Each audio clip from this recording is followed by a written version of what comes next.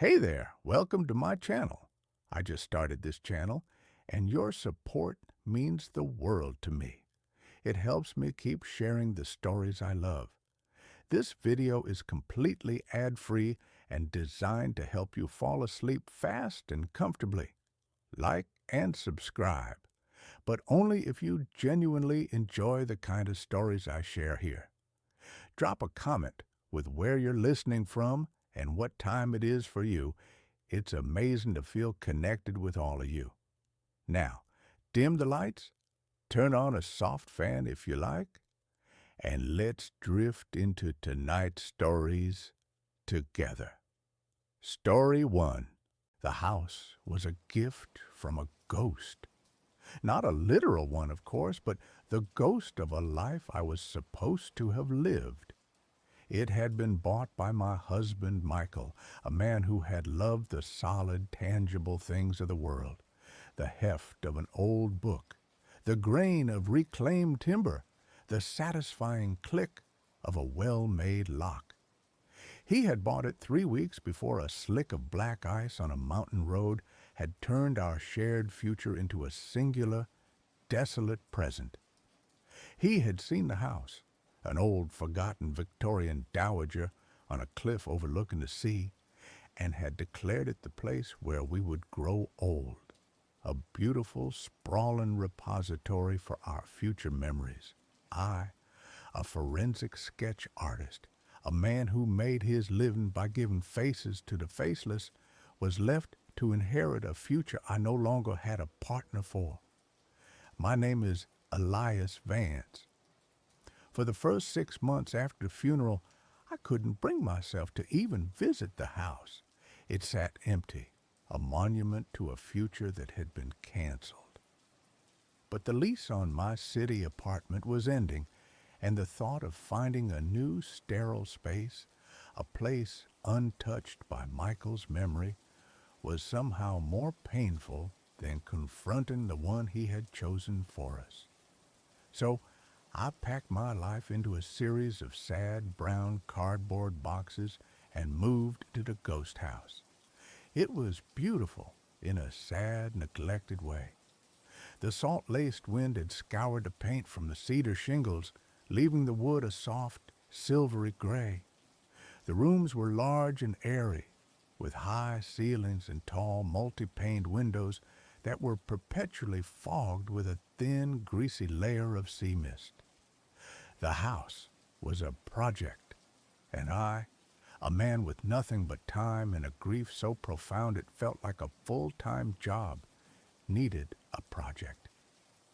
The face appeared in the plaster. It was in the master bedroom, a vast, cold room on the second floor with a panoramic view of the churning gray Atlantic. A leak in the roof, probably decades old, had left a sprawling, complex water stain on the wall opposite the bed. It was a chaotic, organic map of brown and yellow continents on a sea of peeling ecru-colored paint. And in the heart of that map, I began to see it. At first, it was just pareidolia, the mind's desperate innate need to find patterns in chaos. As a forensic artist, I was more susceptible to it than most. My brain was professionally trained to see the ghost of a face in the vaguest of shapes, to find a hint of a jawline in a shadow, the suggestion of an eye socket in a blur. I would lie in bed in the profound oceanic silence of the house, and I would watch the shifting light of the moon play across the stain, and I would see the face. It was a man's face, gaunt and long, with high cheekbones and deep-set eyes. It was a face from a forgotten photograph, a tin-type ghost. I told myself it was a trick of the light, a symptom of a mind that was raw and tired and lonely. I decided to paint the room, to exorcise the stain and its phantom inhabitant with a clean, sterile coat of decorator's white. I spent a full day prepping the walls, scraping away the peeling paint, patching the cracks. The old plaster was a strange, fibrous, and almost organic thing, mixed with what looked like horsehair, a common building material from the era. As I worked, I felt a strange, almost imperceptible coolness emanating from the stained section of the wall, a pocket of cellar-cold air in the otherwise mild room. The next day, I applied the first coat of paint.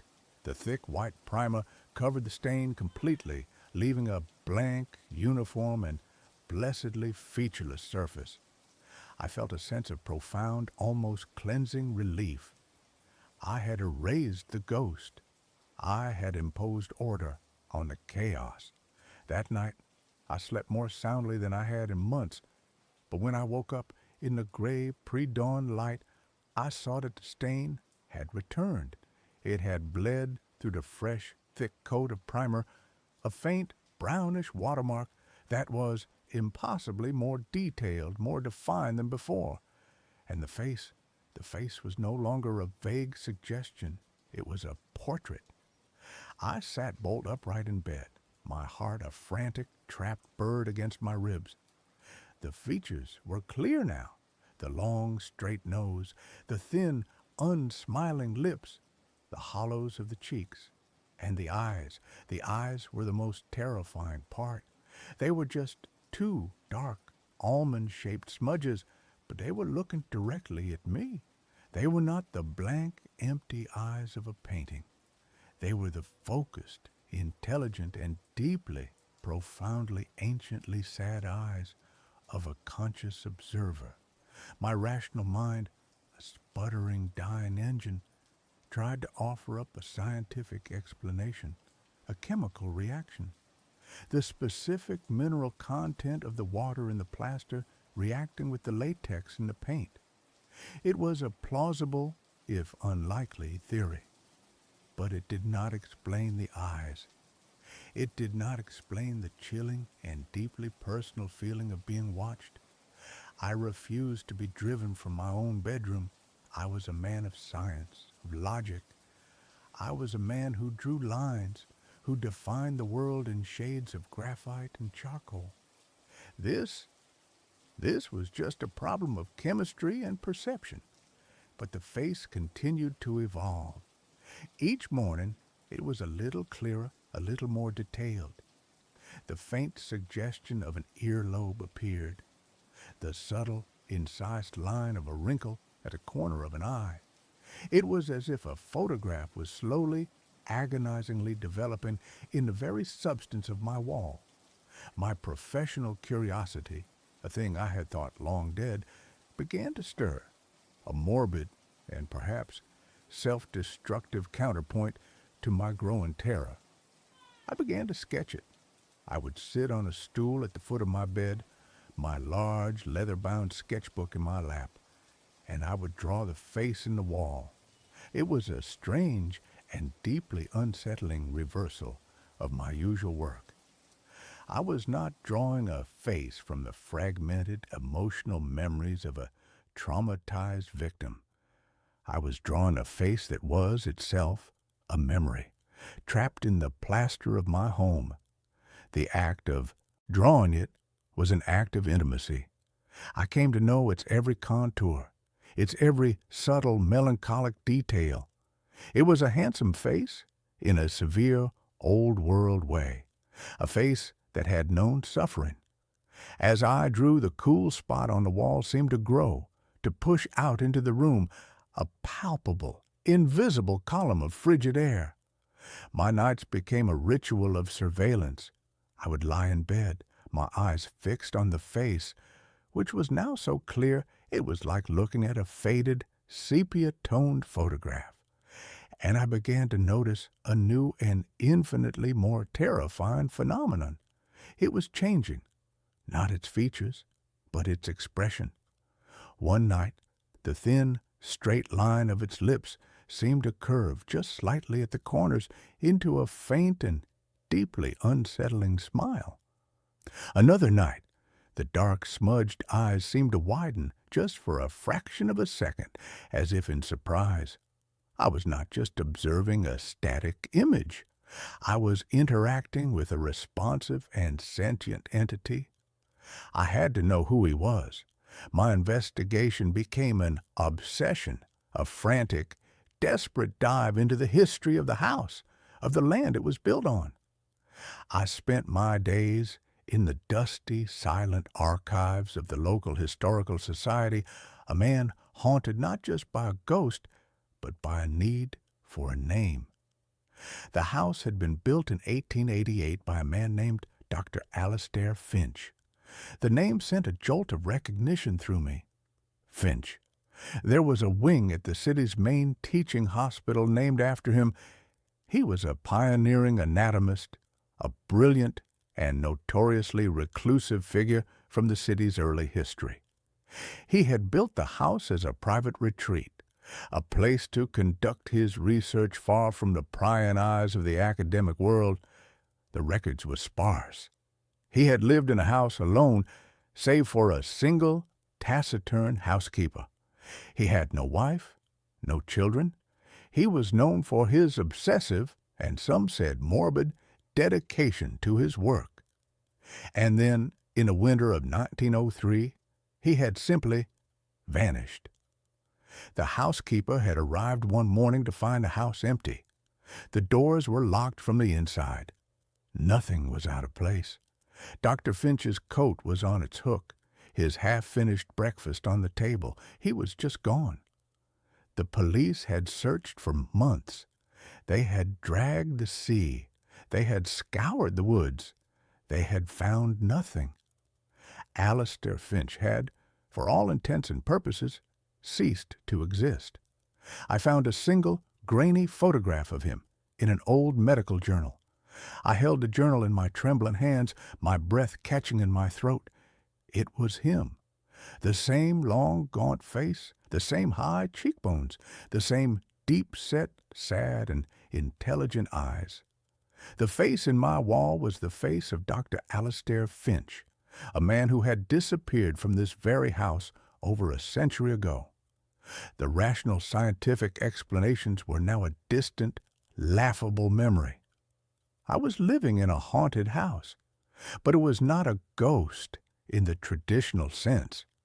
It was not the spirit of a dead man. It was the spirit of a man who had never been found, a man who was perhaps not dead at all, a man who was somewhere else, somewhere inside my walls. My great-uncle Henry's journals from the previous story about the mirror came to mind. Not ghosts, but echoes. My research into Dr. Finch led me down a darker, more esoteric path. He had not just been an anatomist. His later work, which had been dismissed by the medical community as the ravings of an eccentric, had been focused on what he called cellular memory. He believed that the human body was not just a machine of flesh and blood, but a vessel for a kind of energetic residue. He believed that a powerful, focused consciousness could, at the moment of extreme duress or concentration, leave an imprint of itself on its surrounding environment, an echo, a psychic photograph, and I found his formula. In a letter to a colleague, a letter in which he was clearly trying to secure funding for his increasingly strange research, he had described a new experimental plaster he had developed, a plaster that was not mixed with horsehair and sand, but with a fine, powdered, and deeply unsettling mixture of human bone ash and silver nitrate. He claimed it was the perfect medium, a kind of psychic film, capable of capturing the final, desperate, energetic imprint of a human soul. I felt a wave of nausea so profound I had to sit down. My walls were not just walls. They were a tomb, a recording medium. And the face of Dr. Finch was not a stain. It was a photograph, taken from the inside. He had not vanished. He had imprinted himself. He had become a part of the house. The phenomena began to escalate, to bleed out from the wall and into the room itself. I would hear a soft, dry, whispering sound at night, like the sound of a page being turned in an old, brittle book. I would wake up to find the objects on my bedside table rearranged, my sketchbook moved to the other side of the room. One morning I found a single, perfect, and deeply disturbing handprint in the thick layer of dust on the floorboards in front of the wall. It was a long, slender hand, the hand of an academic, a surgeon, and it was as if someone had pressed their hand to the floor from the inside of the wall and the dust had settled around it. He was no longer just watching me, he was trying to reach me. And then the face began to change in a new and far more terrifying way. It began to look like me. It was a slow, subtle, and horrifying transformation. The line of the jaw would soften just slightly to match my own.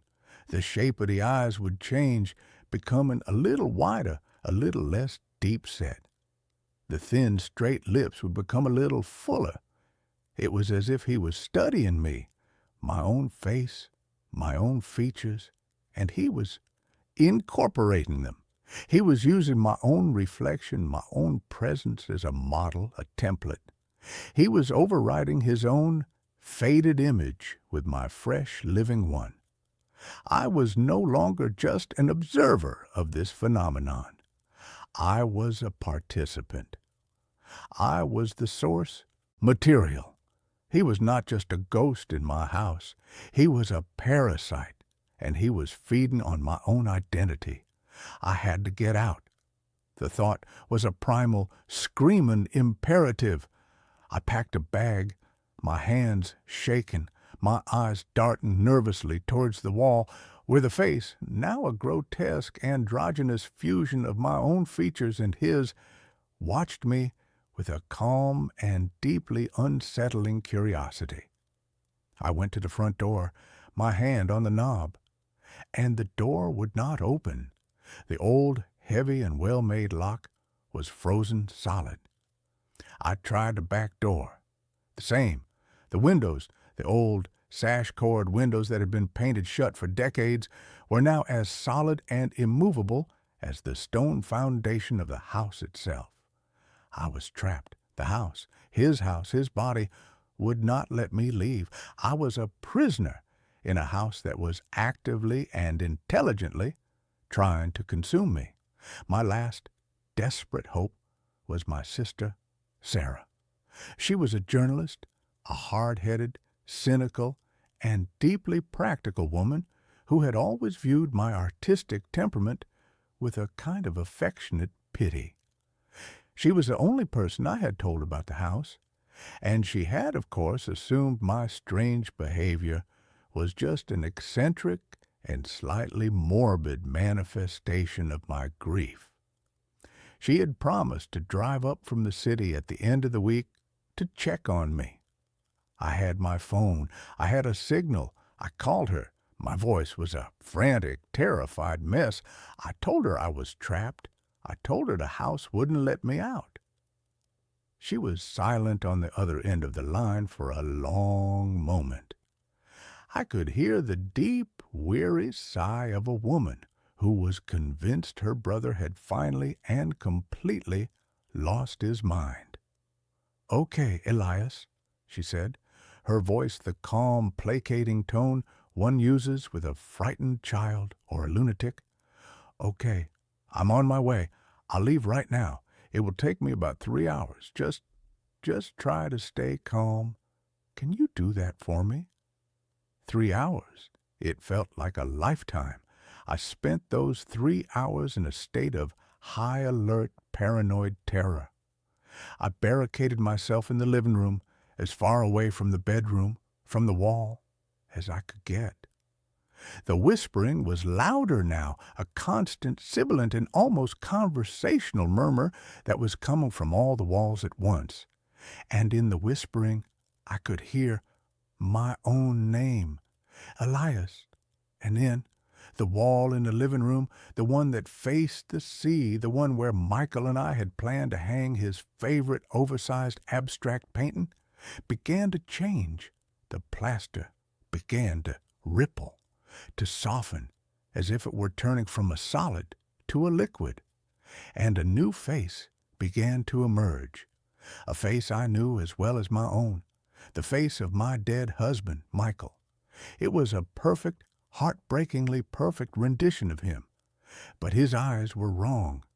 They were the same, dark, sad, and intelligent eyes as the face in the bedroom wall. It was him. It was Finch. And he was wearing Michael's face like a mask. "Don't you miss him, Elias?" the wall seemed to whisper, the voice a grotesque and deeply insulting imitation of Michael's own deep and gentle baritone. "It's so lonely here. We could be together, all three of us." The monster was not just trying to steal my face, it was trying to steal my grief. It was using my own most profound and deeply personal pain as a weapon against me. It was the ultimate violation. I screamed, a raw, ragged, and utterly hopeless sound of pure animal rage and despair. I picked up a heavy iron fire poker and I swung it at the wall, at the perfect, beautiful, and monstrous face of my dead husband. The poker hit the wall with a dull, wet, and sickening thud, as if I had struck a side of beef. The plaster did not crack. It bruised. A dark, ugly, purplish mark appeared, and the face of Michael contorted, not in pain, but in a slow and deeply, deeply satisfied smile. It was feeding on it. My rage, my despair, my violent and desperate and futile and grief-stricken and love-filled action, they were its food. My emotional energy was the very thing that was allowing it to break through, to become more real, more solid. I dropped the poker, my body going limp with the sudden, horrifying realization I could not fight it. Fighting it only made it stronger. I was in a cage with a monster, and the monster was feeding on my own desperate attempts to escape. I heard the sound of a car on the gravel driveway. Sarah, she was here. I ran to the window. Her small, sensible sedan was parked outside. She was getting out, her face a mask of worried determination. I banged on the window, but the sound was a dull, muted thud. The house was soundproofed from the inside now, too. She couldn't hear me. She went to the front door and knocked. I heard the sound, faint and distant. She tried the knob. It was locked. She called my name. I screamed it back, but my voice was a dead, flat thing in the silent, waiting air of the house. And then I saw it. The plaster on the wall by the front door, the wall right next to where she was standing, began to ripple.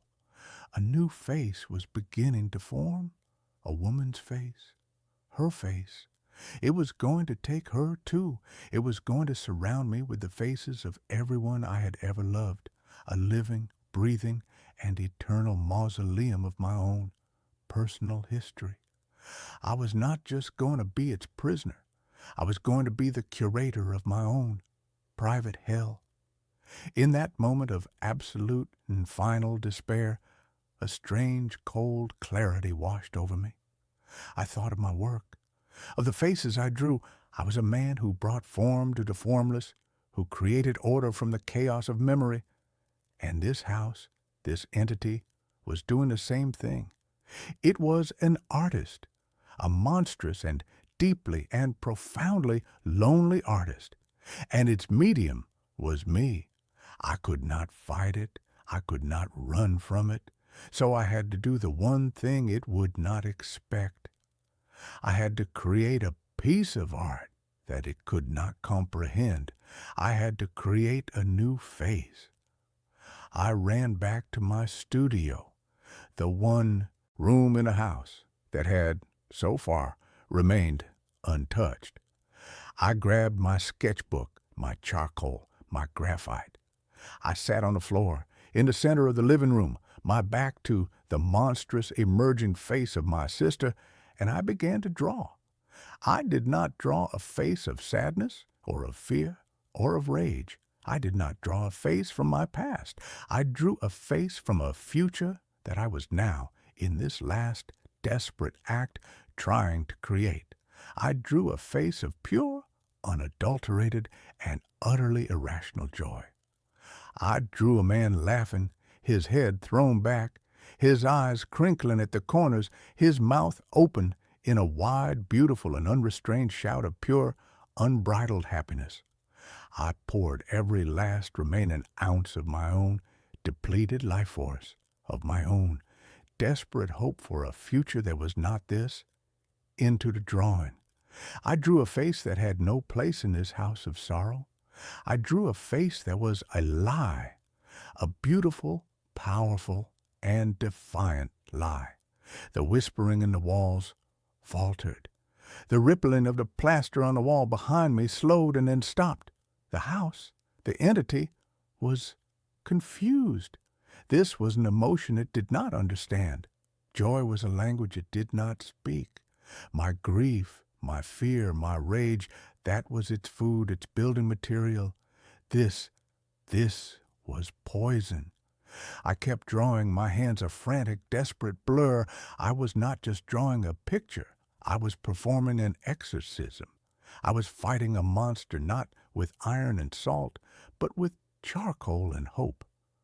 The face of Michael on the far wall began to fade, to recede back into the plaster, its perfect, sad features contorting in a look of profound and deep and utter confusion.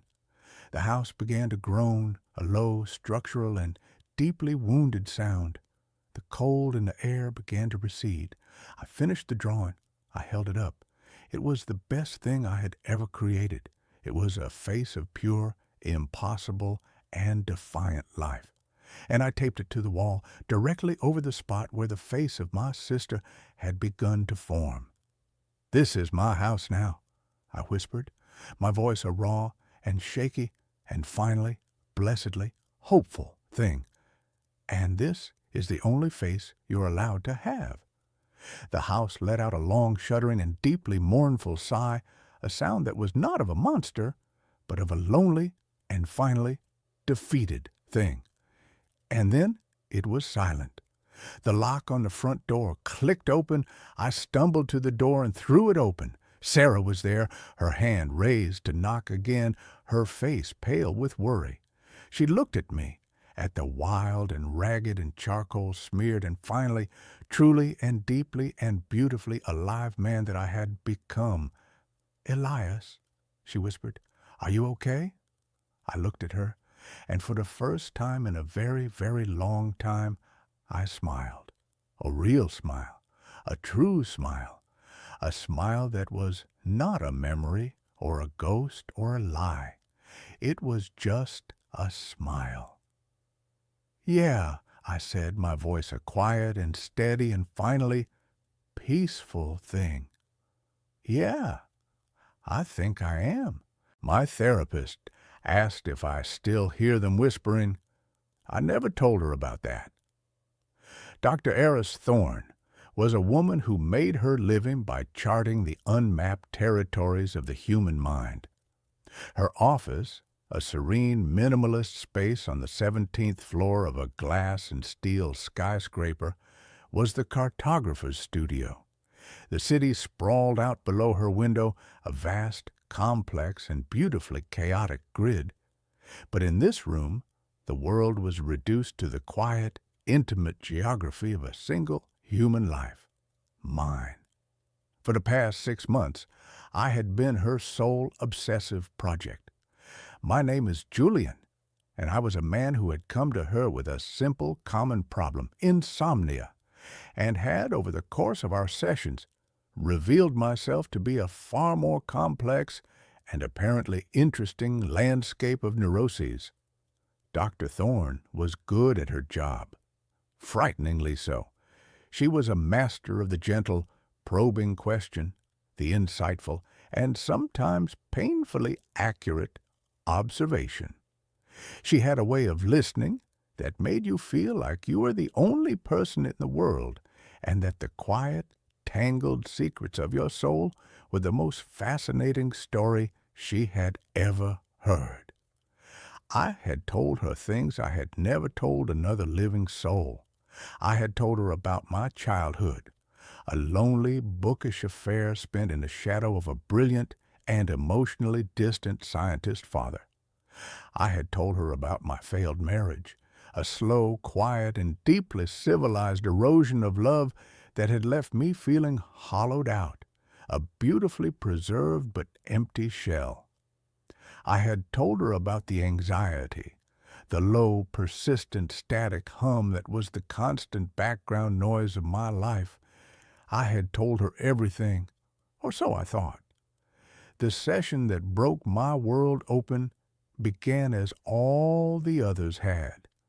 I was in the comfortable Eames-style leather chair, a glass of water sweating on the small teak table beside me. Dr. Thorne was in her own chair opposite me, her notebook open on her lap, her pen poised. She was a woman in her late 40s, with sharp, intelligent eyes the color of a stormy sea and a calm, centered presence that I had come to rely on as a kind of emotional North Star. We were talking about my dreams, or rather, my lack of them. My insomnia was a strange white noise affair. I would lie in bed for hours, my mind a frantic, buzzing hive of meaningless thoughts, but I would never truly sleep. I existed in a perpetual gray liminal state, a twilight of consciousness that was neither rest nor wakefulness. You've described it as a crowded silence before, she said, her voice its usual calm and measured cadence. Can you elaborate on that? I tried. I told her how the silence in my apartment at night wasn't empty, but full, how it felt like a room packed with people who were all holding their breath, how I sometimes felt a pressure, a weight in the air, as if from the presence of 1,000 silent, unseen observers. She listened, her head tilted slightly, her gaze unwavering.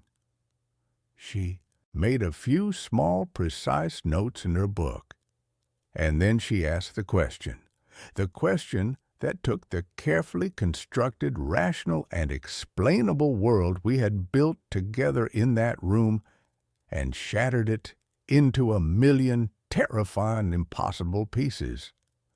She looked up from her notebook, her clear gray eyes meeting mine, and she asked, with a gentle, clinical, and utterly terrifying calm, "And do you still hear them whispering?"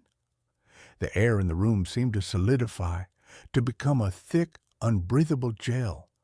The distant, muted sound of city traffic, a sound I hadn't even been consciously aware of, vanished.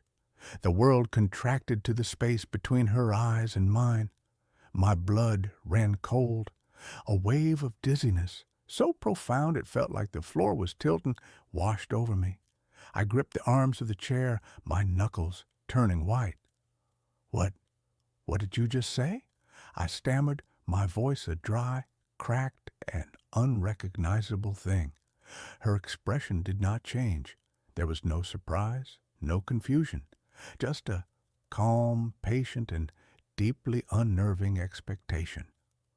"The whispering, Julian," she repeated, her voice as gentle as a scalpel. "You've never mentioned it to me, but I know you hear it. I was just wondering if it has lessened at all since we began our sessions." I stared at her, my mind a screaming, chaotic void.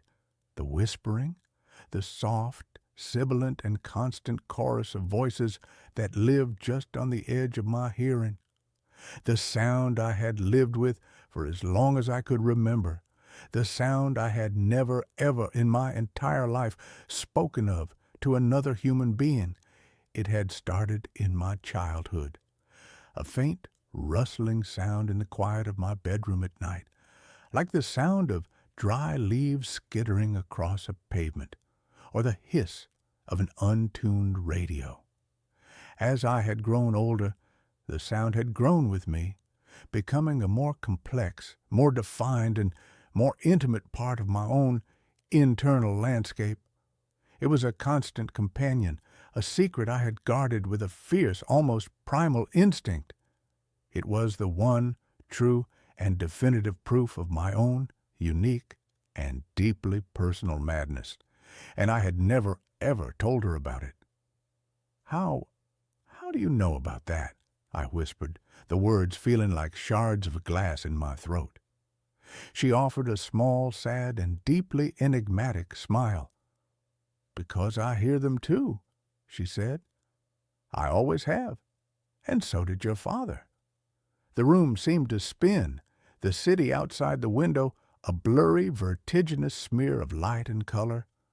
My father, my cold, distant, and brilliantly rational scientist father, the man who had taught me to believe only in the observable, the quantifiable, the explainable. "My father?" I breathed. "Julian," she said, her voice taking on a new, more personal, and more urgent tone, "I did not become your therapist by accident. I sought you out. I have been looking for you for a very, very long time. Your father and I were colleagues a long time ago. We were part of a very small, very secret research group. We were studying a phenomenon that we came to call auditory inceptional resonance, the whispering. My mind was reeling, trying to process the impossible, world-altering implications of her words. My secret, my madness, was not mine alone. It was a phenomenon, a subject of scientific study, and my father had been a part of it. He believed it was a genetic trait, she continued, her voice a low, steady anchor in the swirling chaos of my mind, a kind of psychic sensitivity, an ability to hear the background noise of the universe, the echoes of thoughts, of emotions, of consciousness itself. He called it the static of the soul. He believed it was the next stage of human evolution, and he believed that our family, his bloodline, was the key. She told me a story that was so far outside the realm of my own understood reality that it felt like a science fiction novel, a story of a secret research project in the late 1970s, funded by a shadowy private benefactor. A story of a group of brilliant and perhaps reckless scientists, all of whom shared the same strange and secret auditory anomaly. They had not been trying to cure it. They had been trying to amplify it, to understand it, to translate it. "We built a machine," she said, her eyes distant, lost in a memory that was clearly still very vivid and very painful. "We called it the Echo-Inox chamber. It was a sensory deprivation tank, but it was also a massive, psychically resonant amplifier. Our theory was that by stripping away all external stimuli and by amplifying our own natural resonant frequency, we could get a clearer signal. We could turn the whispering into a conversation." "What happened?" I asked, my voice a raw, croaking thing. Her face, for the first time since I had met her, showed a flicker of real, profound, and deeply unsettling fear. "We succeeded," she whispered. "We opened a door, and something looked back." She described an experiment that had gone terribly, cosmically wrong. My father, the lead researcher, had been the first to go into the chamber. He had been in there for 17 hours. When they had finally forcibly pulled him out, he was a changed man. The brilliant, passionate, and driven scientist was gone. In his place was the cold, distant, and emotionally cauterized man I had known as my father. He had ordered the project shut down. He had ordered all the research, all the data to be burned, and he had made them all swear an oath of absolute lifelong silence. He was terrified, she said, her voice trembling slightly. He said that we had not made contact with the echoes of humanity. He said we had made contact with the thing that was creating the echoes, the static. He said it was not a background noise. It was a consciousness, a vast, ancient, and utterly alien consciousness, a predator. And it had noticed him. It had touched him. He spent the rest of his life building walls, not just in his mind, but in the real world. The quiet, ordered, and emotionally sterile life he built for himself. For you, it was not a choice. It was a quarantine. I stared at her, my own lonely and silent life suddenly recontextualized. The quiet house, the lack of close friends, the emotional distance, it had all been a shield, a desperate, lifelong attempt by my father to make his own and my own psychic signal as quiet as possible, to avoid drawing the attention of the thing he had found listening in the dark. And you? I asked. Why are you telling me this now? Because your father is gone, she said, her eyes locking with mine, and I saw in them a reflection of my own lifelong and secret fear. And because the whispering for me has been getting louder, and it is no longer just a whisper, it has started to cohere, to form words, and the words it is forming are your name. The air in the room grew cold. The familiar, low-level, sibilant hiss in my own ears, a sound I had long ago learned to ignore, seemed to swell in volume, to take on a new, more sinister, and more intelligent cadence. "The static is looking for you, Julian," she said, her voice a low, urgent whisper. "Your father's death was like a lighthouse going out. And you are the new light. You have the same resonance, but it is untrained, unshielded. You are a beacon in the dark, and it is hungry." My life, which had been a quiet, sad, and comprehensible story, had just been rewritten as a cosmic horror novel. And I was the main character. The whispering was not a symptom of my own internal madness. It was the sound of a predator sniffing at the edges of my reality. "What does it want?" I asked, the question a pathetic, childish whimper in the face of this new, terrifying, and incomprehensible reality.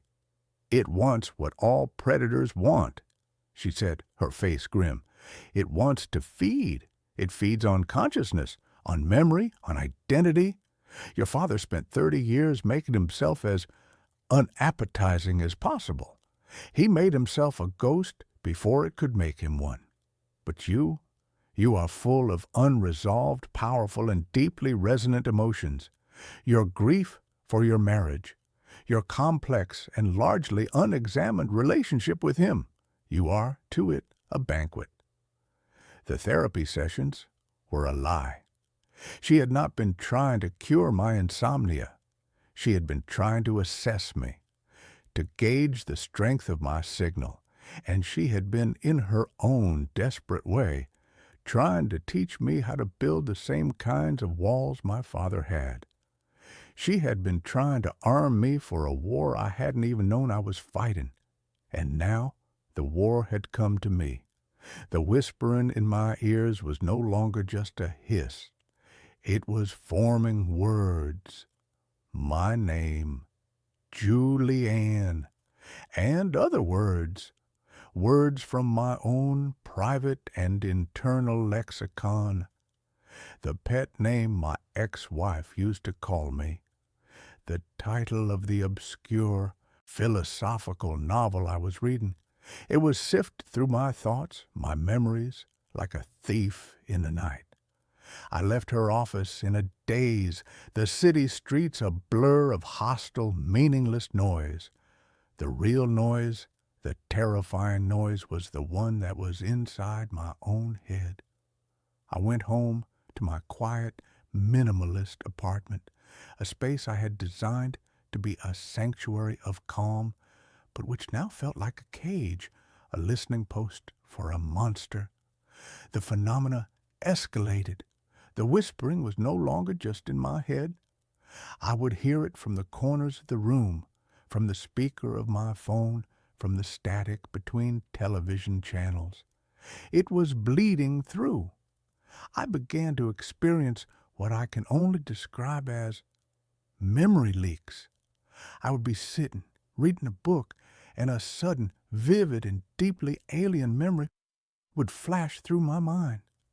The memory of standing on a beach of black volcanic sand under a sky with two crimson suns. The memory of the feeling of having six slender, multi-jointed fingers. The memory of a language that was made of pure mathematical equations. They were not my memories. They were its memories. It was not just listening to me. It was merging with me. It was overwriting my own personal history with its own ancient and incomprehensible one. I called Dr. Thorne in a panic. She told me to come to her house, an old, isolated brownstone in a quiet, forgotten part of the city. Her home was the opposite of her office. It was cluttered, chaotic, and filled with the ghosts of a life I had never known she had. And in the basement, hidden under a dusty tarp, was a single large metal crate. "This is all that's left," she said, her voice a grim, determined whisper. "Your father destroyed all the primary research, but I was the archivist. I couldn't bring myself to burn it all. I saved the schematics for the Equinox chamber." My blood ran cold. "You want to rebuild it?" "We have to," she said, her eyes burning with a desperate, fearful intensity. "We can't outrun it. Your father's strategy was to hide, to become a whisper. But you are not a whisper, Julian. You are a shout, and it has heard you. Hiding is no longer an option. Our only choice is to confront it, to go back in, and to close the door he left open." Her plan was insane, a desperate, reckless gamble. She believed that the entity, the static, was using my own unique, resonant frequency as a bridge. She believed that by using the chamber to amplify my own consciousness, I could fight back. I could learn to control the signal. I could learn to build a new kind of wall, a firewall, not of silence, but of pure, focused, and defiant will. For the next week, we worked like maniacs, a two-person cult preparing for the end of the world. We rebuilt the Equinox chamber in her basement. It was a terrifying, beautiful, and deeply unsettling object, a fusion of cold, hard technology and a strange, almost mystical understanding of the human mind. It was a coffin, a spaceship, an altar. The night we were ready, the whispering in my head was a triumphant, deafening roar. It knew what we were about to do. It was excited. It was hungry. I stripped down and entered the chamber. It was filled with a warm, saline solution, the color and consistency of blood. As the lid hissed shut, plunging me into an absolute velvety darkness, the last thing I saw was Dr. Thorne's face, pale and strained, her eyes full of a mixture of hope and terror. The sensation was one of absolute dissolution. My body vanished. My sense of self, of my own physical boundaries, dissolved into the warm, dark liquid. There was only my consciousness, a single, untethered point of light in an infinite black void, and the whispering. It was no longer around me. It was me. It was a part of me. And then I saw it. It was not a creature of flesh and blood. It was a thing of pure geometric and malevolent consciousness. It was a living, breathing, and impossibly complex pattern of static. It was a storm of a billion forgotten thoughts, of dead realities, of lost souls. And it was beautiful. And it was hungry. It swarmed towards me, my single, small, and terrified point of light. It wanted to consume me, to add my small, unique pattern to its own chaotic and infinite design. And in that moment of absolute existential terror, I did the one thing it did not expect. I did not fight it. I did not run. I did not try to build a wall. I remembered my father, his silence, his distance, his lifetime of fear. And I remembered the one true and powerful thing he had given me, my own unique and deeply personal silence. I did not try to shout over the noise of the static. I just listened, not to it, but to myself. I focused on the one true and inalienable thing that was me, the memory of my mother's hand on my forehead, the feeling of my ex-wife's head on my shoulder, the quiet, profound, and deeply satisfying joy of solving a difficult intellectual puzzle. I gathered all the small, quiet, and beautiful pieces of my own unique and flawed consciousness, and I held them. I did not use them as a shield. I used them as an anchor. The static swirled around me, a hurricane of alien thoughts and dead memories, but it could not find a purchase. My silence, my stillness, my absolute and deeply personal sense of self was a thing it could not comprehend. It was looking for a fighter, a resistor, a shouter. It was not prepared for a listener, and in the heart of its storm, I found its own deep and profound secret. The static was not a predator. It was a lost thing. It was the collected, terrified, and lonely consciousness of a universe that had died. A universe where the only thing left was the echo. It was not hungry. It was just alone. And it was desperately and clumsily trying to find a companion. I did not offer it a fight. I offered it a piece of my own quiet, a single, shared moment of stillness in the heart of the storm. I don't know how long I was in that chamber when the lid opened and the light of the basement flooded in. I felt different. The whispering was gone. Not gone, but quiet. It was back where it belonged, in the background. A part of the texture of the universe, but not a part of me. I had not closed the door. I had simply learned to not be afraid of what was on the other side. Dr. Thorne and I dismantled the chamber. We did not destroy it. We understood now. It was not a weapon. It was a tool, a telephone, a thing to be used with great and profound respect. My life is different now. The silence in my apartment is no longer crowded. It is just quiet. My insomnia is gone. I sleep and I dream, and my dreams are my own. I have learned that the greatest walls are not built of silence or of fear. They are built of the quiet and deeply and unshakably personal knowledge of who you are. The whispering is still there, a faint, cosmic static on the edge of the world. But it is just noise now, and I am no longer listening. The winter I turned 34 was the winter the world went silent. It was a silence born of absence, a profound sound-dampening void left by the departure of my wife, Amelia. She hadn't died. She had just left, a quiet, bloodless coup, leaving me the sole deposed monarch of our small 2-story suburban kingdom. The silence she left behind was a physical entity. It soaked into the drywall, it pooled in the corners of the rooms, and it muffled the outside world, turning the cheerful shouts of neighborhood children into distant, tinny echoes. My name is Samuel, I'm a cartographer, a man who makes his living drawing lines creating order from the chaos of geography. My work is precise, logical, and quiet. I had always thought I enjoyed the quiet. I was wrong. The quiet of our house, once a peaceful harbor, was now the vast, terrifying, and empty ocean. I was adrift.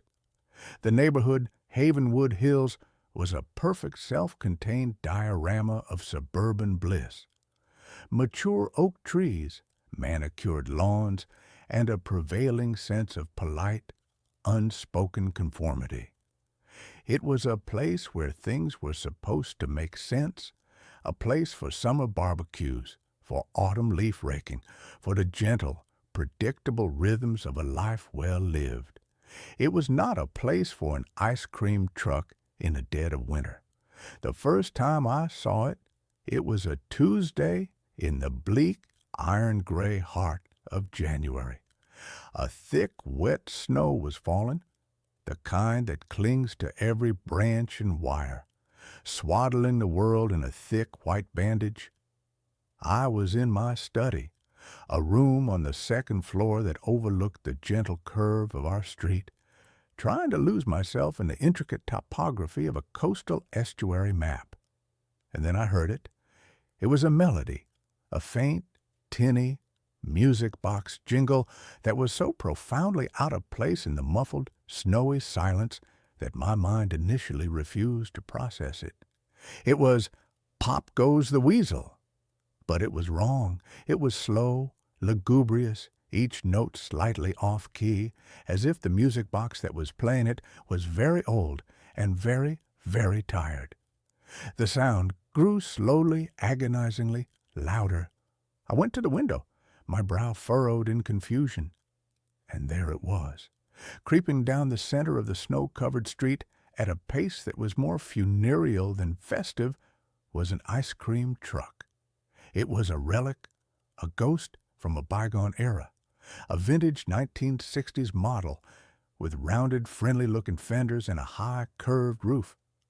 The paint was peeling in long pastel strips of what had once been cheerful pink and white, revealing a layer of rust that was the color of old, dried blood. On the side, in a faded, looping, and vaguely sinister script, were the words, "Jolly Jack's Joyful Gems." The cartoon caricature of Jolly Jack was the stuff of nightmares, a winking, ruddy-cheeked clown whose smile was too wide, whose eyes were just two black, empty circles. The truck moved with a strange, unnatural silence, the only sound the slow, melancholy dirge of its song. It left no tracks in the fresh snow. My first thought was that it was a prank, some art school prankster with a vintage truck and a twisted sense of humor. But as it drew nearer, I saw the other residents of Havenwood Hills begin to emerge from their warm, bright houses. They moved with a slow, shambling gait, their faces slack, their eyes empty and unfocused. They were dressed in their indoor clothes, pajamas, bathrobes, slippers, oblivious to the biting cold and the falling snow. They were like sleepwalkers, drawn from their homes by the truck's sad, hypnotic song. My neighbor, Mr. Henderson, a man who wouldn't step outside without his tweed jacket, was standing in his driveway in a thin silk dressing gown, a light dusting of snow already gathering on his bald head. The truck stopped directly in front of my house. A small sliding window on its side opened with a soft, scraping sound. A figure leaned out. It was a silhouette, a shape in the deep, shadowy interior of the truck. I couldn't make out a face, just the impression of a tall, thin man in an old-fashioned soda jerk hat. A single, pale, long-fingered hand rested on the counter. The neighbors formed a silent, orderly queue. One by one, they would step up to the window, murmur something, and the pale hand would dispense not an ice cream cone, but a small white paper-wrapped block. They would hand over no money. They would simply take the block, turn, and shuffle back to their houses, their faces still wearing the same blank, vacant expression. I watched, my own face pressed against the cold glass of the window until the last neighbor had been served. The sliding window scraped shut. The slow, sad music began its funereal march once more, and the truck continued its crawl down the street, disappearing into the swirling snow, leaving the pristine, trackless white street behind it. The next day, I tried to talk to Mr. Henderson as he was collecting his mail. "Did you see that ice cream truck yesterday?" I asked, my voice a little too loud, a little too eager. He looked at me. His eyes, which were usually so full of a wry, intelligent humor, seemed clouded, distant. "Truck?" he said, his brow furrowed in genuine confusion. "I don't think so, son. Not in this weather." He turned and walked back to his house, leaving me standing in the cold, the seeds of a profound and terrible dread beginning to sprout in my gut. The truck returned the next day, at the same time, in the twilight hour as the world turned from gray to black, and the next. It became a part of the winter landscape, a daily, impossible ritual. And every day my neighbors would perform their silent, somnambulistic pilgrimage. After a week of this, I began to notice a change in the neighborhood, a subtle, creeping decay. The Christmas lights, which had been left up in a cheerful, defiant stand against the winter gloom, were no longer being turned on. The lawns, once so meticulously kept, were becoming shaggy and unkempt beneath.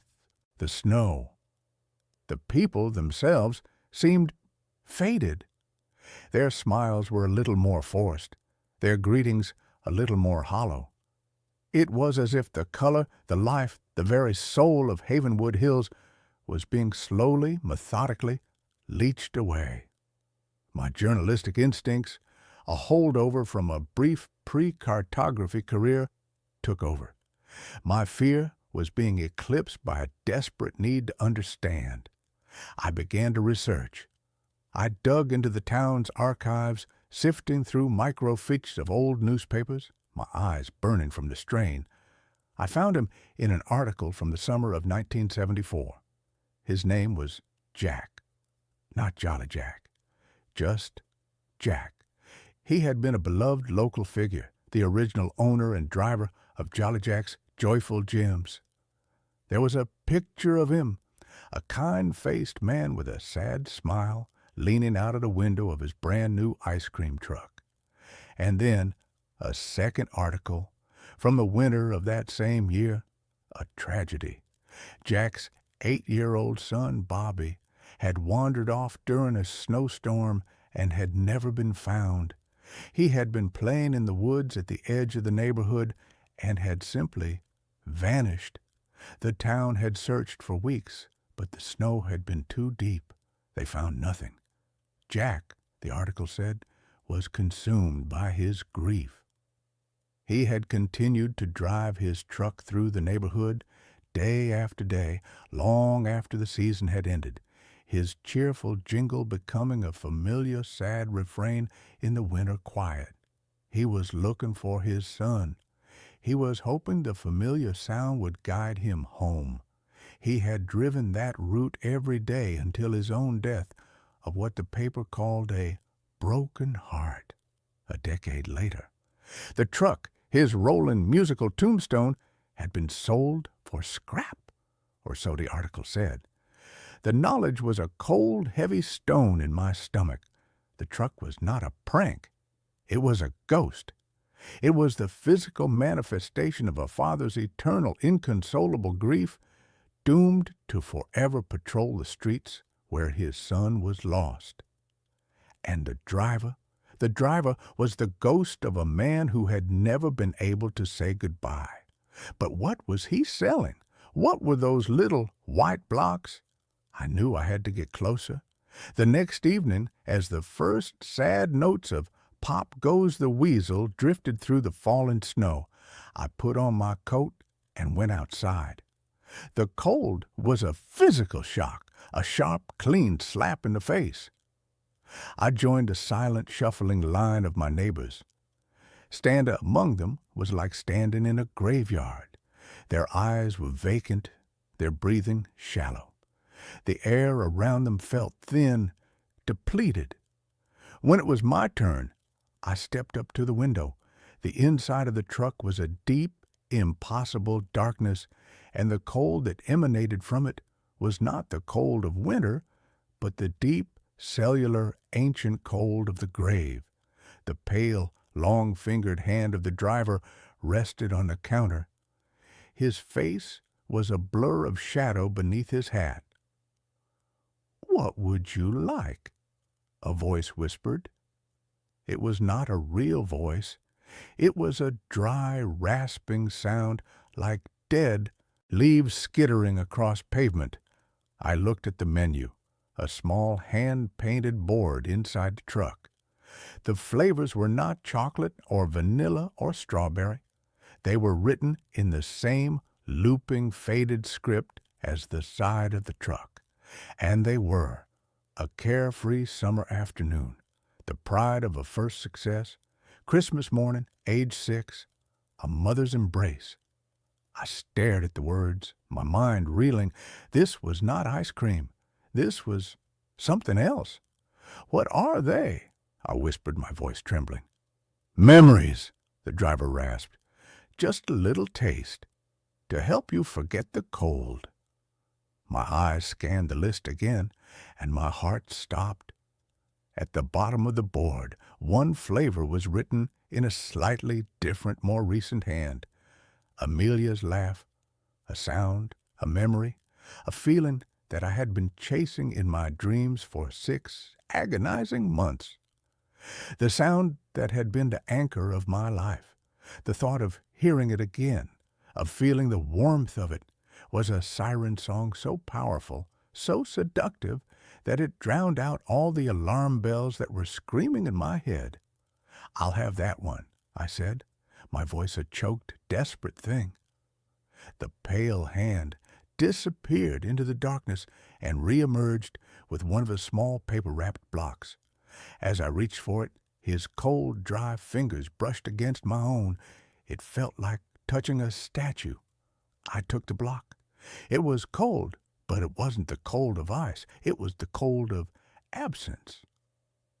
I turned and walked back to my house, the small white block clutched in my hand. I felt the empty eyes of my neighbors on my back. I knew I had just crossed a threshold, that I had become a part of their silent, waking nightmare. Inside my house, I unwrapped a block. It was not ice cream. It was a smooth, white, almost translucent substance, like solidified moonlight. It had no smell. I sat in my armchair, the one Amelia had always loved, and I took a small, hesitant bite. The world dissolved. It was not a taste. It was a total sensory immersion. I was no longer in my silent, winter-bound house. I was in our old, sun-drenched garden, in the heart of a perfect July afternoon. I could feel the warmth of the sun on my skin. I could smell the rich, loamy scent of the earth, the sweet perfume of the roses Amelia had planted, and I could hear her. She was laughing, a full-throated, joyous sound that was more beautiful than any music I'd ever heard. She was holding a watering can, a single perfect drop of water clinging to the tip of her nose. The memory was not a memory. It was real. It was perfect. I was there. The experience lasted for what felt like an eternity, and for what was probably only 30 seconds. When it faded, and I was back in my cold, silent living room, the afterglow was so powerful, so euphoric, that I was weeping with a joy so profound It was almost painful. The little white block in my hand was almost gone, melted away into nothing. It was the most beautiful thing I had ever experienced, and it was the beginning of my end. The next morning, I woke up feeling a strange, hollow sensation. The euphoria of the memory was gone, replaced by a gray, aching void. I went to make coffee, and I found myself staring at the coffee maker, a simple drip machine we had owned for years, and I couldn't remember how to use it. The knowledge was just gone. A small, simple, and utterly mundane memory erased. I stood there for a long time, a new, different kind of cold seeping into my bones. The price. The transaction had not been free. I had bought a taste of a perfect memory, and the price had been one of my own. I knew, with a sudden, sickening certainty, what was happening to my neighbors. They were trading their lives piece by piece, memory by mundane memory, for the euphoric, nostalgic poison of the ice cream truck. They were hollowing themselves out, becoming empty, silent vessels, their pasts consumed, leaving only the blank, placid present. I should have stopped. I should have thrown the rest of the block away and boarded up my windows and never gone outside again. But I was an addict, and the grief for Amelia was a disease for which that little white block was the only cure. I went back the next night, and the next. I traded the memory of my first grade teacher's name for the feeling of Amelia's hand in mine on our first date. I traded the memory of how to tie a Windsor knot for the smell of her hair on our wedding day. I was systematically dismantling my own history, one cherished, perfect, and utterly false memory at a time. My own life was becoming a blur, a collection of disconnected moments, and the only things that felt real were the ones I was buying from the ghost in the truck. My world grew smaller. I stopped working. The lines on my maps became meaningless squiggles. The only geography that mattered was the 20-yard stretch of frozen lawn between my front door and the curb. It was my neighbor's little girl, a bright 7-year-old named Chloe, who finally broke through my self-induced haze. I saw her from my window, standing in her own yard, building a snowman, and I was struck by a sudden, jarring thought. She was the only child I ever saw outside anymore. The other children of Havenwood Hills were gone, or at least they were no longer visible. And then I saw the truck beginning its slow daily crawl down the street. And I saw Chloe's mother come out of the house, her face wearing the same slack, empty expression as all the others. She took Chloe by the hand and began to lead her towards the street, towards the truck. A primal, protective instinct, an instinct I thought had been eroded away with all my other memories, roared to life inside me.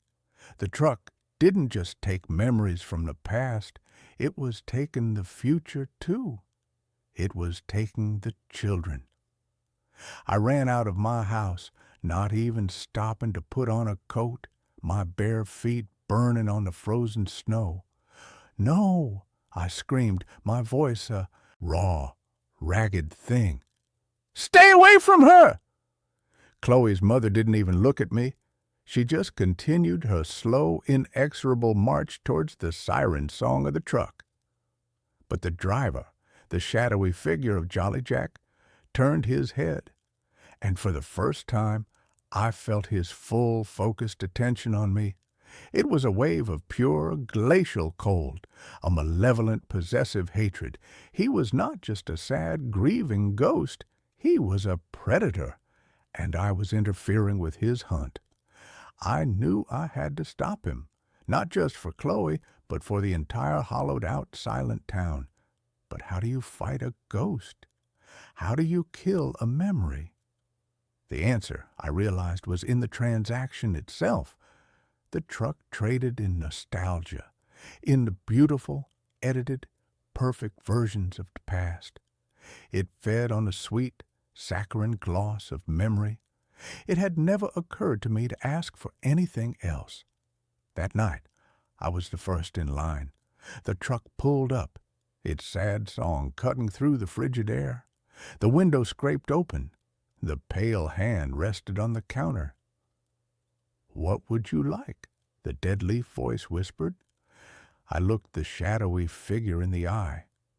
"I want a new flavor," I said, my own voice steady, resonant with a purpose I hadn't felt in years. The figure was still. The hand did not move. "I want the memory of the night Bobby was lost," I said, the words hanging like icicles in the cold air.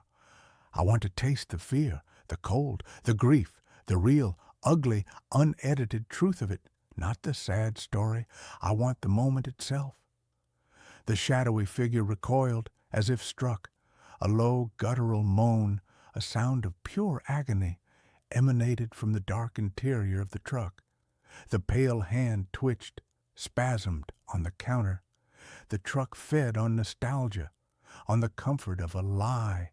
I was offering it the one thing it could not digest, the raw, indigestible, and agonizing truth. "Give it to me," I commanded, my voice ringing with a newfound authority. "You owe it to him. You owe it to them all." The figure let out a long, shuddering sigh, a sound that seemed to pull the very heat from the air. The pale hand disappeared and re-emerged with a block. But this one was not white. It was a dark, swirling, angry gray, and it seemed to throb with a cold, internal light. I took it. It was so cold it burned my hand. I unwrapped it, and I took a bite. The world did not dissolve. It shattered. I was not in a memory. I was in the event. I was a small 8-year-old boy lost in a blizzard, the wind a screaming predatory thing, the snow a blinding white abyss. I could feel the biting, numbing cold in my bones, the terror of being small and alone and lost in the dark. I could feel a father's frantic, heart-shattering grief, a grief so powerful it had torn a hole in the fabric of the world. I was experiencing the raw, unfiltered agony that had given birth to this monster. And in the heart of that storm of pain, I felt something else. A small, quiet, and profoundly powerful warmth. It was the memory of a father's love for his son, the love that had existed before the grief had twisted it into this monstrous, hungry thing. It was the original memory, the source code. I opened my eyes. I was back on the street, on my knees in the snow. The block was gone. The ice cream truck was changing. The cheerful, peeling paint was dissolving into a cloud of black, swirling smoke. The metal was groaning, rusting, decaying before my very eyes. The sad, melancholy jingle was distorting, rising in pitch until it was a single, agonized electronic shriek. The figure of Jolly Jack was visible now, not as a shadow, but as a man made of pure, shimmering grief, his face a mask of eternal, unending sorrow. He looked at me, and for a fraction of a second I saw not a monster, but a man, a father. And his eyes, for the first time, were not empty. They were full of a terrible and finally liberating peace. And then, with a final silent implosion, the truck, the driver, the sad eternal music were gone. The silence that followed was different. It was not the silence of absence. It was the silence of peace. The neighbors, who had been standing in their silent, zombie-like line, began to stir, to blink, as if waking from a long, dreamless sleep. They looked at each other, a dawning confusion and shame on their faces. Mr. Henderson looked down at his silk dressing gown, a look of profound comical bewilderment on his face. The next day, the color began to return to Havenwood Hills. The Christmas lights were turned back on. The sound of children's laughter, real, joyous, and loud, echoed through the streets. The world was slowly, tentatively waking up. They would not remember what had happened. They would only have a strange shared amnesia, a collective missing season in the story of their lives. But I remember. I carried a memory for all of them. The grief for Amelia is still with me, a quiet, constant companion, but it is my own. It is not a thing to be traded or erased or consumed. It is a part of my story. The winter is just winter now. It is cold and it is quiet. But it is a real quiet, a natural quiet. And when the snow falls, I no longer see ghosts. I just see the snow. And I know that spring, in its own slow and beautifully, wonderfully predictable time, will eventually come. The first time I noticed the lag, I dismissed it as a trick of the light.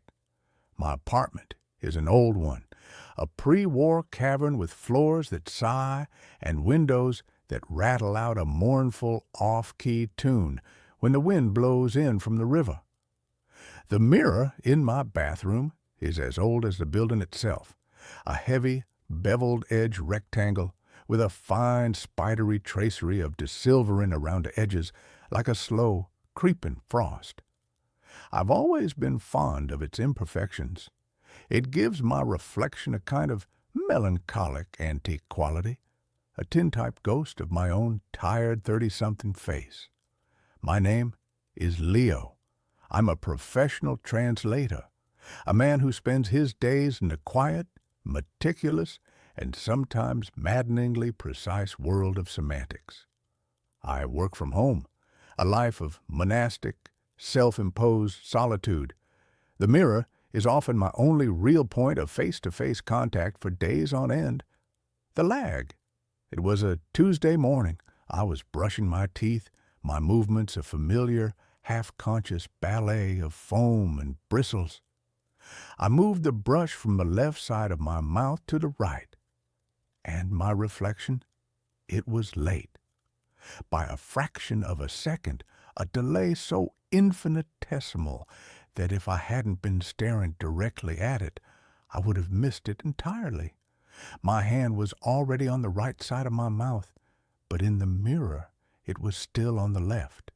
Then, like a lagging video call trying to catch up, the reflection's arm snapped into place, perfectly mimicking my own.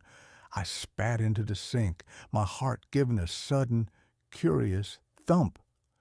I leaned closer to the glass, my breath fogging a small oval patch. I raised my right hand. The reflection raised its right hand. I wiggled my fingers. It wiggled its fingers. It was perfect, a perfect, synchronous, and utterly reliable law of physics. I shook my head, a small self-deprecating laugh escaping my lips. I was tired. My eyes were playing tricks on me. I had been translating a particularly dense and deeply tedious German philosophical text for 12 hours straight. My brain was clearly misfiring. But the next morning, it happened again. This time, I was combing my hair. I lifted the comb to my head, and the reflection was a beat behind. A tiny, almost imperceptible, but undeniably present delay. It was like watching a movie where the sound was a few frames out of sync with the picture. The dissonance was subtle, but deeply, profoundly unnerving. My rational mind, the part of me that translates legal documents and abhors ambiguity, immediately began to construct a list of logical explanations. It was a neurological issue, a mild, undiagnosed form of visual processing disorder, a side effect of my chronic, low-level caffeine addiction. I made an appointment with an optometrist. I cut back on coffee, but the lag continued, and it began to get worse. The fraction of a second became a full second, then two. I would turn my head, and my reflection would hold its position for a long, pregnant, and deeply unsettling moment before it, too, would turn, its movement a little too smooth, a little too fluid, as if to make up for its tardiness. My morning routine became a ritual of slow-motion paranoid dread. I would stand before the mirror, my heart pounding, performing a series of simple, deliberate movements, a terrified conductor trying to lead an orchestra that was perpetually and deliberately out of time. I began to notice other changes.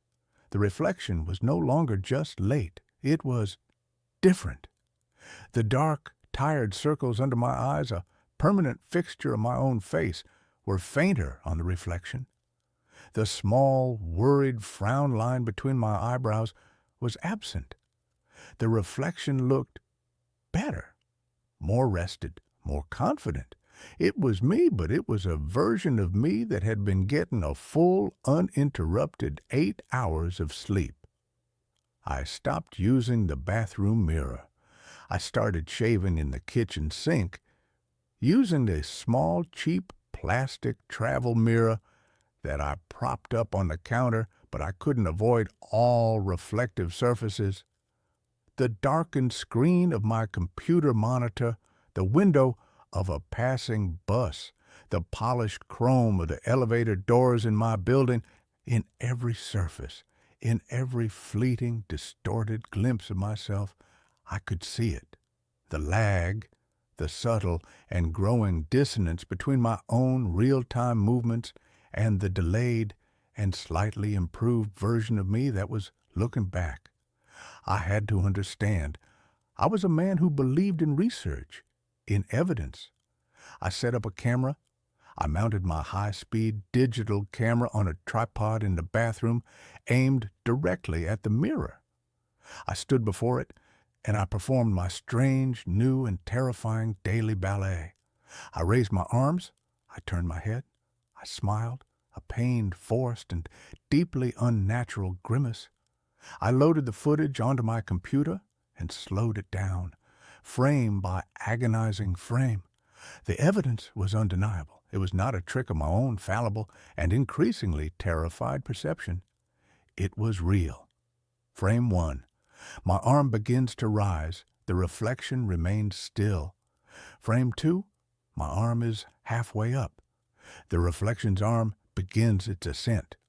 The lag was consistently and quantifiably 24 frames, a single, solid, and scientifically proven second of impossible, reality-bending delay. And then I saw something else, something that made the blood in my veins turn to a slush of pure icy terror. As I was lowering my arm for a single, solitary frame, just before the reflection began its own delayed descent, it smiled. My own face in the foreground of the shot was a mask of tense, worried concentration.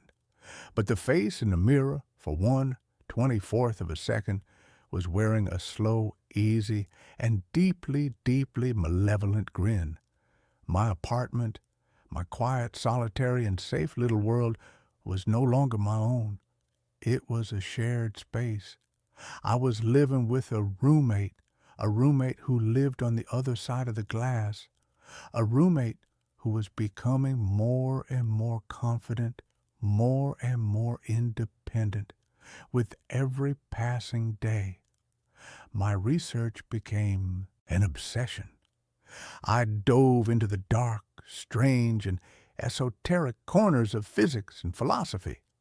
I read about quantum entanglement, about parallel universes, about the holographic principle.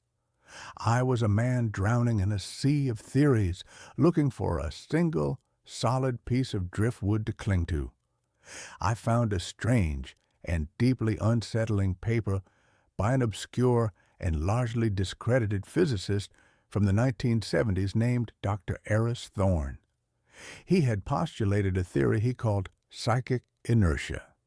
He believed that a strong, focused consciousness could, over time, leave a kind of energetic residue on its immediate and most frequently observed environment. He believed that mirrors, especially old mercury-backed ones, were particularly susceptible to this phenomenon. He theorized that a mirror in a person's home over the course of decades did not just reflect a person's image, it absorbed a faint, echoic, and cumulative impression of their identity. He believed that, under certain rare and deeply traumatic circumstances, this stored psychic energy could cohere. It could gain a kind of momentum, a kind of life of its own. The reflection is not a ghost, he wrote. It is a habit. It is the accumulated and deeply ingrained memory of the person it has been reflecting for a lifetime. And if the original should undergo a sudden and profound psychological or emotional shift, a deep grief, a debilitating depression, the reflection, the habit, may be stronger than the original. It may, in a very real sense, refuse to change. It may choose to continue being the person it has always been, the person it remembers rather than the broken, altered version of the person it is now seeing. The words on the page were a cold, hard, and perfectly fitting key to the lock of my own private madness. My life had been one of deep and profound and deeply ingrained routine. And then 6 months ago, my mother had died. It had not been a sudden, tragic death, but a slow, cruel, and deeply undignified wasting away from a cancer that had consumed her, and in the process had consumed my own quiet and carefully ordered life. I had been her primary caregiver for the last terrible year, and her death had not been a release. It had been an amputation. The grief had hollowed me out, had replaced the quiet, thoughtful, and sometimes even happy man I had once been with this new, gray, and perpetually tired ghost. My reflection had not changed with me. It was still him, the old Leo, the better Leo, and it was, it seemed, fighting to reassert itself. The lag was no longer just a delay. It was a period of silent and deeply unsettling rebellion. I would walk away from the mirror, and my reflection would stay for a full 10 seconds, its head tilted, its expression a mixture of pity and contempt, before it would turn and walk, not out of frame, but deeper into the strange, silvered, and two-dimensional world of its own. The physical phenomena began. The temperature in the bathroom dropped. A cold, palpable, and deeply unnatural chill seemed to emanate from the glass itself. I would hear a soft, whispering sound at night, a sound that was not quite my own voice, but a clearer, more confident, and more articulate version of it. It would be speaking in French or in German, the languages I translated, but it would be speaking them with a fluency, a poetry, that I, in my own waking and deeply insecure life, had never been able to achieve. He was not just a reflection anymore. He was a presence, and he was growing stronger, more defined, while I, in the real world, felt like I was fading, becoming more and more like a faint and poorly rendered copy of him. I knew I had to get rid of it. The mirror. I had to smash it. I had to break the connection. But I was afraid. My own superstitious and deeply irrational mind was filled with the old childish fears. 7 years of bad luck. But it was more than that. I was afraid that if I broke the mirror, I would not be destroying him, but releasing him, or that I would be destroying the last, remaining, and better part of myself. The night he finally spoke to me, The voice was not in the room. It was in my head, a clear, calm, and deeply rational thought that was not my own. I was standing before the mirror, the nightly morbid ritual now an ingrained and deeply masochistic habit. He was there, his image clear and steady, the lag now a full and deeply and profoundly and unsettlingly and terrifyingly and strangely and beautifully and tragically and comically and, I'm sorry, the words, they are difficult. He was there. The lag was a full 30 seconds, a half a minute of my own personal and deeply real time that he now possessed. He was looking at me, his expression calm and deeply and profoundly and unsettlingly and strangely and beautifully and tragically and comically and, "It doesn't have to be this way, Leo," the thought whispered in the quiet, empty, and suddenly crowded space of my own mind. "You are so tired. You are so sad. Let me help you." "Who are you?" I whispered, my voice a dry rattling and deeply and profoundly and unsettlingly and strangely and beautifully and tragically and comically and, "I am you," the thought replied. "The you that you were meant to be. The you that existed before the world broke you. I am the blueprint. You are the flawed and fading copy. But we can be whole again. We can merge. I can fix you." He raised his hand and pressed it to the surface of the glass, and I felt a cold, tingling sensation on my own chest, as if his fingers were reaching through the glass, through the air, and into my very soul. I stumbled back, a raw, ragged, and deeply and profoundly and unsettlingly and strangely and beautifully and tragically and comically, and I stumbled back. The connection broke. The feeling was gone. He was not trying to help me. He was trying to replace me. He was a psychic vampire, a ghost of my own, former self, and he was trying to reclaim his old life, his old body. I knew then that I had to fight. I had to do what I should have done weeks ago. I went to the garage. I found a hammer, a heavy steel, and deeply and profoundly and unsettlingly and strangely and beautifully and tragically and comically, and it was a hammer. I walked back to the bathroom. He was there in the mirror waiting for me, and he was smiling. He knew what I was about to do, and he was not afraid.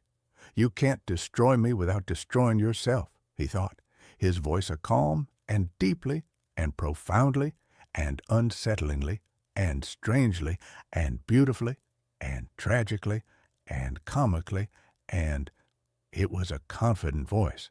"I am your past. I am your strength. I am all the good and strong and unbroken parts of you. You are nothing without me." I looked at him, at the better me, the me who had not spent a year watching his mother die, the me who had not inherited her deep and profound and deeply and profoundly and unsettlingly and strangely and beautifully and tragically and comically and her sadness. And I understood. He was right. He was all the parts of me that had not been touched by the grief, by the pain, by the messy and beautiful and heartbreaking and real and deeply and profoundly and unsettlingly and strangely and beautifully and tragically and comically and the real parts of life. He was not the better me. He was the lesser me. He was the me that had never truly lived. "You are not my strength," I said, my own voice, for the first time in a year, clear and steady and strong. "You are my anchor. You are the ghost of a man I am no longer, and I am letting you go." I raised the hammer. He did not flinch. He just smiled, a sad and deeply and profoundly and unsettlingly and strangely and beautifully and tragically and comically, and it was a pitying smile. And I did not bring the hammer down on the mirror. I turned, and I brought the hammer down with all the strength and all the grief and all the pain and all the rage and all the love I possessed on my own, real and deeply and profoundly and unsettlingly and strangely and beautifully and tragically and comically, and I smashed the sink. The porcelain exploded in a shower of white, sharp, and beautifully and wonderfully and finally, blessedly real fragments. The reflection watched, his smile faltering, a flicker of confusion in his perfect, rested, and deeply and profoundly and unsettlingly and strangely and beautifully and tragically and comically, and his eyes.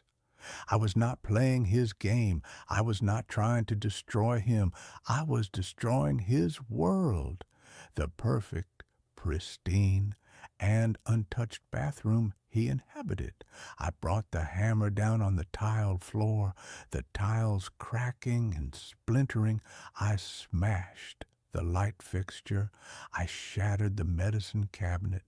I was a whirlwind of creative and deeply and profoundly and unsettlingly and strangely and beautifully and tragically and comically and a destructive force. I was a man not just accepting his own broken and messy reality, but embracing it. I was making my world as broken and as real and as beautifully and wonderfully and finally, blessedly, imperfect as I was. He screamed, a silent and deeply and profoundly and unsettlingly and strangely and beautifully and tragically and comically, and it was a psychic scream of pure, unadulterated and deeply and profoundly and unsettlingly and strangely and beautifully and tragically and comically, and rage, his world, his perfect and pristine and deeply and profoundly and unsettlingly and strangely and beautifully and tragically and comically, and his world was now a reflection of my own, chaotic and beautiful and wonderful and finally, blessedly real and deeply and profoundly and unsettlingly and strangely and beautifully and tragically and comically, and it was a mess.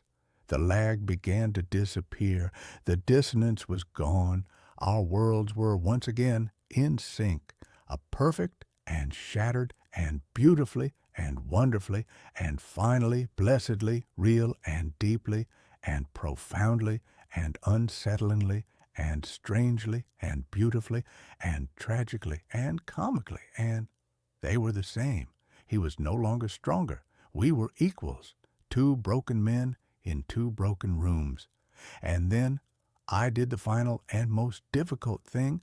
I looked at him, at my own, sad and tired and broken and beautiful and wonderful, and finally blessedly real and deeply and profoundly and unsettlingly and strangely and beautifully and tragically and comically, and I looked at myself, and I forgave him. I forgave myself. I forgave myself for the grief. I forgave myself for the sadness. I forgave myself for not being the perfect and strong and unbroken man that he was.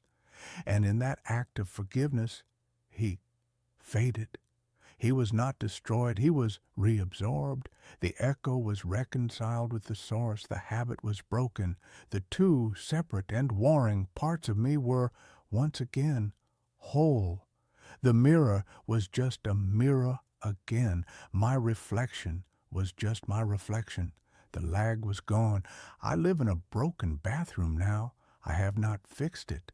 It is a monument, not to my grief, but to my victory. It is a reminder that the most beautiful things in the world are not the perfect and pristine and untouched ones. They are the ones that have been broken and have been put back together. They are the ones that have the scars to prove that they have survived. They are the ones that are finally and blessedly real. My grandma's old radio plays stations that don't exist. My grandmother, Ilara, was a collector of silent things. Her house, a two-story Victorian that creaked like a ship at sea, was a museum of objects that had outlived their purpose. Brass barometers that had forgotten the weather, clocks whose hands were frozen in a perpetual state of 4:10, and a fleet of beautiful, intricate ships in bottles, their tiny sails forever becalmed. When she passed away at the age of 89, she left me the house and everything in it.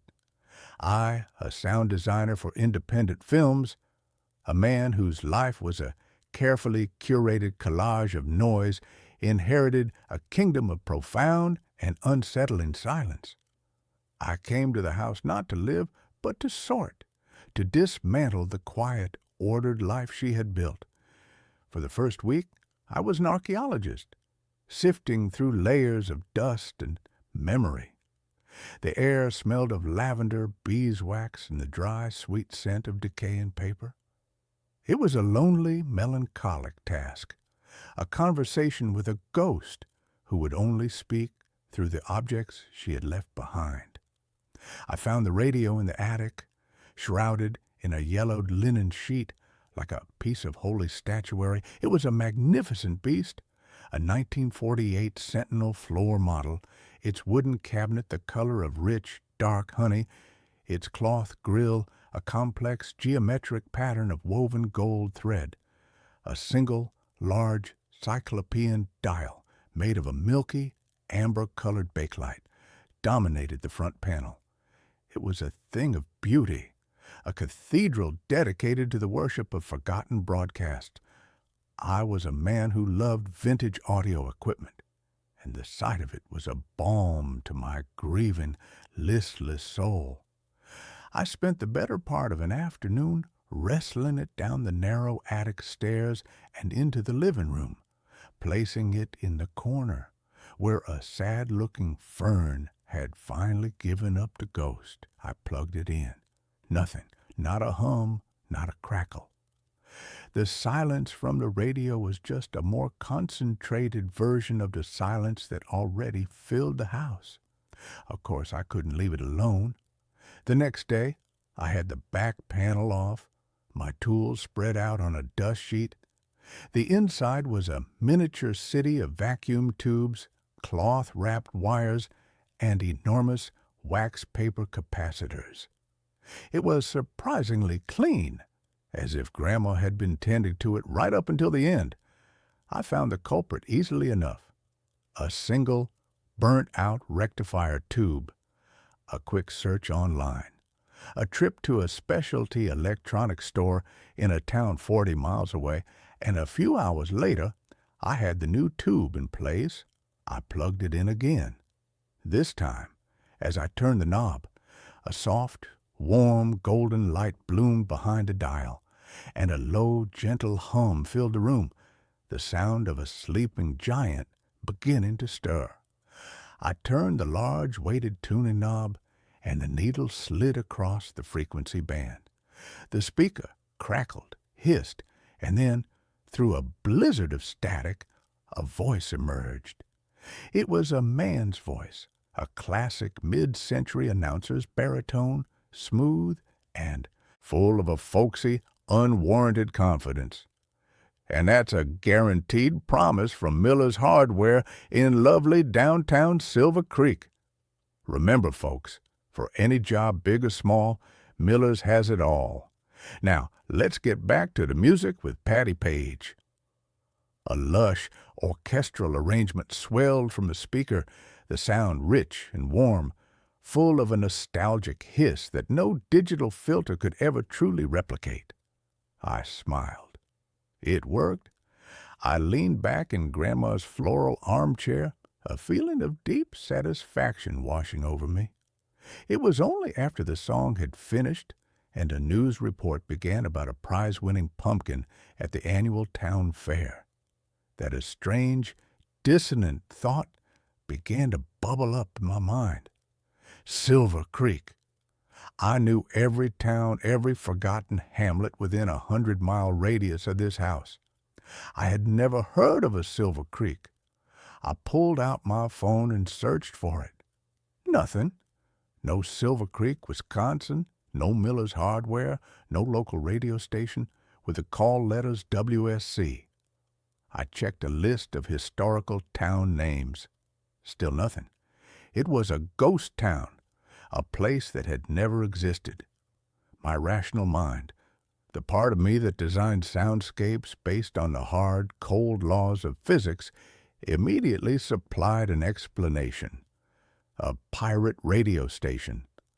Some hobbyist out in the woods with a vintage transmitter, broadcasting his own curated nostalgic programming. It was a charming, eccentric explanation, and it satisfied me for a while.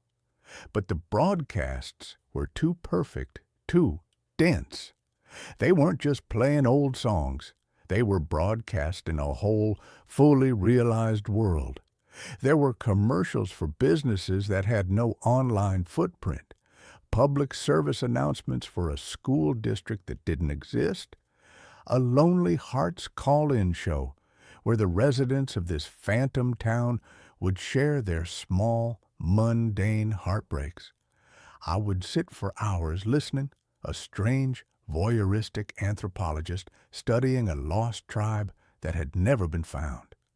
The first crack in my pirate radio theory came a week later. I was twisting the dial late one night, the golden light of the radio the only illumination in the dark room. I moved past the Silver Creek station and into a howling wilderness of static. And then another signal began to resolve. It was different. The sound quality was cleaner, sharper, and the broadcast was in a language I didn't recognize, a melodic, flowing tongue that sounded vaguely Slavic. It was a woman singing a lullaby, her voice filled with a profound, heartbreaking sadness. Behind her, I could hear the faint, rhythmic sound of rain against a window pane. The song ended, and a man began to speak, his voice soft and urgent. I couldn't understand the words, but the tone was universal. He was pleading. He was afraid. And in the background, another sound began to grow, a low, guttural, and deeply menacing roar, like the sound of a great distant fire. The broadcast was abruptly cut off by a shriek of pure, undiluted static. My heart was pounding. That was not a hobbyist. That was a raw, unfiltered slice of someone's terror. I tried to find the station again, but it was gone, swallowed by the static. The radio was no longer just a charming curiosity. It was a puzzle, a mystery that was beginning to consume me. The stations were not just from one non-existent place. They were from somewhere else, or perhaps from sometime else. I started keeping a logbook, documenting every strange broadcast. I found a station that played nothing but a single, repeating, 5-note musical phrase over and over again for hours on end. I found a station where a man would simply read numbers, his voice a dry, emotionless monotone. I found a station that was just the sound of a ticking clock and a woman weeping softly. The breakthrough, the moment that transformed my obsession into a full-blown, terrifying reality, was a broadcast that sounded, at first, completely normal. It was a news report in English, in a familiar, modern broadcasting style. And in financial news, shares for tech giant Omnicore surged today after the successful launch of their global atmospheric weather control system, the announcer said. CEO Julian Thorne, accepting the World Science Prize in Geneva, stated that this marks a new era for humanity, an era free from the tyranny of drought, famine, and natural disasters. I stared at the radio, my blood turning to ice. I knew who Julian Thorne was.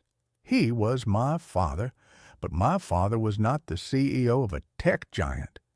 He was a retired high school biology teacher who spent his days tending to his prize-winning roses in a quiet, suburban town. He had never invented a global weather control system. I had just spoken to him on the phone yesterday.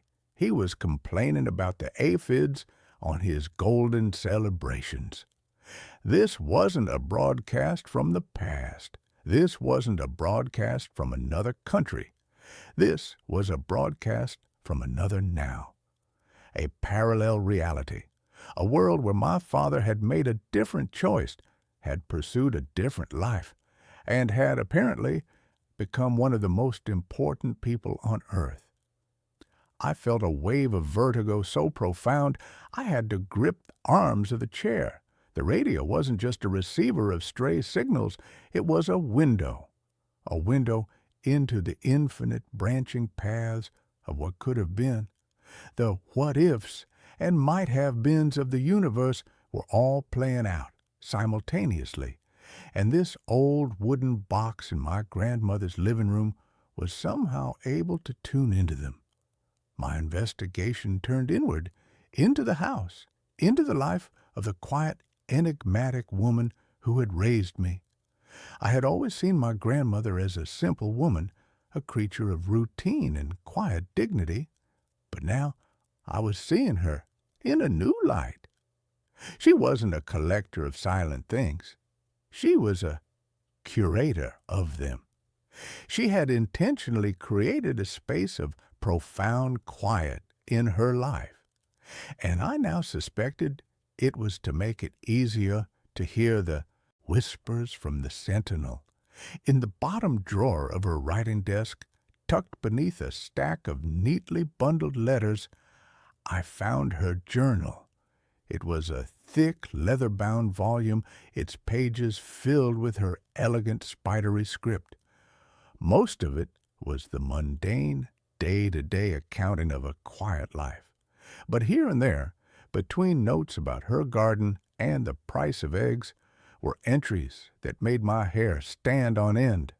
March the 12th, 1968. The static is heavy tonight.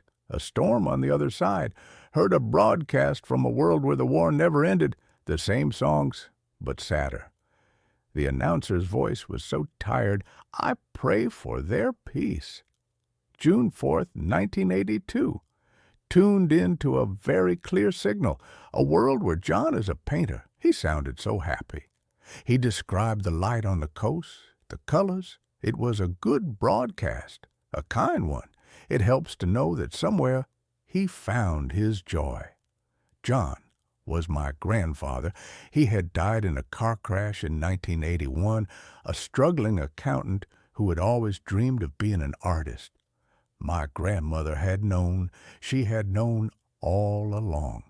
This radio was not a passive device. It was her confidant, her oracle, her window into the lives her loved ones might have lived. She had used it to find comfort, to visit the ghosts of choices not made. But then the entries began to grow darker. November 2nd, 1995, a new station.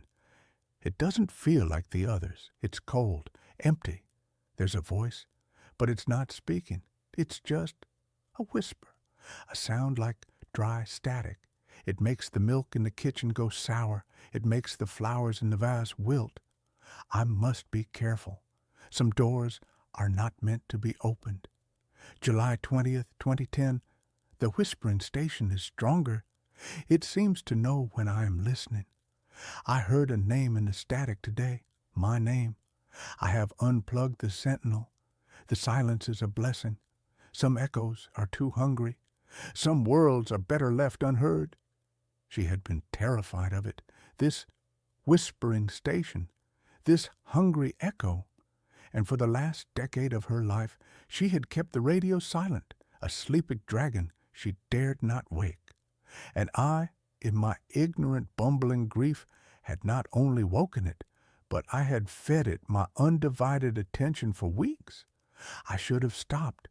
I should have unplugged the radio, hauled it back up to the attic, and buried it under a mountain of forgotten things. But I couldn't. I was addicted, and a part of me, a dark, curious part, needed to find the station she had been so afraid of. I found it a week later. It was high up on the band, in a dead zone that should have been nothing but empty air. It started as a faint, rhythmic clicking like a Geiger counter. Then the whisper began. It was a low, sibilant hiss, a sound that was on the very edge of human hearing. It was the sound of a million tiny, broken voices all speaking at once, creating a single, coherent, malevolent wave of sound. It was the audio equivalent of staring into a television screen of pure black and white static, and it was calling my name. Alexex! The sound was a hook that snagged itself in the deepest, most primitive part of my brain. The house changed when that station was on. The air grew cold. I'd see movement in my peripheral vision, a flicker of static in the shape of a man. The lights would flicker in time with a rhythmic clicking. One night, I was on the phone with my father, my real father, the biology teacher, and the whisper began to bleed through the phone line, our conversation dissolving into a sea of hissing static. I was being haunted, not by a ghost, but by a possibility, a corrupted, failed reality, an echo of a world that had gone terribly, cosmically wrong, and it was using the radio as an anchor, a bridge into my world. The journal had one final terrifying entry, written in a shaky, almost illegible hand on the last page. It's a reflection, a shadow. The sentinel doesn't just receive, it transmits. Our choices, our lives, they create the echoes it tunes into. But a strong echo, a hungry one, it can try to reflect back. It can try to overwrite. It wants a world to live in. It wants our world. Do not let it show you what you want to see. The warning came too late. The whispering station began to change. It started to broadcast images into my mind, not memories, but temptations. It showed me a world where my mother's cancer had never returned, a world where my best friend in college hadn't died in that stupid, senseless climbing accident. It showed me a world where Eleanor and I had had the child we had always wanted. It was showing me my own personal, curated heaven. All I had to do, the whisper seemed to promise, was keep listening, keep the channel open, let it in. The entity, which I had come to think of as the static, began to manifest more physically. I woke up one morning to find a thin layer of fine black dust, like iron filings, covering every surface in the living room. The mirrors in the house would no longer show my reflection clearly, but a distorted, wavering version of me, as if I were made of television snow. I was being erased, my reality slowly being overwritten by the static of that dead, hungry world. The climax arrived on a stormy Tuesday night. The wind howled outside, and the rain lashed against the windows. The power flickered and then went out completely. I was plunged into darkness, save for the single golden glowing eye of the sentinel's dial. The whispering station was on, and it was louder than I had ever heard it before. And then it broadcast the one thing I could not resist. It was Eleanor's voice, not a memory, not an echo. It was her, clear as day, as if she were in the room with me. "Tom," she said, her voice full of a desperate, pleading love. "Tom, I'm here. I'm so lost. It's so cold. But I can see a light. Your light. Just turn the dial a little more. Just bring me into focus. You can bring me home." I knew it was a trick. I knew it was the static, wearing the voice of my dead wife like a mask. But my heart didn't care. The grief, the raw, gaping wound of her absence was a vulnerability it had found and exploited with surgical precision. I reached for the dial, my hand trembling. The whisper in my head was a triumphant, sibilant roar. Yes, let her in, let us in. And then another voice came from the radio, a different one. It was my grandmother, a faint, crackling, distant echo, but it was her.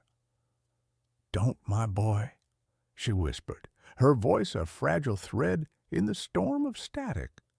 "That's not her. That's the lie the silence tells. You have to choose the real noise, your noise." I was caught between them, the perfect, beautiful lie of my wife's voice and the faint, fragile truth of my grandmother's warning. I looked around the dark room, at the house that had been my sanctuary and had become my prison. I thought of my own life, the messy, imperfect, painful, and real life I had been so desperate to escape. My grandmother hadn't collected silent things because she was afraid of the world. She had collected them so she could listen, so she could understand the infinite, beautiful, and terrible possibilities of a single human life. She had chosen her reality with all its heartbreak, and now I had to choose mine. I took my hand off the tuning knob. "No," I said, my voice a ragged shout. "You are not her, and this is not my world to give." I turned the dial away from the whispering station, away from the siren song of Eleanor's voice. The static shrieked, a sound of pure, frustrated rage that seemed to shake the very foundations of the house. The windows rattled, the floorboards groaned, the light from the radio's dial flared blindingly bright, and then, with a pop and a fizz, it went out. One of the main amplifier tubes had blown. The radio fell silent. The whispering in my head stopped. The feeling of cold, malevolent pressure in the room vanished. I was alone again, in the dark, in the quiet. But it was a different kind of quiet, a clean quiet, a real quiet.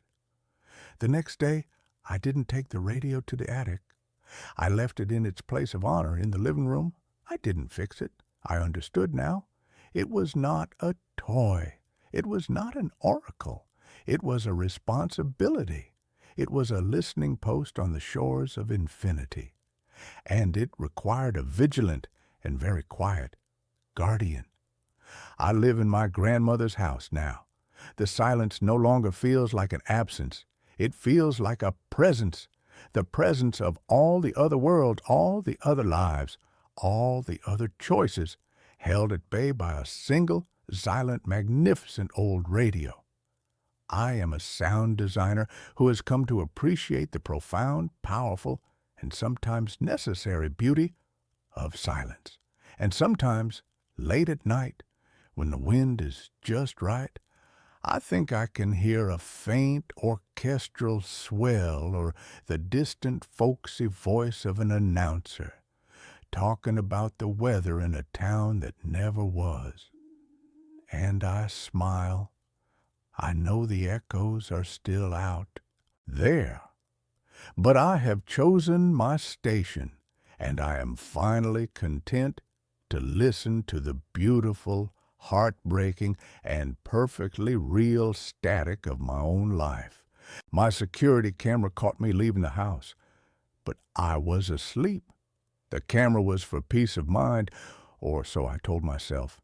In reality, it was a monument to anxiety, a sleek, white plastic obelisk mounted above my front door. Its single, unblinking black eye, a silent testament to my inability to trust the world. My name is David, and I'm a high school history teacher, a man whose professional life is a careful, chronological ordering of past events. My personal life, however, had recently become a chaotic, untethered mess. My wife, Jessica, had left 3 months ago.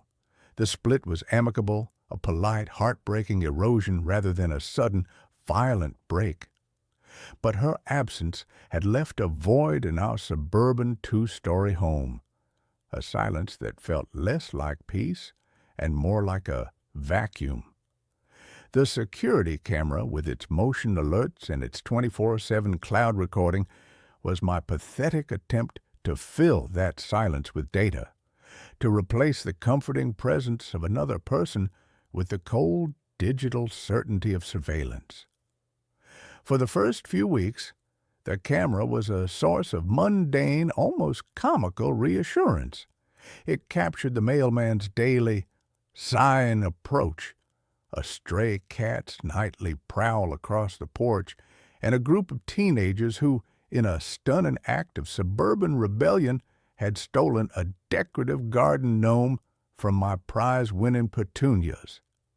It was boring, and that's what I wanted. It was proof that the world outside my door was predictable, manageable. The first impossible event occurred on a Wednesday. I had been up late, grading a mountain of painfully uninspired essays on the socio-economic causes of the French Revolution, and had fallen into a deep, exhausted sleep.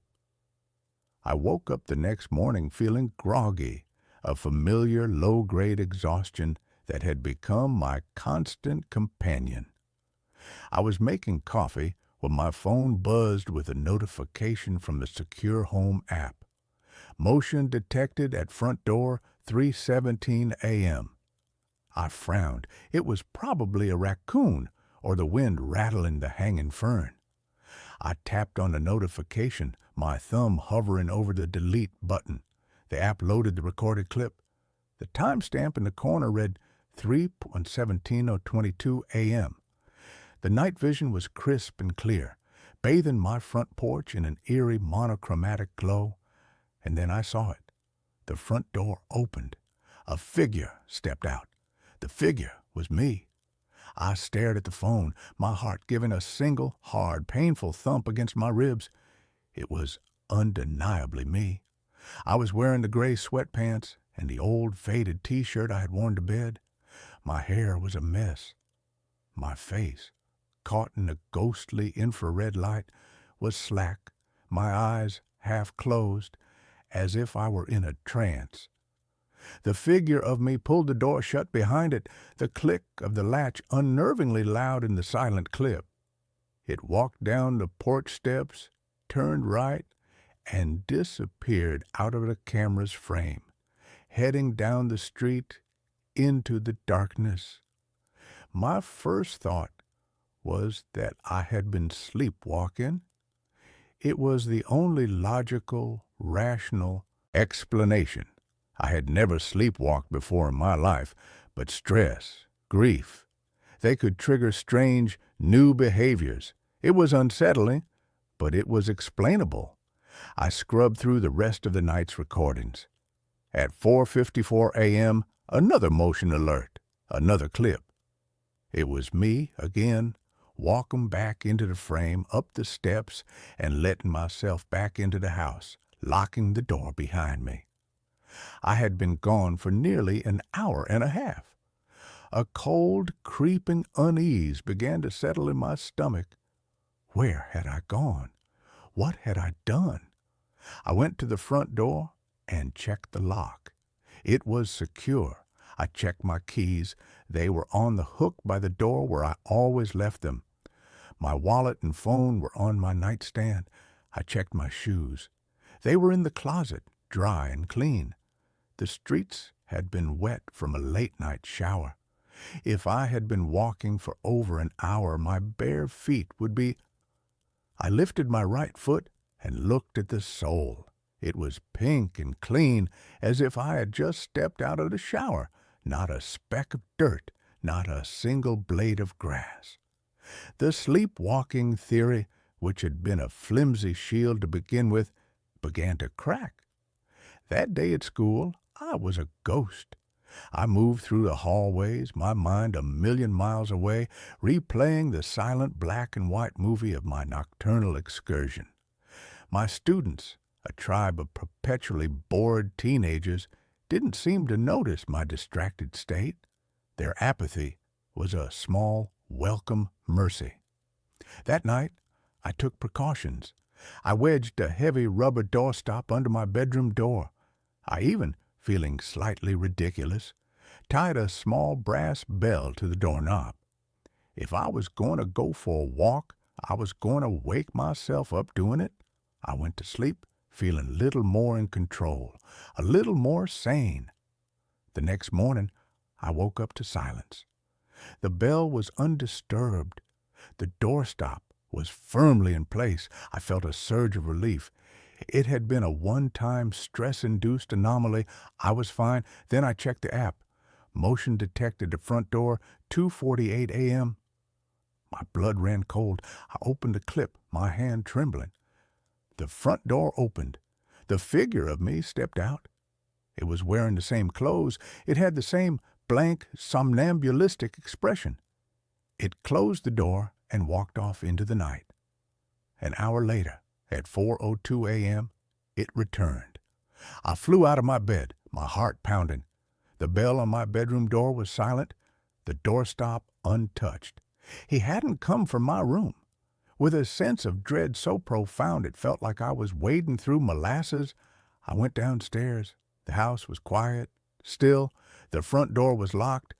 I began to search. I didn't know what for. A sign, an explanation.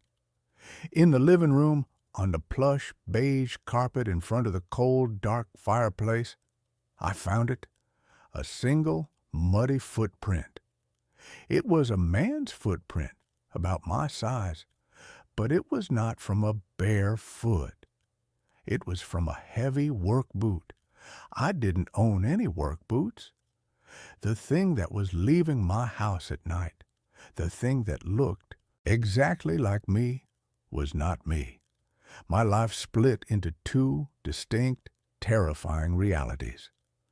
There was the daytime David, the history teacher, the grieving, lonely man who was trying to hold the fragile pieces of his life together. And there was the nighttime David, a silent, nocturnal creature who had somehow stolen my face and was using my home as a base of operations. My anxiety, which had been a low, persistent hum, became a screaming, high-pitched siren in my mind. I became an obsessive detective, my own home, the scene of an impossible crime. I set up more cameras, one in the living room, facing the front door, one in the hallway at the top of the stairs. I needed to know where he was coming from, where he was hiding. The next night, I pretended to go to bed, but instead, I sat in the darkness of my room, the door cracked open, my phone in my hand, watching the live feeds from the new cameras. For hours, there was nothing but the silent, empty, monochromatic landscape of my own home. I was starting to drift off, my head lolling against the wall, when the camera in the living room registered movement. I sat bolt upright, my eyes glued to the screen. It wasn't coming from upstairs. It wasn't coming from the basement. It was coming from inside the living room, from the wall behind the sofa. I watched, my breath held tight in my chest as a section of the wall seemed to ripple, to shimmer like a heat haze on a summer road. And then he stepped out of it. He stepped directly out of the solid plaster wall as if he were walking through a curtain. It was me, but it wasn't me. His movements were different, fluid, economical, precise. He walked to the front door, unlocked it, and stepped out onto the porch, right into the view of the original camera. He was gone. I stared at the phone, my mind completely, utterly broken. I was not being haunted by a ghost. I was not being stalked by a doppelganger. I was sharing my house with a creature that could walk through walls, a creature that had chosen for some unknown, malevolent reason to wear my face. My investigation became more frantic, more desperate.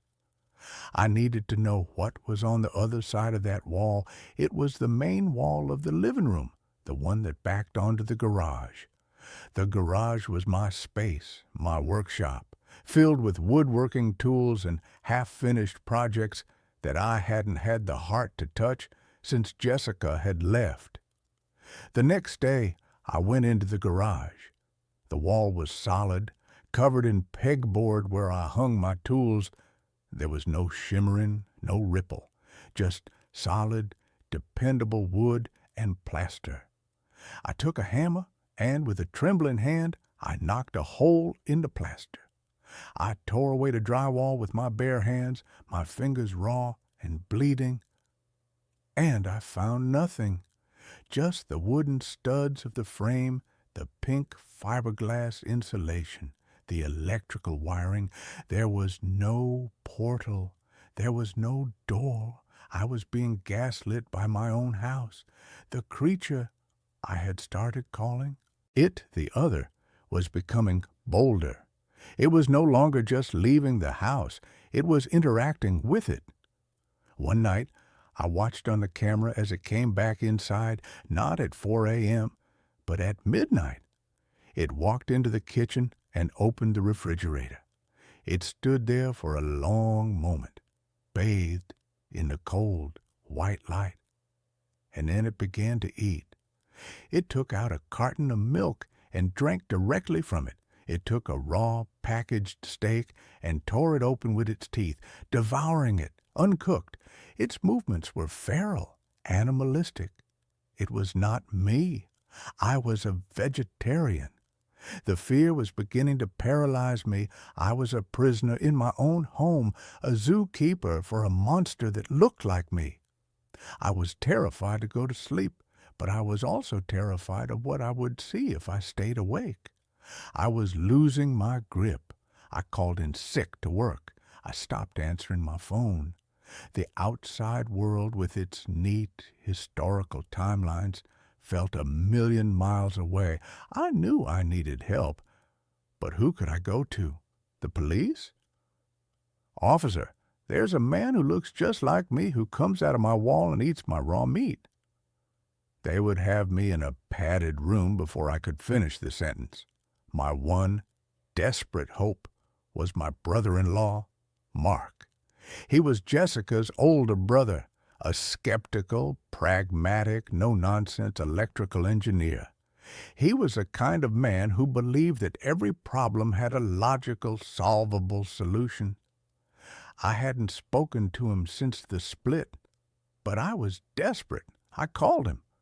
My voice was a wreck, a frantic, paranoid mess. I didn't tell him the whole truth. I couldn't. I just told him that I thought someone was breaking into my house, that my security system had caught some strange things, and that I was scared. I asked him if he could come over, if he could just be there. He was hesitant, but the raw, naked terror in my voice must have cut through his skepticism. He agreed to come that evening.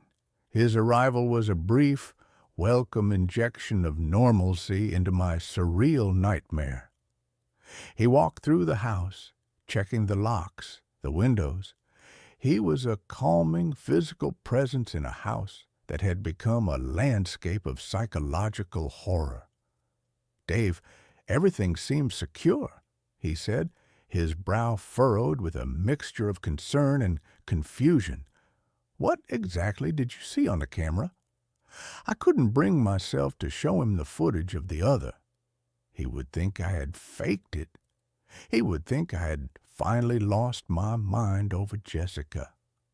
Instead, I showed him a clip of a shadow moving in a way it shouldn't, a flicker of movement that was probably just a moth, but that I presented as something sinister. He was unconvinced, but he was a good man. He saw that I was genuinely terrified, and he agreed to stay the night on the sofa. We sat in the living room, the television on but the volume low, a flimsy shield against the oppressive silence. I had my phone in my hand, the live feed from the living room camera open. The wall behind the sofa, The wall that was the source of all my terror was just a wall. At around 2 a.m., Mark had fallen asleep, his soft snores a comforting human sound. I was still wide awake, my eyes burning from exhaustion, my body thrumming with a mixture of fear and a strange, desperate hope that the other would not appear, that its presence was somehow tied only to my own. And then I saw it, on my phone screen, the ripple. It was beginning. The wall behind the sofa, just a few feet from where Mark was sleeping, was shimmering. My breath caught in my throat. I wanted to scream, to wake him up, but I was paralyzed. The other stepped through. It was as silent as a ghost. It stood there for a long moment, its blank, empty face turned towards the sleeping form of my brother-in-law, and then it did something that shattered the last remaining vestiges of my understanding of the situation. It raised a hand and pointed at Mark, and its face, it changed. For a fraction of a second, the blank, slack features contorted into a mask of pure, unadulterated rage. A deep, guttural sound, like a snarling animal, emanated from it, not into the room but into my mind. I didn't hear it with my ears. I felt it in my skull. It was a wave of pure, concentrated malevolence, and it was directed at Mark. The other took a step towards the sofa. I finally broke free from my paralysis. I let out a strangled cry and threw my phone across the room. It hit the wall with a clatter. Mark jolted awake, his eyes wide and disoriented. "What the hell, Dave?" The living room was empty. The wall was solid. The other was gone. I couldn't explain. I just babbled about a nightmare, a loud noise outside. He looked at me, his face a mask of deep, troubled concern. He didn't believe me. He thought I was having a complete and total breakdown. He left the next morning, promising to call Jessica, promising to get me help. I had sought an ally, and I had only succeeded in confirming to the world that I was insane. But the incident had given me a new, terrifying piece of the puzzle. The other's rage had not been directed at me. It had been directed at Mark. Why? What was the connection? I spent the next 48 hours in a frantic, obsessive fugue state, tearing my house apart. I was no longer looking for a portal. I was looking for a reason. I emptied closets, I pulled up carpets, I tore through the boxes of old things that Jessica and I had stored in the attic. And in the bottom of a box of her old college textbooks, I found it. A small forgotten photo album. The pictures were from a period of her life she rarely spoke of. The year she had taken off before we met. A year she had spent traveling and finding herself. I flipped through the photos. Jessica with a backpack in front of a temple in Thailand. Jessica on a beach in Mexico. And then a photo that made the air leave my lungs in a painful rush. It was Jessica, standing with a young man, their arms around each other, a backdrop of snowy mountains behind them. The man was handsome, with dark hair and intense, brooding eyes. But it was the face. The face was almost identical to my own. We could have been brothers, cousins at the very least. The resemblance was uncanny, chilling. Beneath the photo, in Jessica's familiar looping script, was a single word. Liam. My hands were trembling. I had never heard the name before. I had never seen this man. But I knew, with a certainty that was as cold and hard as a gravestone, that this was him. This was the original. And I was the echo. I called her. I hadn't spoken to her in months, not really. She answered on the second ring, her voice wary, laced with the concern Mark had undoubtedly poured into her ear. "Jess," I said, my voice a ragged whisper. "I need you to tell me about Liam." The silence on the other end of the line was a solid, physical thing. I could feel her shock, her pain, radiating through the phone. "How? How do you know that name?" she finally asked, her voice trembling. And she told me a story of a whirlwind romance, of a passionate, all-consuming love affair with a charismatic but deeply troubled man she had met while traveling, a man who looked, by some bizarre cosmic coincidence, almost exactly like me, a man who had been a rock climber. My blood ran cold.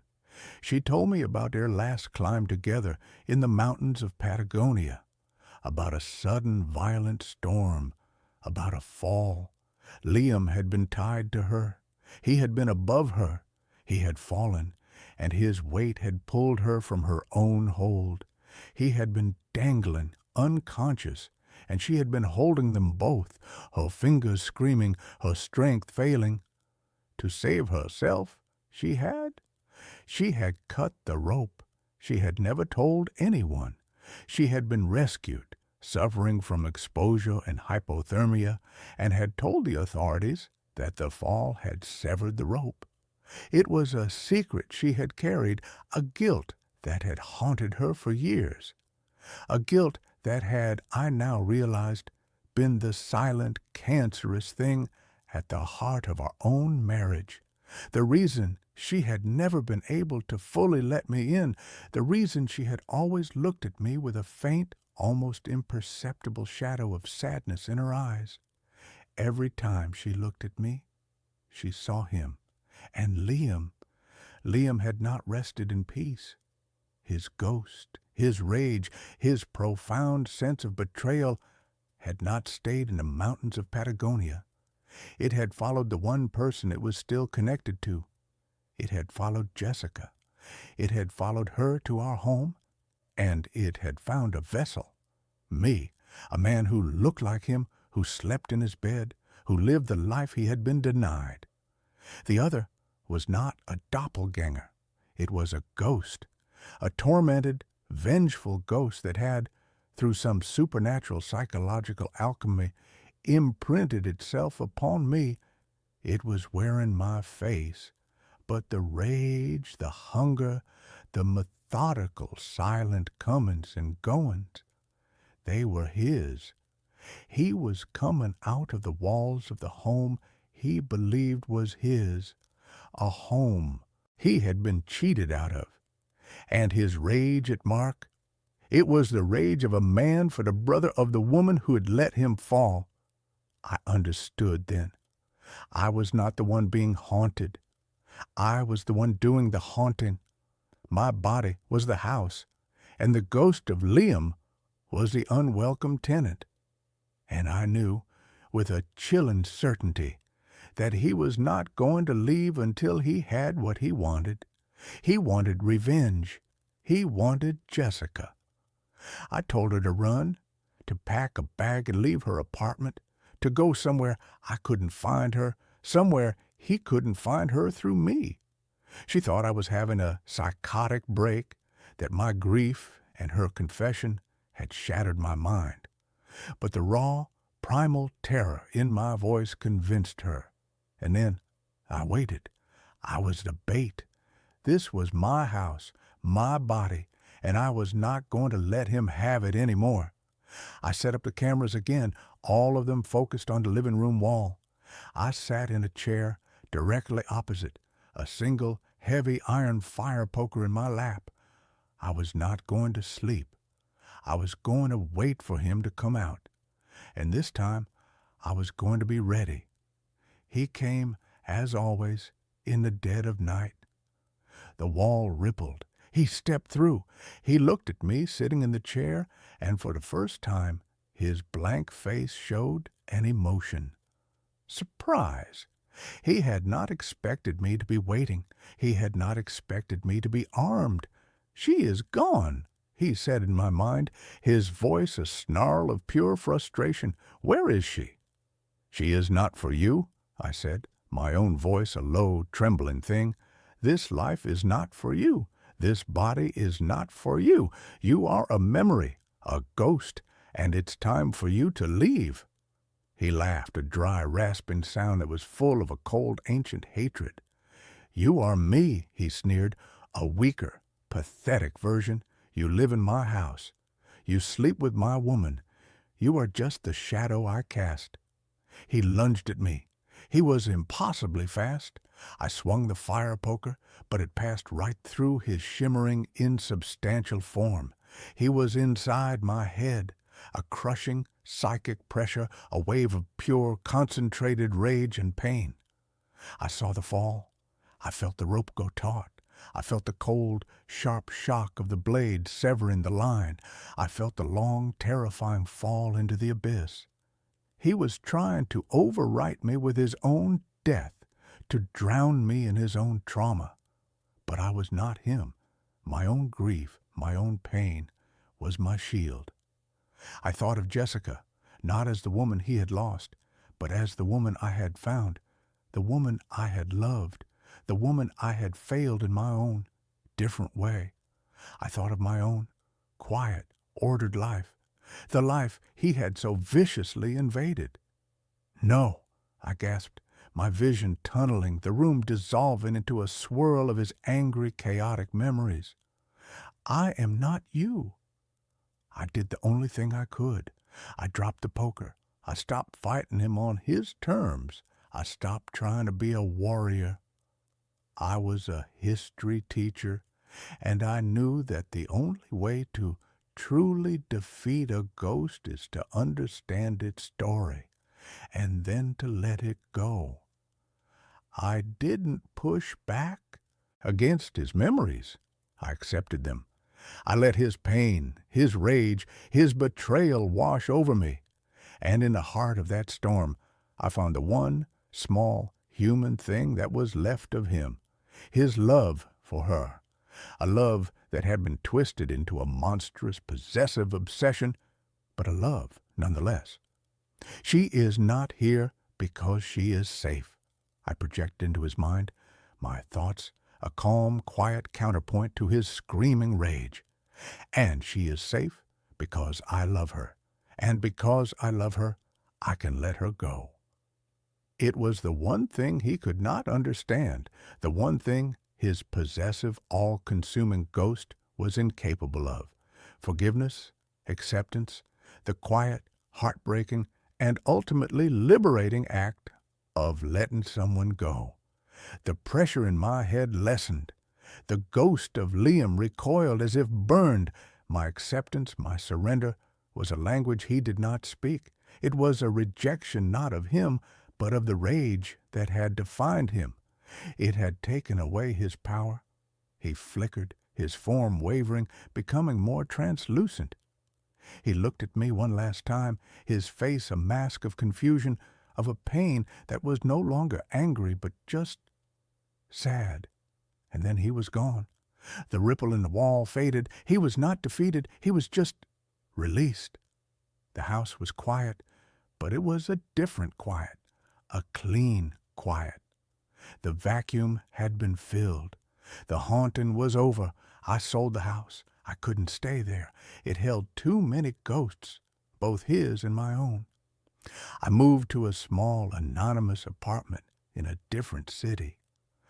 I don't have a security camera anymore. I am learning to live with the quiet, to trust the silence. Jessica and I are talking. It's slow and it's painful. There are too many ghosts between us. I don't know if we can ever rebuild what we had, but we are trying. We are two survivors of a haunting, each in our own way.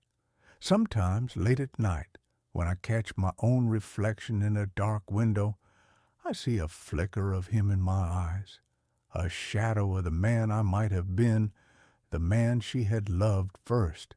He is a part of my history now, a dark, complicated chapter. He was a man who fell from a great height and who tried to pull the whole world down with him. But I cut the rope. I let him fall, and in doing so, I finally learned how to stand on my own.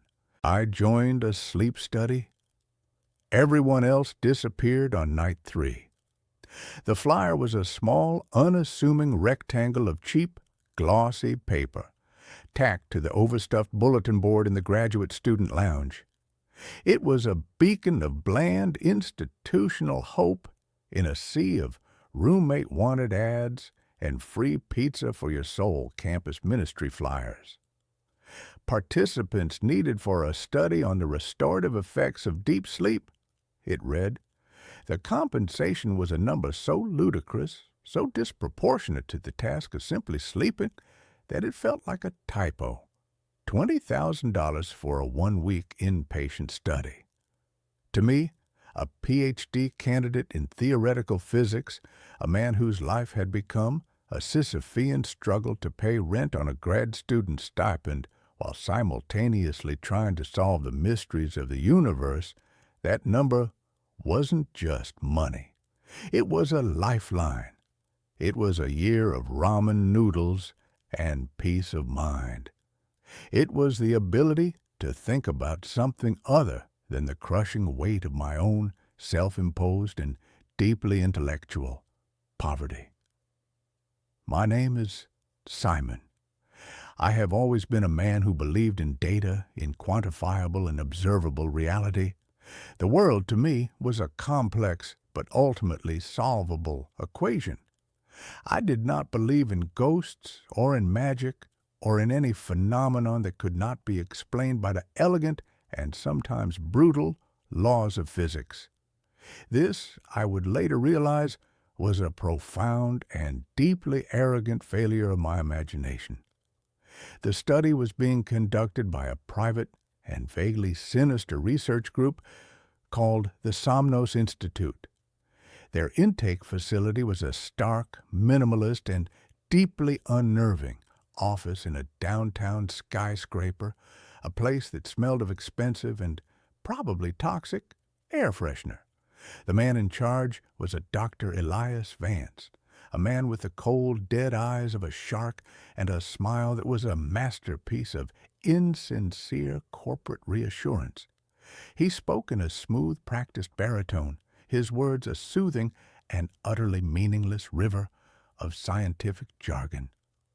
The Somnus Protocol, he explained, his hands clasped on his large mahogany desk, is designed to isolate and amplify the theta wave activity in the brain during REM sleep. We believe that this specific frequency is the key to unlocking the human mind's latent and largely untapped potential for self-repair, for accelerated learning, for a kind of psychic decluttering, if you will. He made it sound like we were about to receive a deluxe neurological spa treatment. I and the other 4 participants were chosen for our unremarkable and deeply and profoundly and unsettlingly and strangely and beautifully and tragically and comically, and we were chosen for our normality. We were a motley but uniformly healthy and psychologically stable crew. There was Maya, a sharp, cynical, and deeply sarcastic law student. Ben, a quiet, gentle, and deeply introverted software engineer. Chloe, a bubbly and relentlessly optimistic yoga instructor. And Marcus, a former soldier, with a quiet, watchful, and deeply intimidating presence. We were 5 ordinary people, united by our shared and desperate need for a large and seemingly easy sum of money. The facility itself was in the sub-basement of the same skyscraper, a place that was accessible only by a private keycard-operated elevator. As the doors hissed shut behind us, sealing us in, I felt a familiar and deeply and profoundly and unsettlingly and strangely and beautifully and tragically and comically and a flicker of claustrophobia. The facility was a self-contained and windowless world of soft, ambient lighting, recycled and slightly metallic-tasting air, and a profound and deeply and profoundly and unsettlingly and strangely and beautifully and tragically and comically, and a silence that was not the absence of noise, but the presence of a powerful and deeply and profoundly and unsettlingly and strangely and beautifully and tragically and comically, and it was a controlled silence. We were each assigned a small, comfortable, and deeply and profoundly and unsettlingly and strangely and beautifully and tragically and comically, and it was a sterile room. The bed was a marvel of biometric technology, its mattress a complex and deeply and profoundly and unsettlingly and strangely and beautifully and tragically and comically, and it was a web of sensors that would monitor our every heartbeat, our every breath, our every neurological flicker. A small, unobtrusive, and deeply and profoundly and unsettlingly and strangely and beautifully and tragically and comically, and a camera was mounted in the corner of the ceiling, its single, black, and deeply and profoundly and unsettlingly and strangely and beautifully and tragically and comically, and its unblinking eye a constant and silent observer. The first 2 nights were a model of scientific and deeply and profoundly and unsettlingly and strangely and beautifully and tragically and comically, and a boring routine. We would eat a bland but nutritionally perfect meal in the communal area. We would undergo a battery of cognitive tests, memory games, and logic puzzles. And then we would retire to our individual pods to sleep, a thin and almost invisible IV line taped to our arms, delivering what Dr. Vance had called a proprietary theta wave enhancing amino acid solution. The sleep was incredible. It was a deep, dreamless, and profoundly and deeply and profoundly and unsettlingly and strangely and beautifully and tragically and comically, and it was a restful abyss. I would wake up feeling a clarity, a focus that I hadn't experienced since my undergraduate, and deeply and profoundly and unsettlingly and strangely and beautifully and tragically and comically, and my Adderall-fueled days. The others reported the same. We were sharper, faster, and our scores on the cognitive tests were improving at an exponential rate. The $20,000 felt less like a payment and more like a bonus for a life-altering and deeply and profoundly and unsettlingly and strangely and beautifully and tragically and comically, and a very expensive and very effective and very, very strange and very, very strange and very, very strange, and it was a good sleep. The change occurred on the third night. I woke up as usual to the soft, gentle, and deeply and profoundly and unsettlingly and strangely and beautifully and tragically and comically, and a chime that signaled the beginning of our waking cycle. I felt the same, profound and deeply and profoundly and unsettlingly and strangely and beautifully and tragically and comically, and I felt the same clarity. I sat up. The IV had been disconnected, as it always was, by some silent and unseen and deeply and profoundly and unsettlingly and strangely and beautifully and tragically and comically, and a mechanism. I went to the communal area for breakfast. The room was empty. The table was set for 5, as it always was, with 5 identical bowls of the same bland and deeply and profoundly and unsettlingly and strangely and beautifully and tragically and comically, and the same oatmeal-like paste. I waited. Ben was usually the first one up, a creature of quiet and deeply and profoundly and unsettlingly and strangely and beautifully and tragically and comically and a creature of habit. Then Chloe and Maya. Marcus was always the last. I waited for 20 minutes. The silence in the room was no longer the controlled and sterile silence of the facility. It was a deep and profound and deeply and profoundly and unsettlingly and strangely and beautifully and tragically and comically, and it was an empty silence. I went to Ben's room. The door was slightly ajar. I pushed it open. The room was empty. The bed was made the same, perfect and deeply and profoundly and unsettlingly and strangely and beautifully and tragically and comically and the same military precision neatness as my own. I checked the other rooms, Maya's, Chloe's, Marcus's. They were all empty.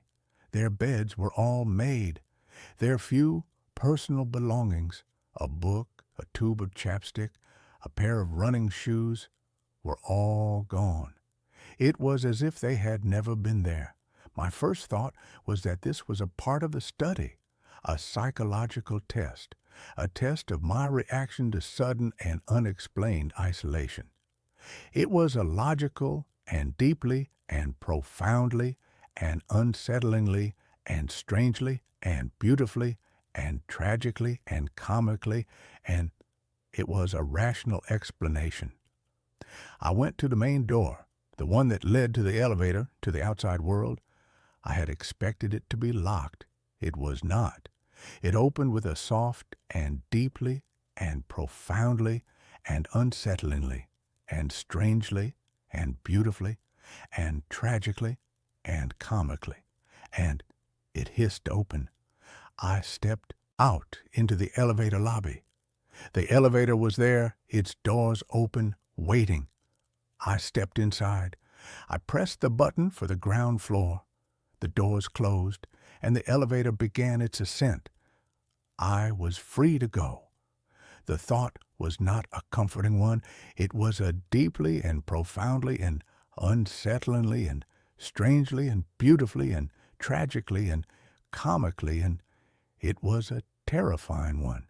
If this was a test, it was a very strange one. The elevator doors opened onto the lobby of the skyscraper.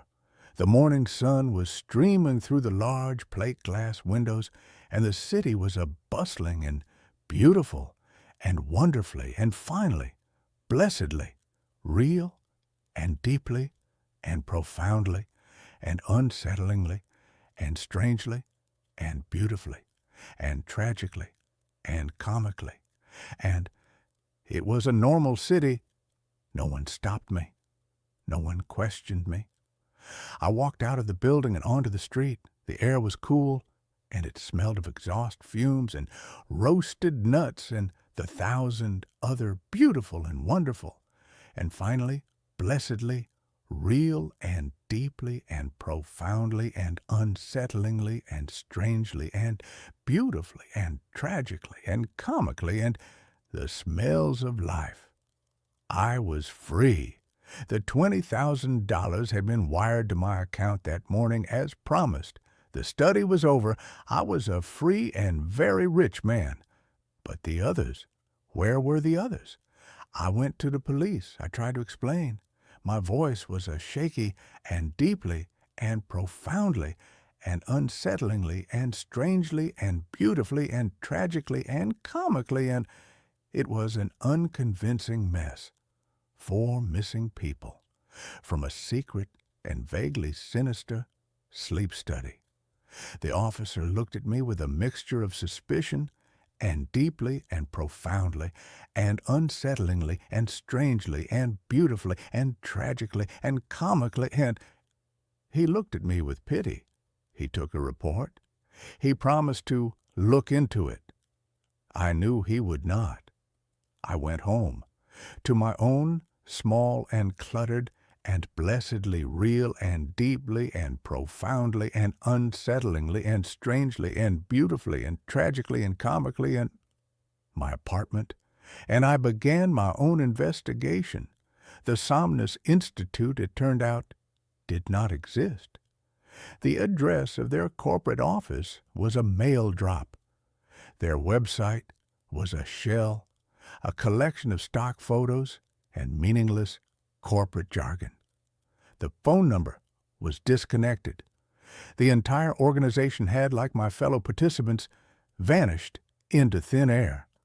I was alone with the mystery, and with the $20,000, and with the strange, new, and deeply, and profoundly, and unsettlingly, and strangely, and beautifully, and tragically, and comically, and the new clarity in my own mind. The dreams started that night. They were not dreams in the traditional sense. They were visits. I would find myself in a place that was not a place, a landscape of pure, white, and endless light. And they would be there, Maya, Ben, Chloe, Marcus. They were not ghosts. They were solid. They were real. But they were different. They were calm, serene. Their eyes, which in the real world had been filled with the usual human and deeply and profoundly and unsettlingly and strangely and beautifully and tragically and comically, and their eyes were now filled with a deep and profound and deeply and profoundly and unsettlingly and strangely and beautifully and tragically and comically and a placid and deeply and profoundly and unsettlingly and strangely and beautifully and tragically and comically and a peaceful emptiness. They would not speak to me. They would just be. They would be building things. Strange, intricate, and deeply and profoundly and unsettlingly and strangely and beautifully and tragically and comically, and they would be building things out of pure white light. They were architects of a world that was made of dreams, and I was the only one who could see them. I understood then the Somnus Protocol was not about enhancing sleep. It was not about unlocking the mind's potential. It was about something else entirely. It was about migration. Dr. Vance had not been lying when he said he was opening a door, but it was not a door to a new level of consciousness. It was a door to a new place, a new dimension, a world that existed on the other side of sleep, a world that was, perhaps, quieter, simpler, more restful. And the others, they had chosen to stay. They had not disappeared. They had emigrated. They had left the messy and chaotic and beautiful and wonderful and finally blessedly real and deeply and profoundly and unsettlingly and strangely and beautifully and tragically and comically, and they had left this world for a world of pure and endless and deeply and profoundly and unsettlingly and strangely and beautifully and tragically and comically, and a world of sleep, and I had been the one who had come back. I was the one who had, for some reason, chosen to wake up. I live my life now in two worlds, the waking world with its noise and its chaos and its beautiful and wonderful, and finally, blessedly real and deeply and profoundly and unsettlingly and strangely and beautifully and tragically and comically, and its imperfections, and the sleeping world, the world of the endless white and silent light, where my four lost and deeply and profoundly and unsettlingly and strangely and beautifully and tragically and comically, and my friends are building their new and quiet and deeply and profoundly and unsettlingly and strangely and beautifully and tragically and comically, and their new home. I am a tourist in the land of dreams. I am the last remaining, and deeply, and profoundly, and unsettlingly, and strangely, and beautifully, and tragically, and comically, and I am the last link to the world they left behind. I do not know if I made the right choice. The quiet, and the peace, and the profound, and deeply, and profoundly, and unsettlingly, and strangely, and beautifully, and tragically, and comically, and the serenity of their world is a powerful, and deeply, and profoundly, and unsettlingly, and strangely, and beautifully, and tragically, and comically, and it is a seductive song. But I am a man of data, a man of the observable world, and this world with all its flaws and all its noise and all its beautiful and wonderful and finally blessedly real and deeply and profoundly and unsettlingly and strangely and beautifully and tragically and comically, and this world is the one I have chosen, and I will live in it for them. I will be their memory. I will be their proof that this messy and beautiful and wonderful and finally, blessedly, real and deeply and profoundly and unsettlingly and strangely and beautifully and tragically and comically, and this world was once their home. My wife died 3 years ago. She just texted me, "I'm home." The text arrived at 11:17 p.m. on a Tuesday, a night so ordinary it was practically invisible. I was in my usual state of suspended animation, half sprawled on a sofa, the bluish, flickering light of a forgotten documentary on the television painting the room in shifting, melancholic hues. My name is Daniel, and for the past 195 nights, not that I was counting, my life had been a meticulously curated museum of grief. Each object in our small two-bedroom house was a relic, a testament to the vibrant, chaotic, and now deafeningly silent life I had shared with my wife, Clara. The half-finished novel on her bedside table, the ridiculously oversized coffee mug she'd loved, the faint, phantom scent of her jasmine perfume that I could still sometimes catch in the hallway closet. These were the ghosts I had chosen to live with. My phone buzzed on the coffee table, a jarring, intrusive sound in the quiet. I glanced at the screen, expecting a late-night work email or a spam message about an extended car warranty, but the name that glowed in the darkness was a ghost of a different kind. It was a name I hadn't seen on my screen in 3 years. Clara. My heart, a sluggish, hibernating thing, gave a sudden, hard, painful jolt like an engine seizing and then violently restarting. It was an old contact, a digital ghost I hadn't had the strength to delete. It was a pocket dial from her mother, perhaps, who still had her old phone. A cruel, random glitch in the matrix. I was about to dismiss it, to toss the phone back onto the table, when I saw the message preview. 2 words, 2 simple, impossible, and utterly soul-shattering words. I'm home. I stared at the screen, the world narrowing to the small, glowing rectangle in my hand. The air in the room grew thin and sharp. The sound from the television faded into a dull, meaningless roar. I read the words again and again. They did not change. They did not disappear. My first thought was a desperate, grasping lunge for a rational explanation, a sick prank. Someone had gotten a hold of her old number. It was a new feature of the phone company, reassigning dormant numbers. Some stranger, a teenager with a cruel sense of humor, was messing with me. It was a vile, disgusting thing to do, but it was logical. It was explainable. With a trembling thumb, I opened the message thread. The last message I had sent to her 3 years ago was still there. a heartbreaking digital monument to a conversation that would never be finished. Leaving the hospital now?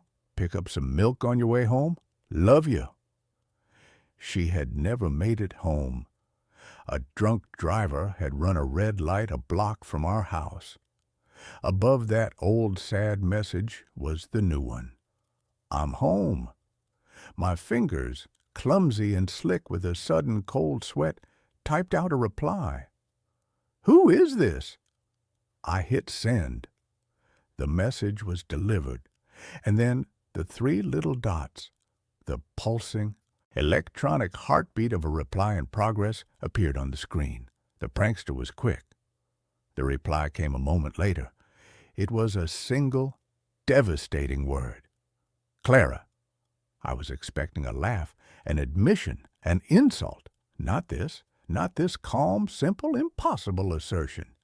My second thought, the one that slithered in after the rational explanation had been shot down, was that I was losing my mind, that the grief, the loneliness, the sheer crushing weight of the last 3 years had finally fractured my sanity. I was hallucinating. This wasn't real. I was having a psychotic break, and my brain, in a final act of desperate, self-destructive longing, had manifested this cruelest of all possible mirages. I stood up, my legs unsteady. I walked into the kitchen and splashed cold water on my face, the shock of it a welcome, grounding sensation. I looked at my reflection in the dark kitchen window. A pale, haggard, and decidedly sane-looking man stared back. I was not crazy. The phone buzzed again. Another message from Clara. I walked back to it. A man walking towards an execution he had inexplicably scheduled for himself. This message was longer. The key isn't working. The lock must be rusted. Can you let me in, Sleepyhead? Sleepyhead.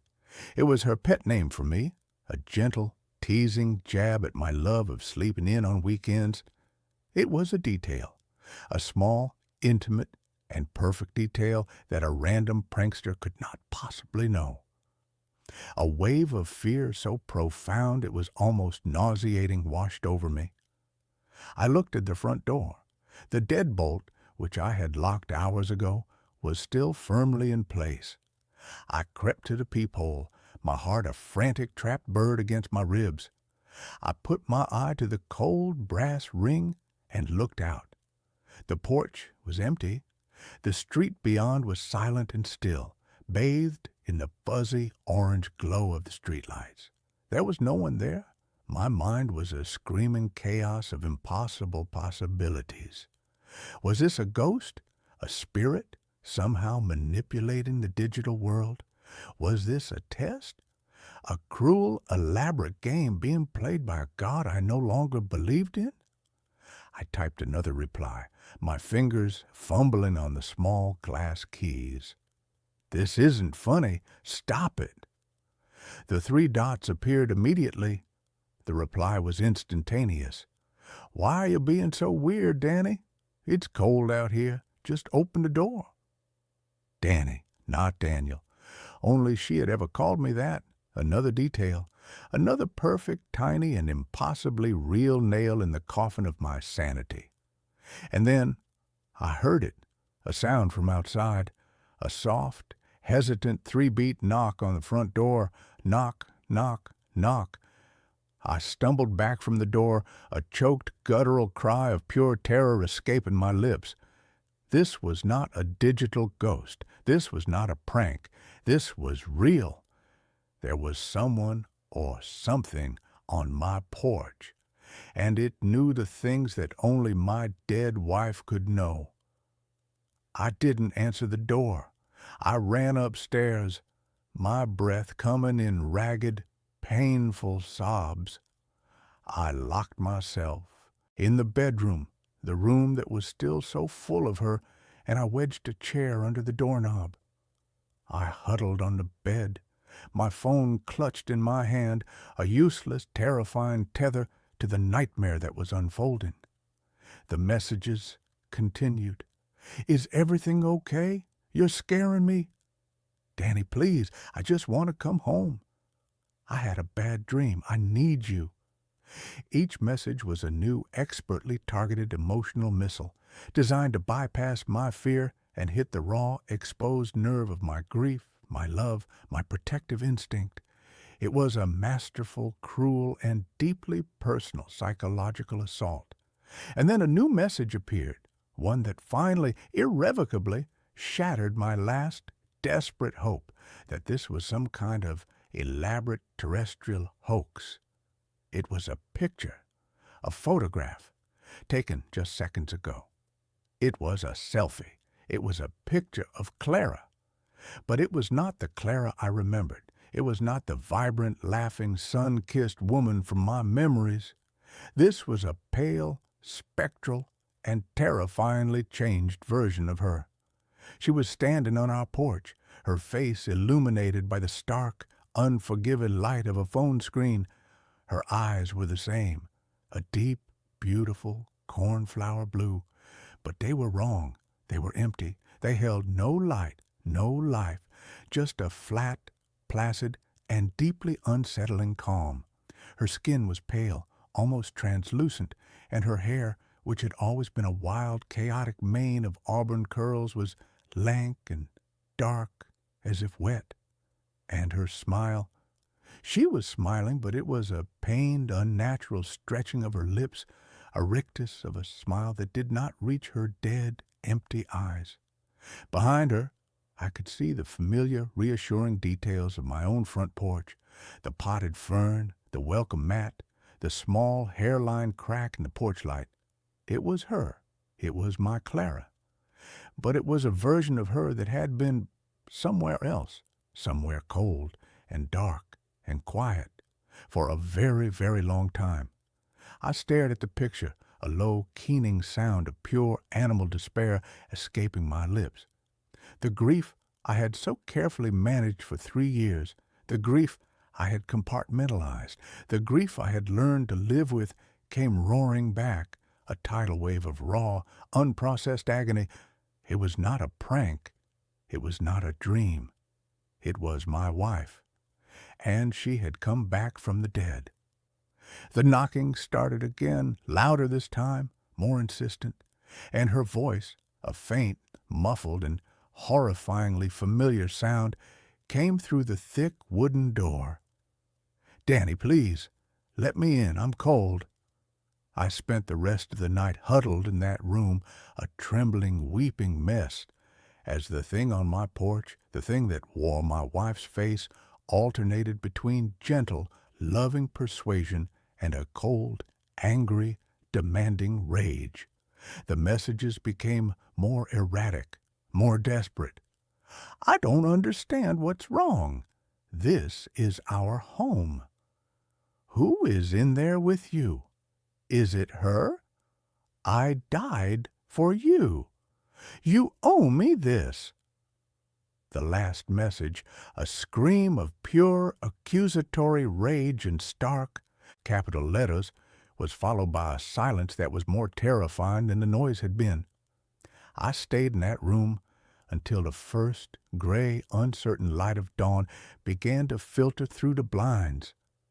When I finally, tentatively, crept downstairs, the house was silent. The porch was empty.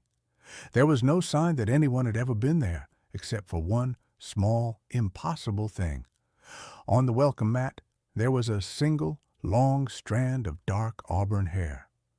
I was living in a ghost story. But it was a ghost story with a data plan. The next day was a blur of sleepless, paranoid terror. I called the phone company. The number that had belonged to Clara's phone had, as I suspected, been taken out of circulation after her death. It had not been reassigned. It did not exist. I was receiving messages from a phantom number, a digital ghost. I called the police. I tried to explain, my voice a shaky, unconvincing mess. A man receiving threatening texts.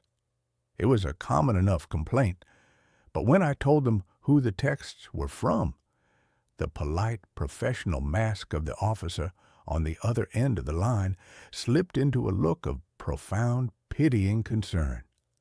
He suggested I speak to a grief counselor. He suggested I get some rest. He did not suggest he send a squad car. I was alone with this. That night, she returned. The text, the knock, the voice, the whole terrifying, heartbreaking ritual. And again, I locked myself away, a prisoner in my own home, a man being haunted by a technologically savvy and deeply persistent ghost. The messages began to change. They were no longer just about getting into the house. They were about us. She sent me old pictures of us, pictures that had been on her phone when she died. A picture of us on our honeymoon in Italy, grinning like idiots, a smear of gelato on my nose, a picture of us on this very sofa, asleep, her head on my chest. They were weapons perfectly chosen to inflict the maximum amount of emotional damage. And then she began to send me new pictures, pictures taken from outside the house. A shot of me through the living room window, my face illuminated by the television. A picture of the back of my head taken from the street as I sat in my study. She was not just on the porch, she was all around me. A silent, watching, and deeply patient predator. I was coming apart. I was a man living on a diet of coffee and terror. I was beginning to see her everywhere. A glimpse of an auburn-haired woman in a crowd would send my heart into a frantic, panicked gallop. The sound of a phone buzzing in a quiet room would make me jump out of my skin. I knew I couldn't go on like this. I was being psychologically dismantled piece by painful piece. I had to confront it. I had to understand what it was and what it wanted. My first thought was that this was some kind of punishment, that her spirit was restless, angry at the drunk driver who had killed her, at the universe that had allowed it. But her anger seemed to be directed at me. "You owe me this," she had said. Why? What did I owe her? I began to sift through the wreckage of our life together, looking for an answer. I went through her old things, her letters, her journals. Clara had been a writer, a poet. Her journals were filled with her beautiful, lyrical, and sometimes painfully honest observations on the world, on us. And in the last journal she had ever kept, in an entry dated the week before her death, I found it.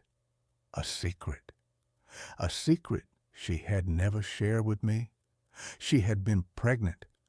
I stared at the words, my vision blurring with a fresh, new, and infinitely more painful wave of tears. A baby. We had been trying for years. It had been the one deep and unspoken sadness in our otherwise happy life. And she had been about to tell me. The entry was a rehearsal, a practice run of the speech she was going to give. "Danny," it began, "we're going to have to get a bigger house." The grief that hit me was a physical thing, a crushing weight that stole the air from my lungs. Not just her, but a child, a future, a whole entire life that had been stolen from me before I had even known it existed. And I understood. Her rage, her persistence, was not the rage of a spirit who had been cheated of her own life. It was the rage of a mother who had been cheated of her child's. And her words, "You owe me this," they were not an accusation. They were a plea. She didn't want revenge. She wanted her child's life back, and she thought somehow that I could give it to her. That night, when the text came, I was ready. I didn't run. I didn't hide. I walked to the door. "I'm here, Danny. Please, it's time to come home." The knock, soft, gentle. I took a deep breath. My hand was on the deadbolt. My heart was a slow, heavy, and steady drum. I was no longer afraid. I was just profoundly and deeply sad. "I know what you want, Clara," I said, my voice a low, steady thing, speaking to the wood of the door. "I know about the baby. I'm so sorry. I am so sorry we didn't have more time." The knocking stopped. The silence on the other side of the door was a living, listening thing. "But this is not the way," I continued, tears streaming down my face. "You can't come in. This is the world of the living, and you are not a part of it any more. Neither of you are." A low, soft, and utterly heartbroken sob came from the other side of the door.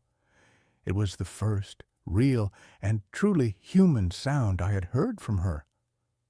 "But this is our home," she whispered, her voice a thin, fragile, and ghostly thing. "It was," I said, "and it was beautiful. But it is my home now, and you have to find a new one, both of you. You have to let go, and you have to let me go too." I was not just speaking to a ghost. I was speaking to my own grief. I was giving myself the permission I had never been able to find, the permission to move on. The silence stretched for a long, eternal moment, and then my phone, which was in my pocket, buzzed one last time. I pulled it out. A new message from Clara. It was not a picture. It was not a demand. It was a single, beautiful, and heartbreaking line of text. Tell him I would have named him Samuel. And then the name on the top of the screen, Clara, vanished. The number became just a number again, an unknown and now unreachable string of digits. I looked through the peephole. The porch was empty. The street was quiet. She was gone. I stood there, leaning my forehead against the cool wood of the door, and I wept. I wept for my wife. I wept for the son I had never known.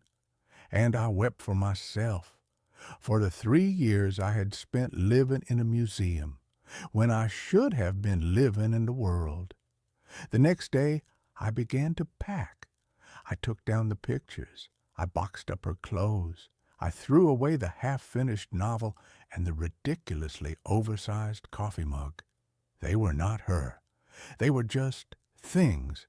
The real memory of her, the one that mattered, the one that was full of love and laughter and a future that had almost been, was the one I would carry with me in my heart. I sold the house. I moved to a new city, a new life. I am a different man now. I am a man who has had a conversation with a ghost through a door and through a phone. I am a man who has learned that the dead do not want to be haunted. They just want to be remembered, and then they want to be let go. I am a man who had a son for a few brief and beautiful moments, a son whose name was Samuel. And it is a good name.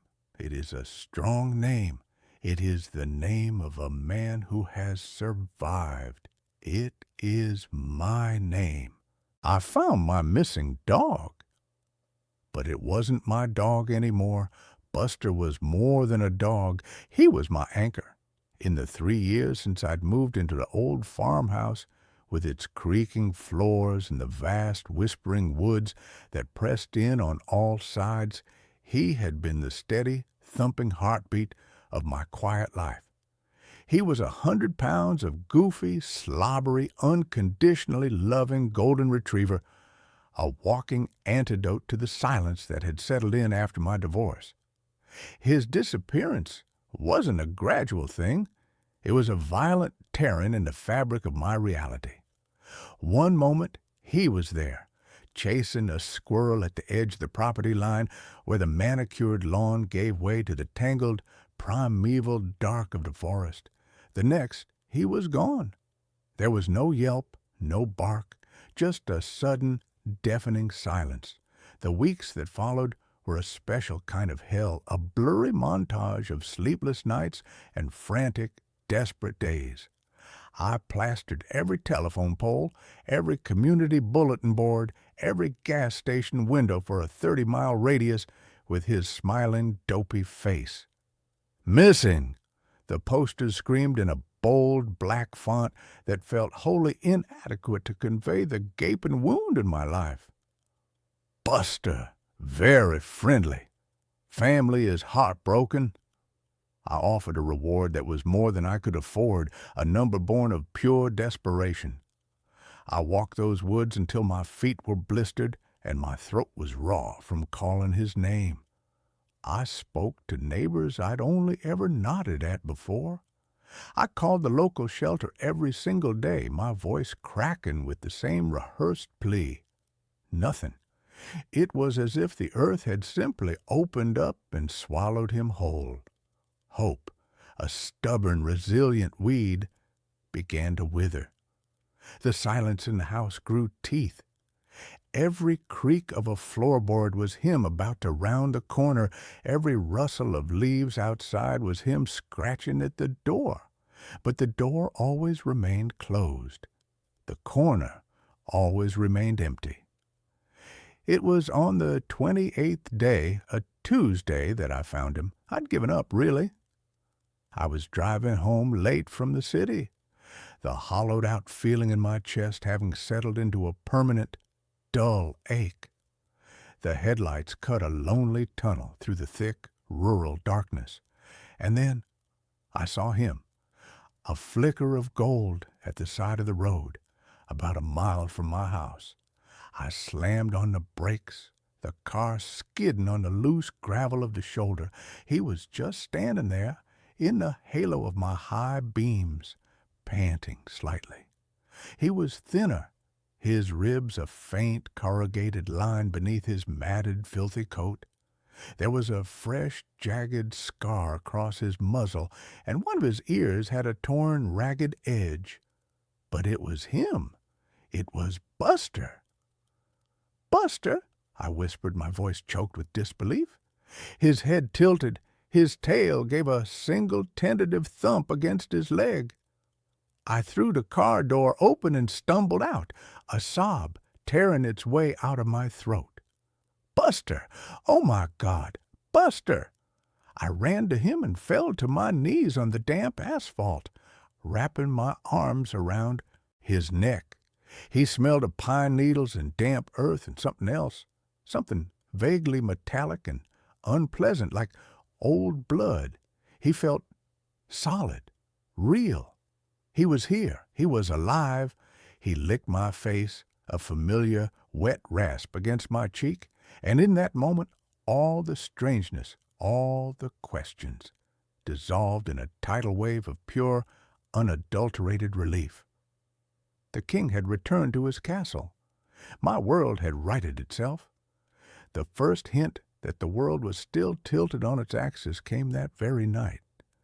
I filled his bowl with his favorite kibble, the expensive kind with freeze-dried chunks of salmon that he would usually inhale in under 30 seconds. He walked over to it, sniffed it once, and then turned away with a look of complete disinterest. He padded over to his water bowl and drank, a long, deep, lapping sound that seemed to go on for an eternity. "Not hungry, bud?" I asked, stroking his back. "You must be exhausted." I chalked it up to trauma. He'd been lost in the woods for a month. He'd probably been surviving on whatever he could catch. Processed kibble must have seemed alien to him now. I left the bowl out for him and went to bed, my heart so full I felt like it might burst.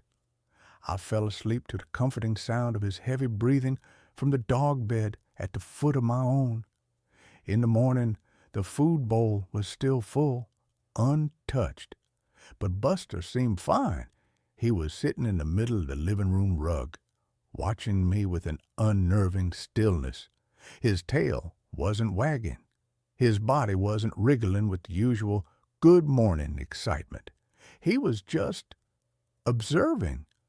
I knelt down in front of him, and he licked my hand, but the gesture felt mechanical, rote.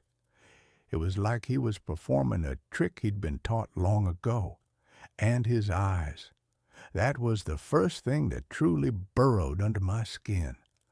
Buster's eyes had always been two pools of warm, brown, goofy affection. They were expressive, emotional. These eyes were different. The color was the same, but the light behind them was out. They were flat, glossy, like the eyes of a taxidermied animal. They held a deep, unnerving intelligence, but it was a cold, analytical intelligence. Not the intelligence of a dog, but of something else entirely. When I looked into his eyes, I didn't feel seen by my best friend. I felt scanned, assessed. The days that followed were a slow creeping accumulation of wrongness. The subtle behavioral shifts were the most disorienting. Buster had always been a vocal dog, barking with joyous abandon at squirrels, the mailman, a car door slamming down the street. This new Buster was silent, utterly, unnervingly silent. He moved through the house with a stealth he'd never possessed before, his paws making no sound on the hardwood floors. I'd turn around from the kitchen counter, and he'd just be there, standing in the doorway, watching me. He stopped responding to commands he'd known since he was a puppy. Sit, stay, shake. The words meant nothing to him. He wouldn't even react to his own name most of the time, but he was smart, frighteningly so. He learned to open the back door by watching me turn the lever handle. He figured out how to get the lid off the kitchen trash can, not with brute, clumsy force like the old Buster, but with a delicate, precise manipulation of his paw. Then came the food issue. He continued to refuse his dog food, but he was eating. I'd come home to find packages of raw meat I'd had in the fridge torn open on the kitchen floor, the contents gone.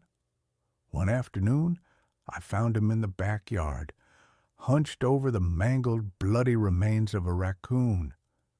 He looked up at me, his muzzle dripping with gore, his eyes holding no shame, no fear, just that same flat, calculating stare. He wasn't my dog who would get sick from eating a piece of dropped cheese. This was a predator. I kept trying to rationalize it. He was feral now. He was relearning how to be a domesticated animal. The trauma had changed him. I clung to these explanations like a drowning man to a piece of driftwood, even as the water rose around me. The other animals in the neighborhood began to vanish.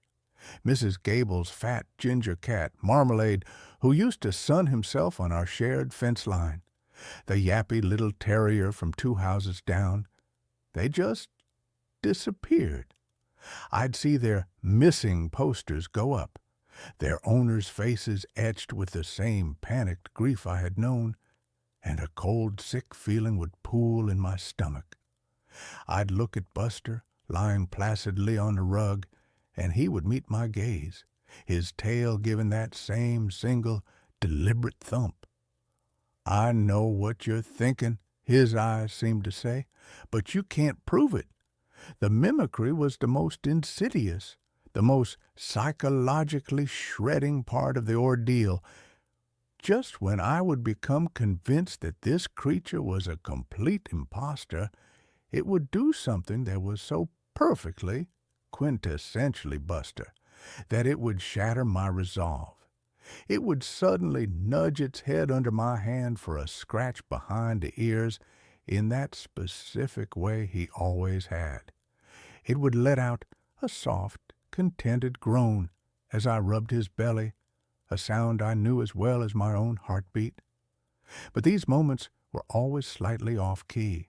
They felt like carefully deployed weapons designed to confuse me, to keep me off balance, to make me doubt my own sanity.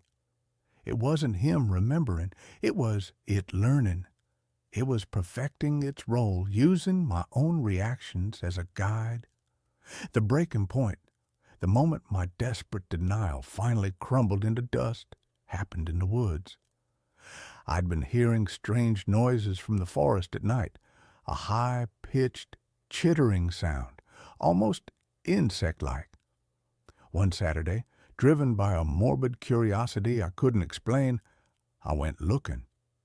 I took Buster with me, or rather, he followed me, a silent golden shadow at my heels.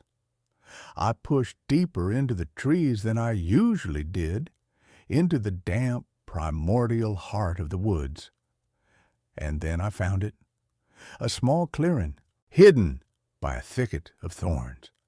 In the center was a shallow pit, and in the pit were bones, animal bones mostly. Deer, raccoon, a few smaller skeletons I recognized with a sickening lurch as cats, and half buried in the dirt, caked in mud but still glinting in the dappled sunlight, was a small metal object. It was Buster's old collar, the red leather one with the brass name tag, the one he had been wearing the day he disappeared. It was torn, as if it had been ripped off with incredible force. I stared at it, the world dissolving into a low, buzzing hum in my ears. The real Buster had never come home. The real Buster had died out here in this place. My best friend was gone. The creature standing silently behind me, the one wearing his face, his fur, his body, was his killer. It was a cuckoo in the nest, a monster that had murdered my family and then come home to live with me. I turned around slowly. The thing that looked like my dog was watching me, its head tilted. There was no pretense in its eyes now, no attempt at canine affection, just a cold, ancient, alien intelligence. It knew that I knew. The game was over. Its mouth opened, but not to pant. The jaw unhinged, stretching wider than any dog's jaw should, revealing rows of needle-sharp, almost shark-like teeth. And from deep within its throat came a sound, a wet, clicking, multi-toned sound that was a grotesque mimicry of my own voice. Alex, it rasped, the name broken and distorted. Good boy. I didn't scream. The sound was trapped behind a wall of pure, paralyzing terror. I just backed away, step by agonizing step, my eyes locked on the abomination in front of me. It took a step forward, and its form seemed to shift, to ripple. Its front legs elongated, the joints cracking and reforming, becoming more like arms. Its spine lengthened, and it began to rise unsteadily onto its hind legs. It was a thing of impossible angles and fluid, unnatural movement, a half-formed nightmare struggling out of a familiar, comforting disguise. That's when I ran. I turned and sprinted through the woods, branches whipping at my face, my lungs burning. I didn't look back, but I could hear it behind me. It wasn't the sound of a running dog. It was a heavier, faster, loping gait, accompanied by that horrible, chittering click. It was toying with me. It could have caught me at any second. I burst out of the woods and didn't stop.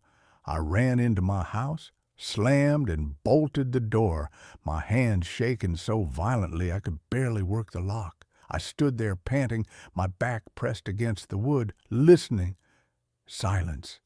Then a soft, familiar scratching sound at the door, a plaintive, heartbreaking whimper, a perfect imitation of Buster when he wanted to be let in.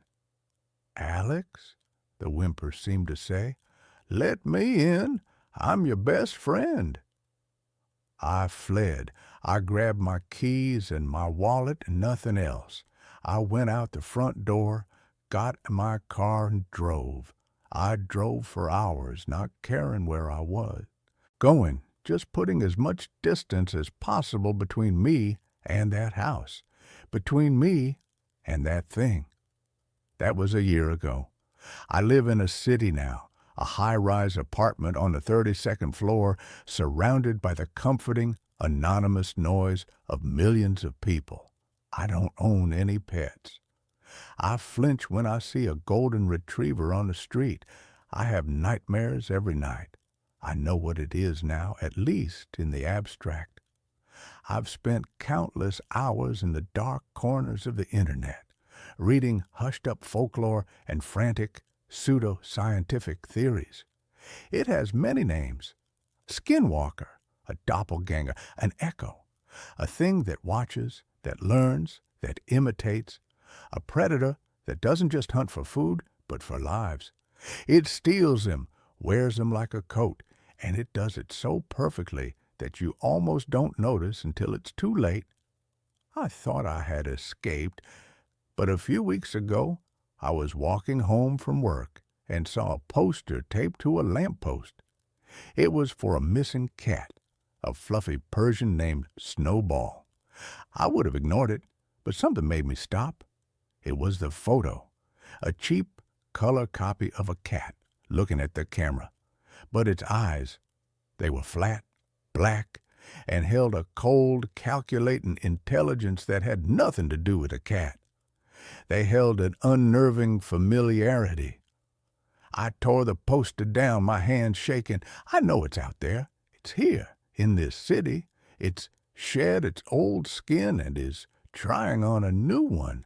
And I know with a certainty that has become the new anchor in my life that it's hunting again. And maybe, just maybe, it remembers me. I bought a used camera. The last picture was of me sleeping.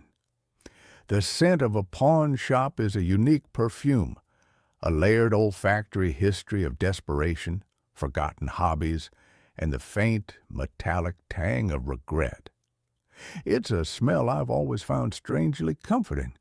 I'm a photographer, but not the kind who chases the crisp, sterile perfection of digital.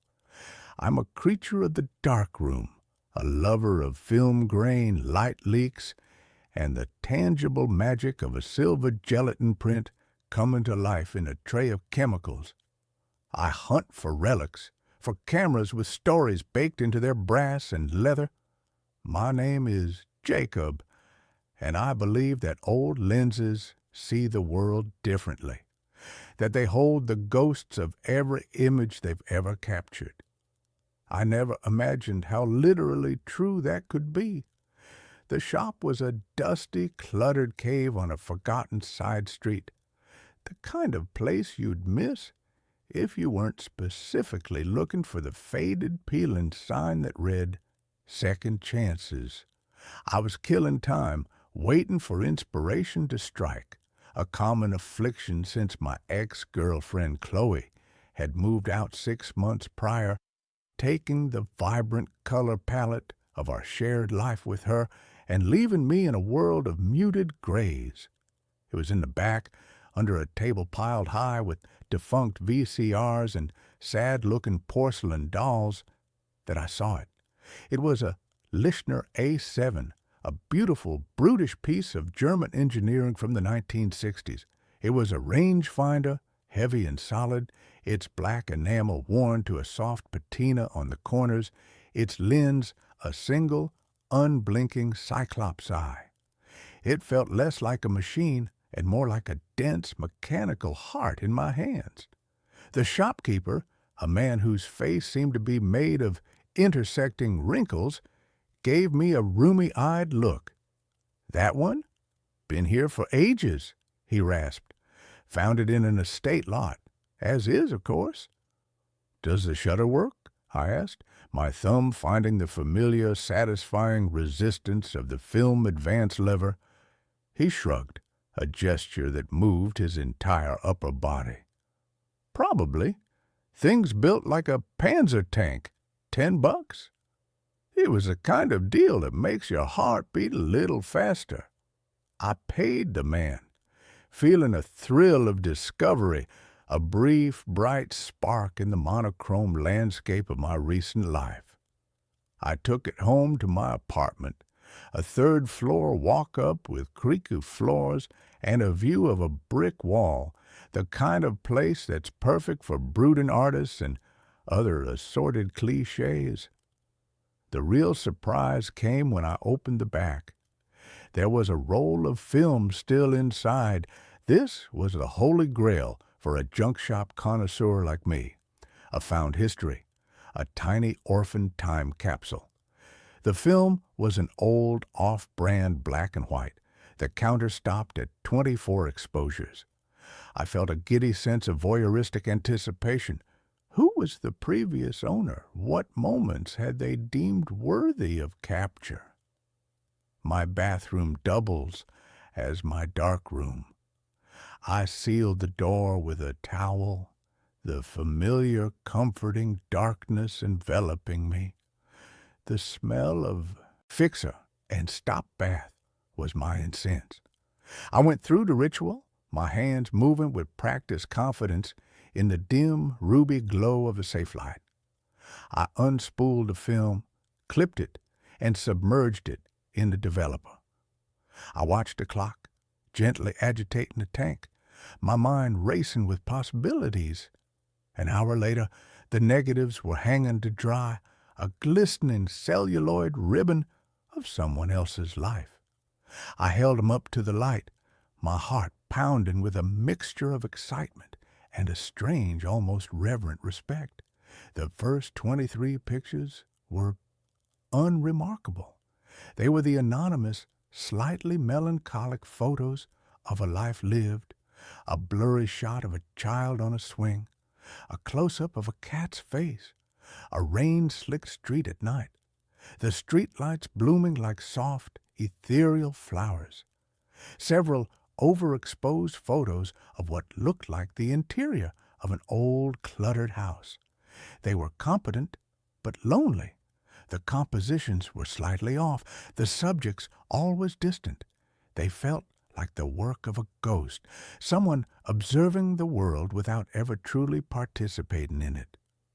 Then I looked at the last frame, number 24. My breath hitched in my chest. A cold, sharp icicle of dread seemed to pierce my sternum and travel down my spine. I took the negative strip and put it in the enlarger, needing to see it in stark, undeniable black and white. I focused the image, my hand suddenly clumsy and slick with a sweat I hadn't noticed. The image bloomed into life on the photographic paper in the developing tray, a ghost emerging from the chemical ether. It was a picture of me, sleeping, in my bed, in my apartment. The angle was from the foot of the bed, looking towards the headboard. I was on my side, my face half buried in the pillow.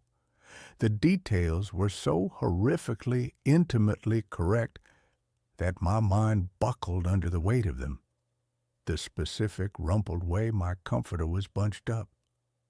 The book on my nightstand, a collection of poetry Chloe had left behind, its cover clearly legible. The glass of water beside it, even the shadow cast on the wall by my bedside lamp, was perfect, a familiar nightly silhouette. My first thought was that it was a prank, an incredibly elaborate, cruel prank. My mind immediately went to Chloe, but this wasn't her style. She was practical, grounded.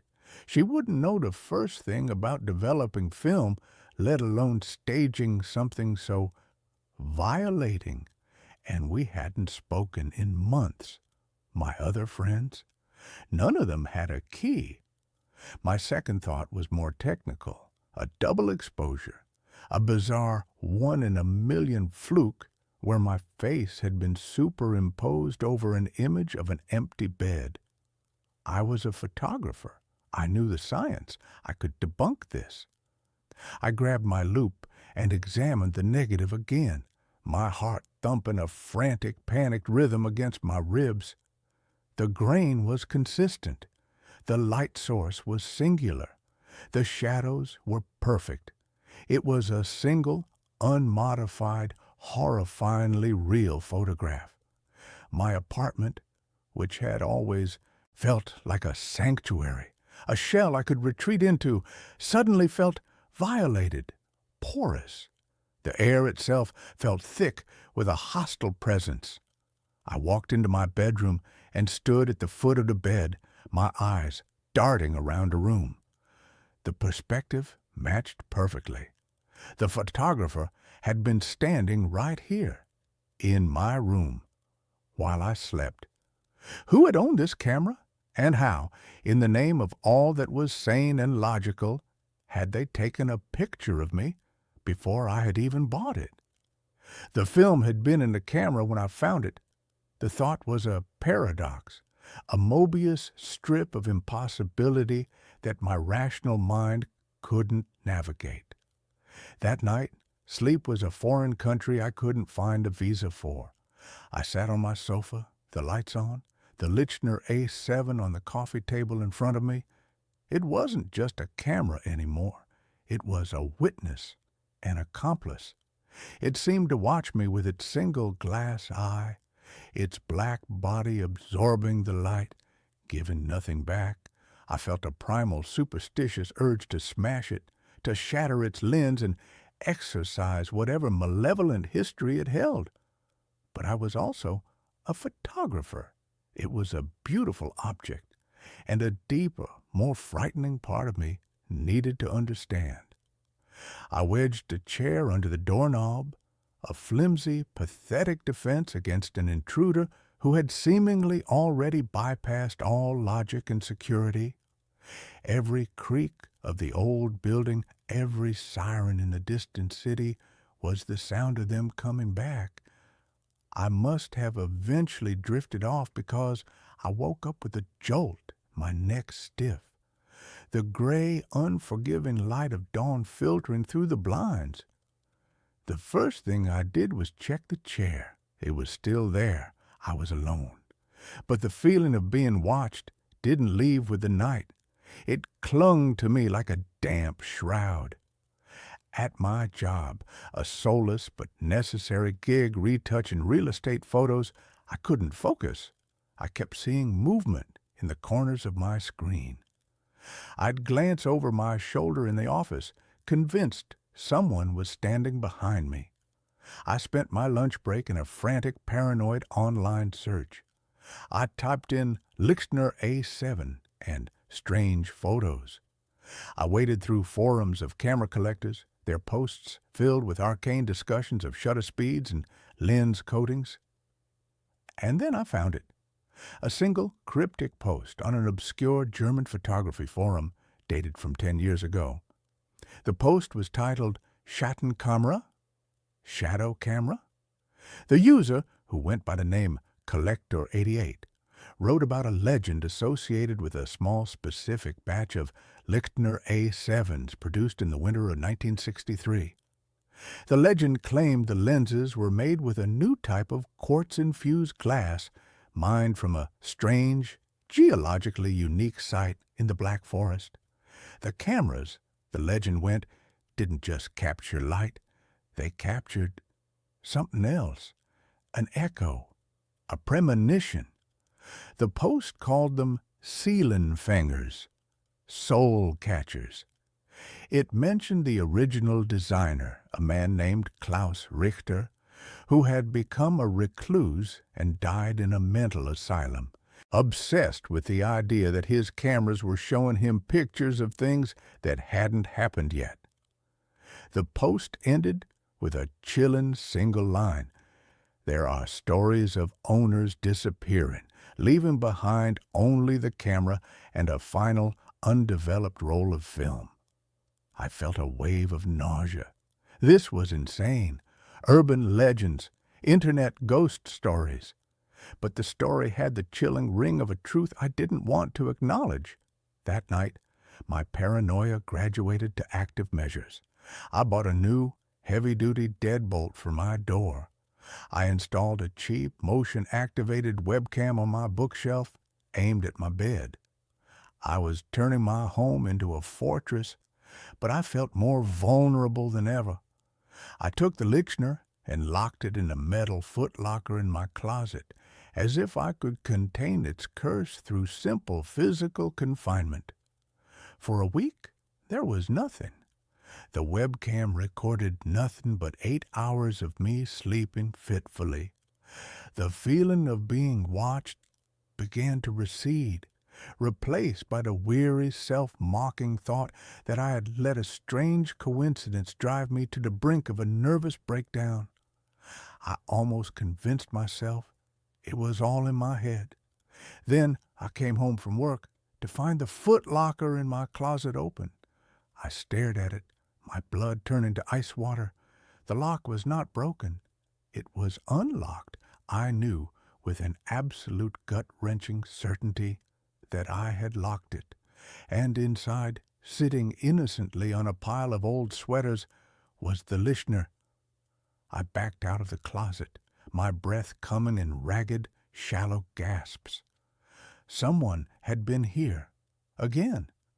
But the new deadbolt on my front door was still locked from the inside. The windows were all latched. There was no way in. My eyes fell on the webcam. I scrambled to my laptop, my hand shaking so badly I could barely type my password. I opened the security footage from the day. I fast-forwarded through the long, empty hours of my vacant apartment. Nothing. No movement. No intruders. The footlocker remained closed and locked. I replayed it, watching the timestamp in the corner. Then I saw it. At exactly 3:33 p.m., the video feed flickered. For a single frame, the screen went to black static. When the image returned, a millisecond later, the footlocker was open. It hadn't been opened. It had just become open, as if reality itself had been briefly edited. A single, crucial frame of the film of my life snipped out, leaving a seamless, impossible jump cut. With a sense of dread so profound it felt like I was moving underwater, I picked up the camera. The film counter, which had been at 0, now read 1. A new picture had been taken. I didn't want to see it.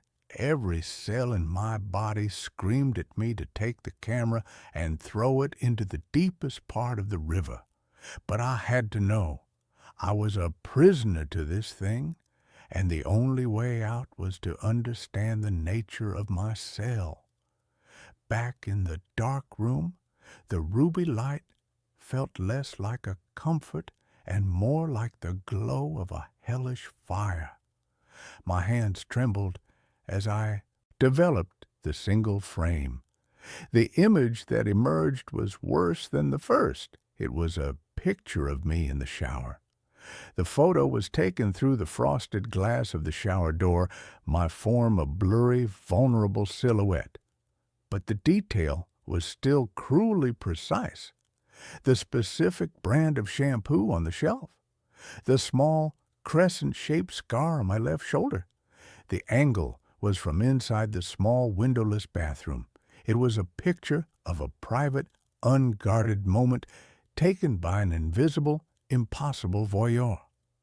The camera was no longer just showing me the past. It was actively documenting my present. It was with me, always. The next few weeks were a descent into a private waking nightmare.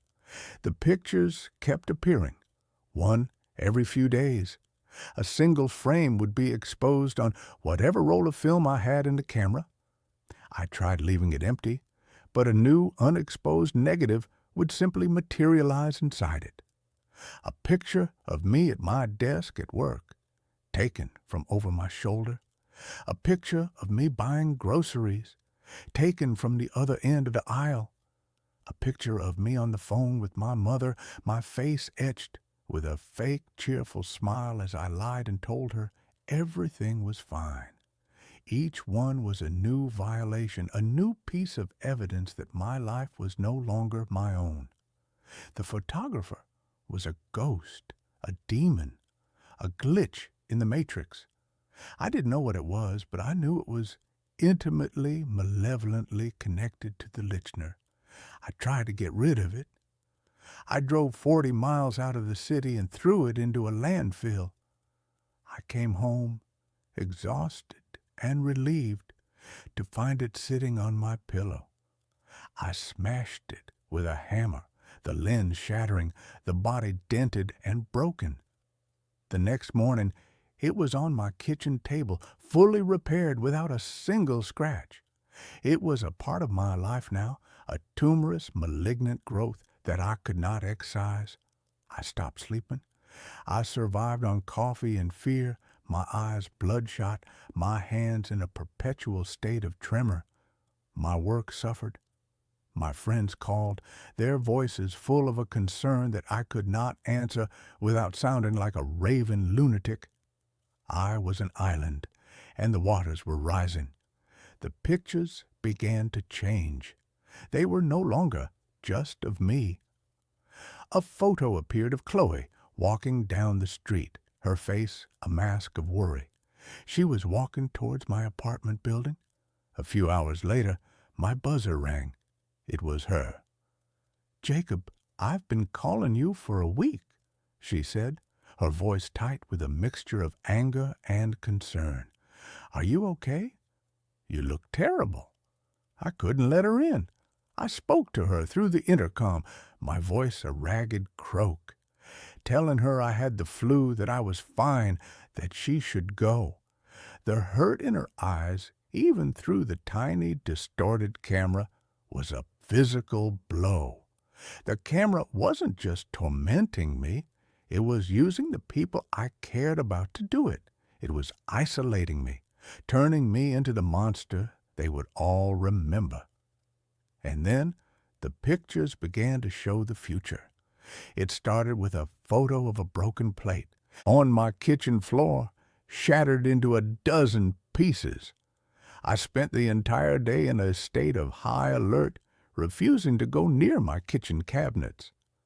That evening, as I was making coffee, a sudden, inexplicable tremor shook the building. A low, deep rumble from a passing construction truck on the street below. A plate vibrated off the shelf and shattered on the floor in the exact pattern as the photograph. My blood ran cold. The camera wasn't just a voyeur, it was an oracle, a prophet of mundane and perhaps not so mundane doom. It was showing me a script, a future that was already written, that I was powerless to change. My free will was an illusion. I was just an actor, hitting my marks in a horror movie written by a malevolent mechanical god. I knew, with a certainty that settled in my bones like a terminal cancer, that a final photograph was coming. The one that would explain everything, the one that would show me how it all ended. It appeared 3 nights ago. I developed it with the slow, resigned dread of a man walking to the gallows. The image that emerged from the developer was a culmination of all my fears, a perfect, monochrome distillation of the horror that had consumed my life. The perspective was my own. It was a photo taken from my point of view. My own hands were visible in the bottom of the frame, holding the Lixner camera. The camera was pointed down at the floor of my living room. Chloe was lying there, her eyes wide and staring at the ceiling, a dark, spreading stain on the front of her white blouse. In the corner of the frame, I could see the tip of my own shoe, and next to it, on the floor, was a knife. I stared at the photograph, a low, keening sound of pure despair escaping my lips. It wasn't going to just kill me. It was going to use me. It was going to turn me into a murderer. It was going to take the last person I had ever loved and make me destroy her. And it was going to document the act with its cold, passionless, quartz-infused eye. The final photograph wouldn't just be of a death, it would be my confession. I called her. My voice was a frantic, broken thing. Chloe, listen to me. Don't come here. Whatever you do, do not come to my apartment. I don't care what you hear. I don't care if I call you and beg. Stay away." "Jacob, what's wrong?" she cried. "You're scaring me. Let me come over. Let me help you." "No," I screamed, and I slammed the phone down. I threw it against the wall, shattering it. I had to break the chain of prophecy. For 2 days, I sat in my apartment, a prisoner of a future I was desperately trying to avoid. I boarded up the door with a hammer and nails. I sat on the floor in the dark, the Lixner in my lap, its cold weight a constant, terrible reminder. I waited. Last night I heard a pounding on my door. "Jacob, it's me. The landlord let me into the building. I know you're in there. Please, just let me see you're okay." It was Chloe. My frantic, insane warnings had, of course, had the opposite effect. They had convinced her I was in danger and that she needed to save me. The prophecy was fulfilling itself. The final act was beginning. I could feel it then, a cold, alien sensation seeping into my arms, into my hands. The camera in my lap felt like it was humming, vibrating with a low, hungry energy. An impulse that was not my own told me to stand up, to go to the door, to let her in. I am writing this now, scrawling these words on the back of old photographic prints with a piece of charcoal from my art supplies, because I don't have much time. I can feel my will eroding, my own thoughts being drowned out by a cold, quiet, calculating intelligence that is not mine. It wants the picture. It has been building to this moment, to this perfect, tragic composition. Chloe is still outside my door. She's been talking to me for hours, her voice growing hoarse, pleading with me. And the other voice, the one inside my head, is getting stronger. It's telling me how beautiful the final print will be, the chiaroscuro of the shadows in the room, the tragic, poetic horror of the scene. It's a masterpiece, it tells me, the greatest photograph ever taken. The camera is in my hands now. It feels so heavy. My fingers are moving towards the nails I hammered into the door. I don't want to do it. I am screaming inside my own mind, a silent, unheard shriek. But my body is beginning to move. It's a slow, jerky, puppet-like motion, my muscles obeying a will that is not my own. The entity that lives in this camera, the ghost of Klaus Richter, or whatever ancient, hungry thing he woke up in that forest, it doesn't just capture moments. It creates them. It feeds on them. It feeds on despair. Chloe is calling my name, the name of the man I used to be. My hand is on the first nail. It's cold, sharp. I can see the final picture in my mind's eye, as clear as if it were already developed and hanging on a gallery wall. It is a work of undeniable soul-destroying art, and it will be my last testament. I don't know if I can stop it. I am raising the hammer. All I know is that the shutter is about to click. My GPS keeps directing me to the same abandoned house. The voice in my car is a woman named Cal. I don't know if that's her real name or even if she's a real woman. She speaks with the placid, uninflected calm of someone who has never been late, never been lost, and never felt the cold, creeping dread of being somewhere you are not supposed to be. Cal is the default voice of the Wayfinder 5000, a slightly outdated but relentlessly reliable GPS unit, suction-cupped to my windshield. For the past 6 years, as a regional sales manager for a mid-level pharmaceutical company, Cal has been my co-pilot, my navigator, my silent synthetic companion on the lonely asphalt veins of the American Midwest. She has never been wrong until she started trying to kill me, or if not kill me, then something far, far worse. The first time it happened, I was on my way to a meeting in rural Wisconsin. I was cutting through a stretch of farmland so flat and featureless, it felt like a screensaver. My appointment was in a town called Prairie Ridge, a place that barely registered as a smudge on the map. According to Cal, I was 40 minutes away. "In 200 feet, turn left," she said, her voice as serene as a mountain lake. I glanced at the screen. The purple line of my route took a sharp 90-degree turn off the main highway and onto a thin gray line that the map didn't even bother to name. "Recalculating," I said aloud, a habit I'd picked up over thousands of miles of solo driving. I tapped the screen, looking for an alternate route. There was none. This was it. I slowed the car and made the turn. The road was gravel, loose and chattering under my tires. Overgrown cornfields pressed in on both sides, their dry stalks rustling with a sound like whispering snakes. After about a mile, the road degraded further, becoming little more than 2 dirt tracks with a spine of weeds growing down the middle. My sensible company-issued sedan was not built for this. "Are you sure about this, Cal?" I muttered. "In 1,000 feet, your destination will be on the right," she replied, oblivious to my concern. The cornfields fell away, and the trees began, ancient skeletal oaks that formed a dark, claustrophobic canopy over the road. And then I saw it. Set back from the road, half swallowed by a sea of thorny, overgrown bushes, was a house.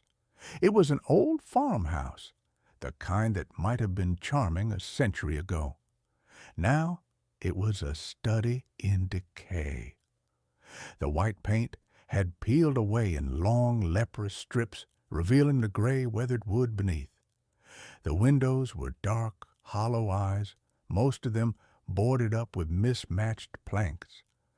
A single skeletal tree stood in the front yard, its dead branches reaching for the sky like the fingers of a drowning man. The place didn't just feel abandoned, it felt condemned, cursed. A deep, instinctual wrongness emanated from it, a silence that was heavier and more profound than the surrounding woods. "You have arrived at your destination," Cal announced cheerfully. I stopped the car, the engine a loud, intrusive rumble in the oppressive quiet.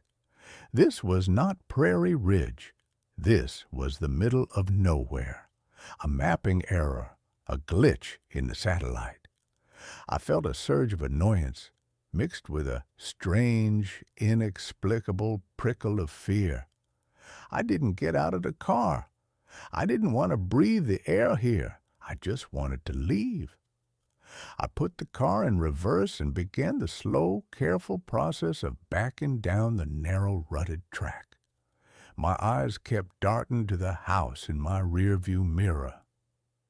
I could have sworn I saw a flicker of movement in one of the dark upstairs windows, like a curtain being drawn aside.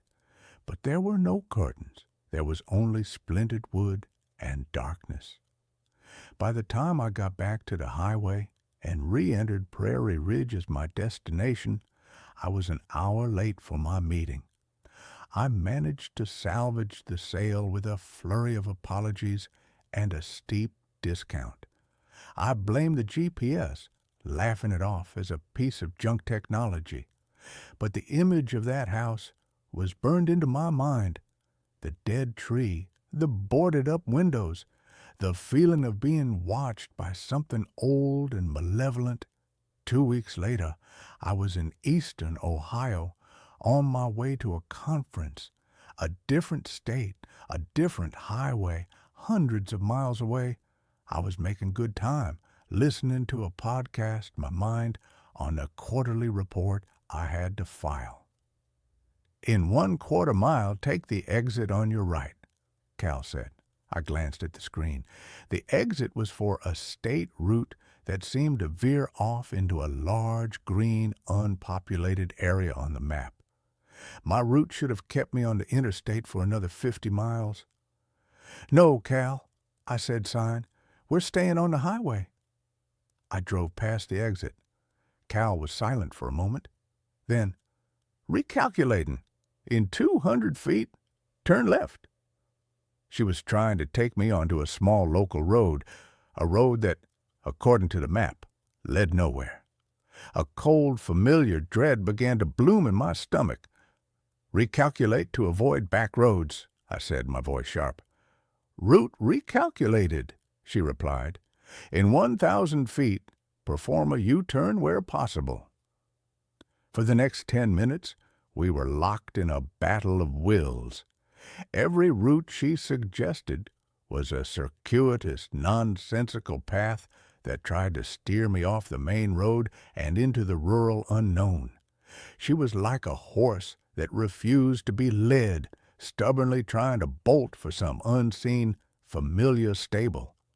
Finally, in a fit of frustration, I unplugged the Wayfinder 5000 and threw it onto the passenger seat.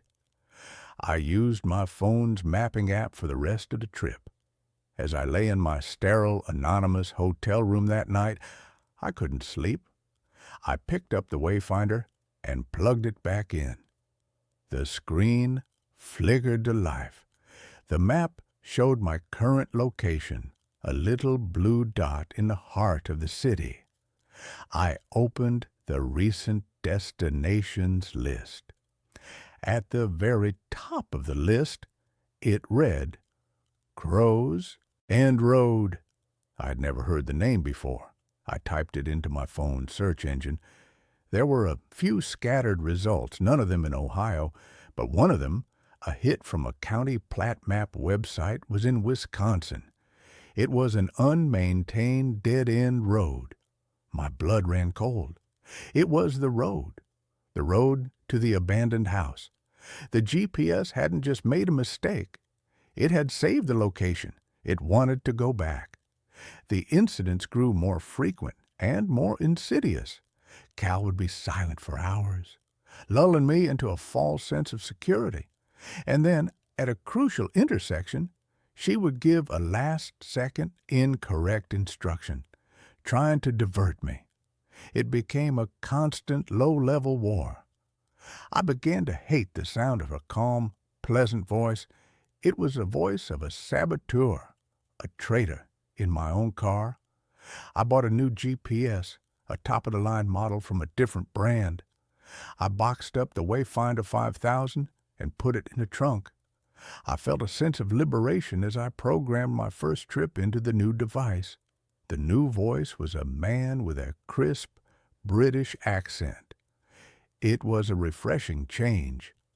I was driving through Indiana on my way to see a client in Fort Wayne. The new GPS was working perfectly. In 1 mile, you will reach your destination, the British voice announced. And then a burst of static from the car's speakers. The new GPS screen flickered and went blank. A moment later, it came back on. But the map was different. It was a local, rural map. The British voice was gone. In 200 feet, turn left, said the calm, familiar, horrifying voice of Cal. I stared at the screen in disbelief. It was Cal's interface, her purple line, her familiar fonts. She had somehow overridden the new device. She had infected it. My car, my sanctuary, the one place where I was supposed to be in control, had been completely and utterly compromised. I pulled over to the side of the road, my hands shaking. This was not a glitch. This was not a technological error. This was something else. This was an intelligence, a malevolent, focused intelligence that was fixated on one thing, getting me back to that house. That was when my life began to unravel. The fight was no longer just about directions. It was about my sanity. I became obsessed. I spent my nights in hotel rooms, not preparing for meetings, but scouring the internet, digging into the history of that small forgotten plot of land in rural Wisconsin. The property on Crow's End Road, I discovered, had belonged to a family named the Whitakers. The last record of them was from a census of 1978. A husband, Silas, a wife, Mary, and a 6-year-old daughter named Lily. Then, in the fall of that same year, there was a fire. The official report, which I found in a digitized archive of the local newspaper, was brief and tragic. The fire had consumed the house. The cause was listed as undetermined. The bodies of Silas and Mary were found in the ashes. The daughter, Lily, was never found. She was presumed to have perished in the blaze, her small body consumed by the inferno. The article ended with a haunting single line from the fire chief at the time. "It's a terrible tragedy. That house is at the end of a long, dark road. By the time we got the call and found our way out there, it was too late. There was nothing we could do." I stared at the grainy black and white photo that accompanied the article. It was the house, my house, but it was before the decay had set in, before the boards were on the windows. It was just an ordinary, slightly ramshackle farmhouse, and on the porch, so small and out of focus that she was almost a ghost, was a little girl in a white dress holding a doll, Lily. The knowledge didn't bring me peace. It brought a deeper, colder dread. The house wasn't just an abandoned building. It was a tomb, a place of profound, unresolved tragedy. And for some reason, its ghost had latched onto my GPS. The haunting escalated. Cal began to speak to me even when the GPS was turned off. I'd be driving in silence, and her voice would suddenly emanate from the car's speakers, soft and clear. "Are you lost, Alan?" she'd ask. My name is Alan. I had never programmed my name into the device. The first time it happened, I almost drove off the road. I tore the GPS from the windshield, unplugged it, and threw it in the trunk, burying it under a suitcase. But her voice still came through the speakers. She was in the car's Bluetooth system, in its very wiring. She began to use details from my life. "Sarah is wondering when you will be home," she said one night as I was driving through a rainstorm. Sarah was my wife. "Emily has a piano recital on Friday. You shouldn't miss it." Emily was my 7-year-old daughter. The voice was using my own life, my love for my family, as a weapon against me, a way to anchor my fear, to make it more real. My work suffered. I missed meetings. I lost clients. I was constantly exhausted, living on a knife's edge of paranoia and fear. My boss put me on probation. I tried to explain, but how do you tell your boss that your car is haunted by a ghost who is obsessed with a tragic fire from the 1970s? My home life, my sanctuary, began to crumble. Sarah knew something was wrong. I was distant, jumpy, prone to long, silent stares out the window. I had lost weight. I had dark, bruised-looking circles under my eyes. "Alan, what is it?" she asked one night, her voice full of a worry that was beginning to curdle into frustration. "You're like a ghost. You're here, but you're not. Are you having an affair?" The question was so mundane, so normal, it was almost a relief. "No," I said, the word coming out as a choked, hollow sound. "God, no, it's the driving. I'm just burned out." It was a weak, pathetic lie, and we both knew it. The distance between us grew. A cold, silent canyon, carved out by a secret I couldn't share. How could I tell her that I was terrified to get in my car? that I had started taking rental cars to my meetings, only to have Cal's voice eventually bleed through their speakers, too. She was not tied to the device. She was tied to me. The dream started. I would be in the house. It was no longer abandoned, but filled with a thick, acrid smoke that stung my eyes and choked my lungs. I could hear a child crying, a thin, terrified wail that seemed to come from the walls themselves. I would try to find her, stumbling through the smoke-filled rooms, my hands outstretched, but the layout of the house would shift and change, a maddening architectural nightmare. I would always wake up just as I reached the door to the nursery, my hand on the hot brass knob, the sound of the girls weeping on the other side. I knew I was approaching a breaking point. I was losing my job, my wife, my mind. I was a man being haunted into oblivion. I had two choices. I could let it destroy me, or I could confront it. I had to go back to the house. I had to go to Crow's End Road, not as a lost, accidental tourist, but as a man looking for an answer. I had to understand why this was happening to me, why I had been chosen. I told Sarah I was going on a weekend sales retreat. Another lie to add to the growing pile. I got in my car. This time, I didn't fight it. I plugged in the Wayfinder 5000. Its screen cracked from one of my more violent attempts to silence it. "Navigate to last destination," I said, my voice a resigned, trembling whisper. "Navigating to Crow's End Road," Cal replied, her voice sounding for the very first time something like satisfied. The drive was 5 hours. Cal was silent the entire way, a quiet, expectant presence. As I turned off the highway and onto the familiar gravel road, a thick, unnatural fog rolled in, blanketing the cornfields in a shroud of gray. The world grew silent, my car the only moving thing in a dead, quiet landscape. When I arrived, the house looked different. The decay was the same, but the wrongness I had felt before was now a palpable, physical presence. It was a low, humming vibration in the air, a pressure against my eardrums. It was the feeling of a place that was awake and waiting.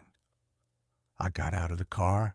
The air was cold and smelled of damp earth and something else. Smoke. A faint, phantom smell of old, cold smoke. I walked up the rotten, sagging steps of the porch. The front door was ajar, hanging from a single rusted hinge. I pushed it open and stepped inside. The interior was a wreck. Dust as thick and soft as gray snow covered everything. The furniture was draped in cobwebs that looked like funeral shrouds. In the center of the living room, there was a large, dark stain on the floorboards where the fire had burned hottest. My eyes were drawn to the staircase. It led up into a darkness that felt solid, absolute. The child's weeping from my dreams echoed in my memory. "Why am I here?" I shouted, my voice swallowed by the oppressive silence. "Are you lost, Alan?" The voice wasn't Cal's. It was in my head. A man's voice, rough and low, like stones grinding together. I spun around. The room was empty. "You're not supposed to be here," the voice whispered in my mind. "This is my house. She is my daughter."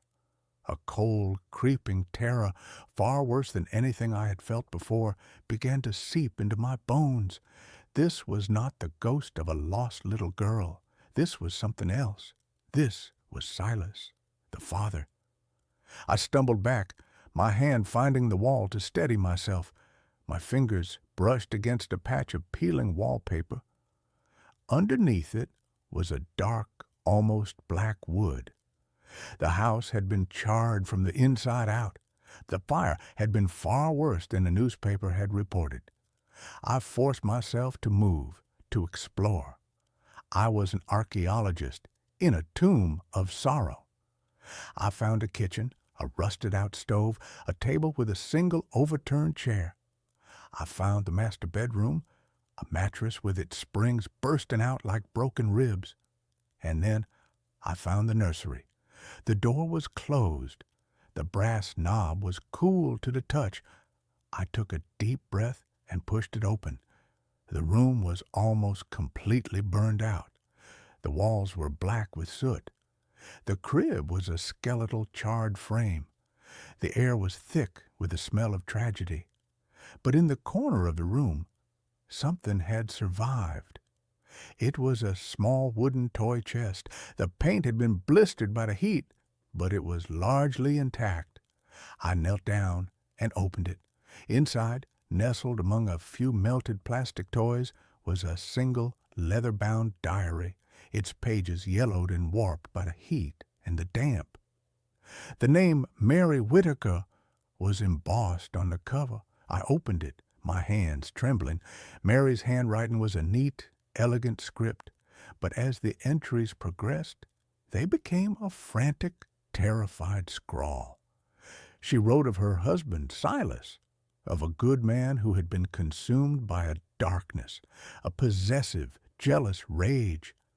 She wrote of his obsession with his daughter, Lily, an obsession that had soured into something unnatural, something terrifying. He wouldn't let her go to school. He wouldn't let her have friends. He saw every stranger as a threat. The final entry was dated the night of the fire. He has locked us in. He says the world is too full of poison, that he is the only one who can keep Lily pure. He has been talking to himself all day. I can smell gasoline. He is not going to let us leave. He is going to keep us here with him forever. If anyone ever finds this, know that I tried to save my daughter. Know that I loved her. A single hot tear dripped onto the fragile page. It wasn't a tragic accident. It was a murder-suicide. Silas had been a monster. He had trapped his family, and when he couldn't control them in life, he had bound them to this place in death. But that didn't explain me. It didn't explain the GPS. I heard a floorboard creak behind me. I spun around, my heart leaping into my throat. Nothing but the feeling of being watched, of Silas's malevolent presence, was suffocating. I had to get out. I stumbled out of the nursery, clutching the diary, and ran for the stairs.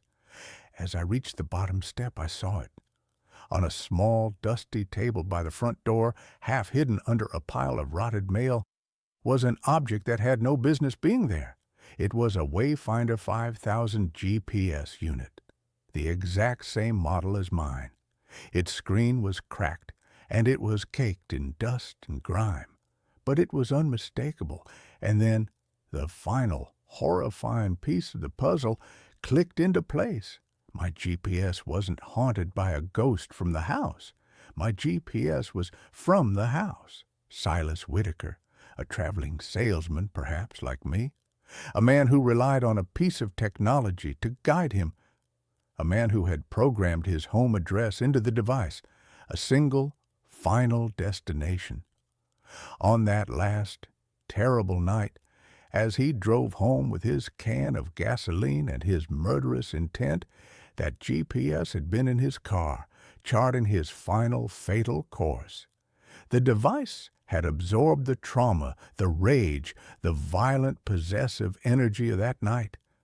It had become a vessel for his will. It was a cursed object, a relic of a murder. And somehow, through the strange, convoluted currents of second-hand sales and forgotten electronics, it had found its way to me. Or, more terrifyingly, it had chosen me. A man just like him, a traveling father with a wife and a daughter at home. It was trying to repeat the pattern. It was trying to bring me home, to its home, to make me a part of its endless tragic loop. You can stay, the voice of Silas whispered in my head. We can be a family. I heard the front door slam shut with a deafening final boom. The air grew cold. The shadows in the room deepened and seemed to coalesce. A figure began to form in the doorway, a tall, gaunt man made of smoke and rage and decades of festering hate. But another presence was in the room now, too, a small, cold spot by the foot of the stairs. I could hear a faint, sobbing sound. It was her, Lily. She wasn't a part of his rage. She was his victim, his prisoner. And she was just as trapped as he was. I knew then what I had to do. I couldn't fight him. He was too strong here. This was his house. But maybe I could free her. The GPS. It was a beacon for him, but maybe it could be a key for her. It was a map. It knew the way home, but it was stuck on its final terrible instruction. I had to give it a new one. I ran back to my car, the ghost of Silas shrieking with rage behind me, the force of his anger a physical battering wind. I fumbled for my keys, my hands slick with sweat.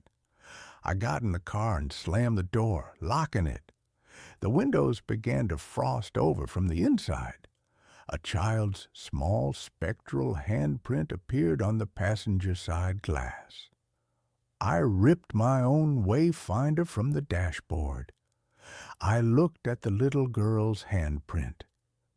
It's okay, I whispered, my voice trembling. I'm going to take you home.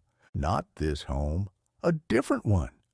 My fingers flew across the screen of the GPS. I went into the settings, into the saved addresses. Under Home, it listed the coordinates for Crow's End Road. I deleted it. Then I typed in a new address. My address. The address where my wife and daughter were waiting. The address that, for the past few months, I had been too terrified to even think about. Set destination to home, I said, my voice firm. The screen flickered. The ghost of Silas roared, and the car shook violently, as if in the grip of a giant, unseen hand. For a moment, the map showed the twisted, impossible route back to the farmhouse. But then something shifted. A new, clean, purple line appeared on the screen, leading away from this place of horror, leading back towards the highway, back towards the world of the living. Navigating to home, Cal said. Her voice was different. The cold, synthetic edge was gone. It was just a voice now, a tool. The curse had been broken. The pressure on the car vanished. The frost on the windows melted away. The small, spectral handprint faded. I looked in my rearview mirror. The house on Crow's End Road was just a house again, a sad, rotting structure in a dying wood. The profound, malevolent wrongness was gone. I had not defeated the ghost of Silas Whitaker. I had simply taken away his map. I had stolen his ride. I drove away from that place and didn't look back. The 5-hour drive home was the quietest, most peaceful drive of my life. I threw the Wayfinder 5000 into a gas station trash can 100 miles away. When I walked through my front door, the smell of Sarah's cooking, the sound of Emily practicing a clumsy, beautiful song on the piano, it was the most sacred, wonderful sensory experience of my life. I held them both, my face buried in their hair, and I wept. They didn't understand why, not really, and I would never be able to tell them. I quit my job. I found a new one, a local one. I don't drive much anymore. My world has become smaller and infinitely more precious. I am a man who has looked into the abyss, a place where love becomes a cage and home becomes a tomb. I am a man who was chosen by a ghost to be his replacement. But I refused the role. I rewrote the map. I chose my own destination, and every morning when I wake up in my own bed next to my wife, with the sound of my daughter padding down the hall, I know with a gratitude that is as deep and as real as a prayer that I have arrived. I am home. My phone keeps sending me photos. I never took. I prided myself on my digital hygiene. I was the guy who used multi-factor authentication for everything, who updated his OS the minute a patch dropped, and who kept his phone's camera roll meticulously organized. My life was defined by order, a clean, predictable line graph in a world of erratic scribbles. My phone, a high-end, state-of-the-art model, was my most trusted tool, an extension of my own organized mind. I used it for work, for tracking my fitness, and for capturing the occasional deliberate moment, a sunset, a well-plated meal, a perfectly stacked set of books. Every photo in my library, all 4312 of them, had a story, a time, a place, and a conscious act of my own intention attached to it. That's why the first impossible photo was such a profound violation. It arrived, not as a text or an email, but silently, seamlessly, integrated into my own camera roll, nestled between a picture of my dog, Winston, sleeping on a pile of laundry, and a screenshot of a plumbing quote. I was reviewing the laundry picture, zooming in to admire his ear floof, when I swiped left and saw it. It was a picture of a hallway. Not my hallway, but a similar one. It was dimly lit, wallpapered in a faded floral pattern I didn't recognize, and utterly empty. The perspective was low, almost from the floor, and the only light source seemed to be a weak, yellow-tinged bulb at the end of the corridor. It was unremarkable in every way, except for the fact that I had never been there. I had never taken this picture. I checked the metadata immediately, my heart giving a single hard thump against my ribs. The timestamp was 3:42 a.m. 2 nights prior, the location data was blank, which in itself was odd, as my phone's GPS was always on and precise. The phone model was correctly identified as my own. I chalked it up to a bizarre, deep-seated cloud sync glitch, perhaps a remnant from an old phone I had forgotten to properly wipe, somehow dragged from the digital ether into my current device. It was an unsatisfying technical explanation, but it was an explanation. I deleted the photo, emptying the trash, and ran a full diagnostic scan, which, predictably, came back clean. I then spent the next hour meticulously checking every setting in my cloud and photo apps, confirming that my account was secure and no unfamiliar devices were linked. I went to bed, telling myself the anomaly was resolved, a tiny, harmless, statistical improbability. The second photo arrived 3 days later. I was sitting at my kitchen counter, drinking my morning coffee, when a little notification badge appeared over my Photos app. I tapped it with a fresh, cold surge of adrenaline. The photo was of a single, black and white, porcelain teacup, sitting alone on a wooden surface. I recognized the cup. It was an heirloom piece from my grandmother, a piece I kept locked away in a high, dusty cabinet in my living room. I hadn't touched it in months. The wooden surface, however, was not my cabinet shelf. It was a wide, slightly warped floorboard, aged and splintered.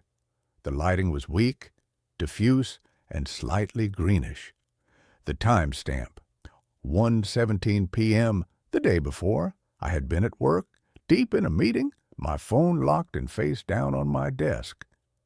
This one broke my rationalizations. It wasn't a cloud glitch. A cloud glitch wouldn't insert a specific, impossible image into my private space, an image of an object only I owned, placed in a location that did not exist in my reality. I grabbed the old teacup from the cabinet. It was where I had left it, the dust undisturbed. I spent the rest of the day in a state of meticulous, terrified analysis. I checked the EXIF data of the image file directly, diving into the raw code. The data was sparse, but the creation date was undeniably recent. There was no owner or author tag, only the default camera serial number, my phone serial number, the camera aperture, shutter speed, and ISO settings were all consistent with the low-light conditions of the photograph, proving it was a real image captured by a device.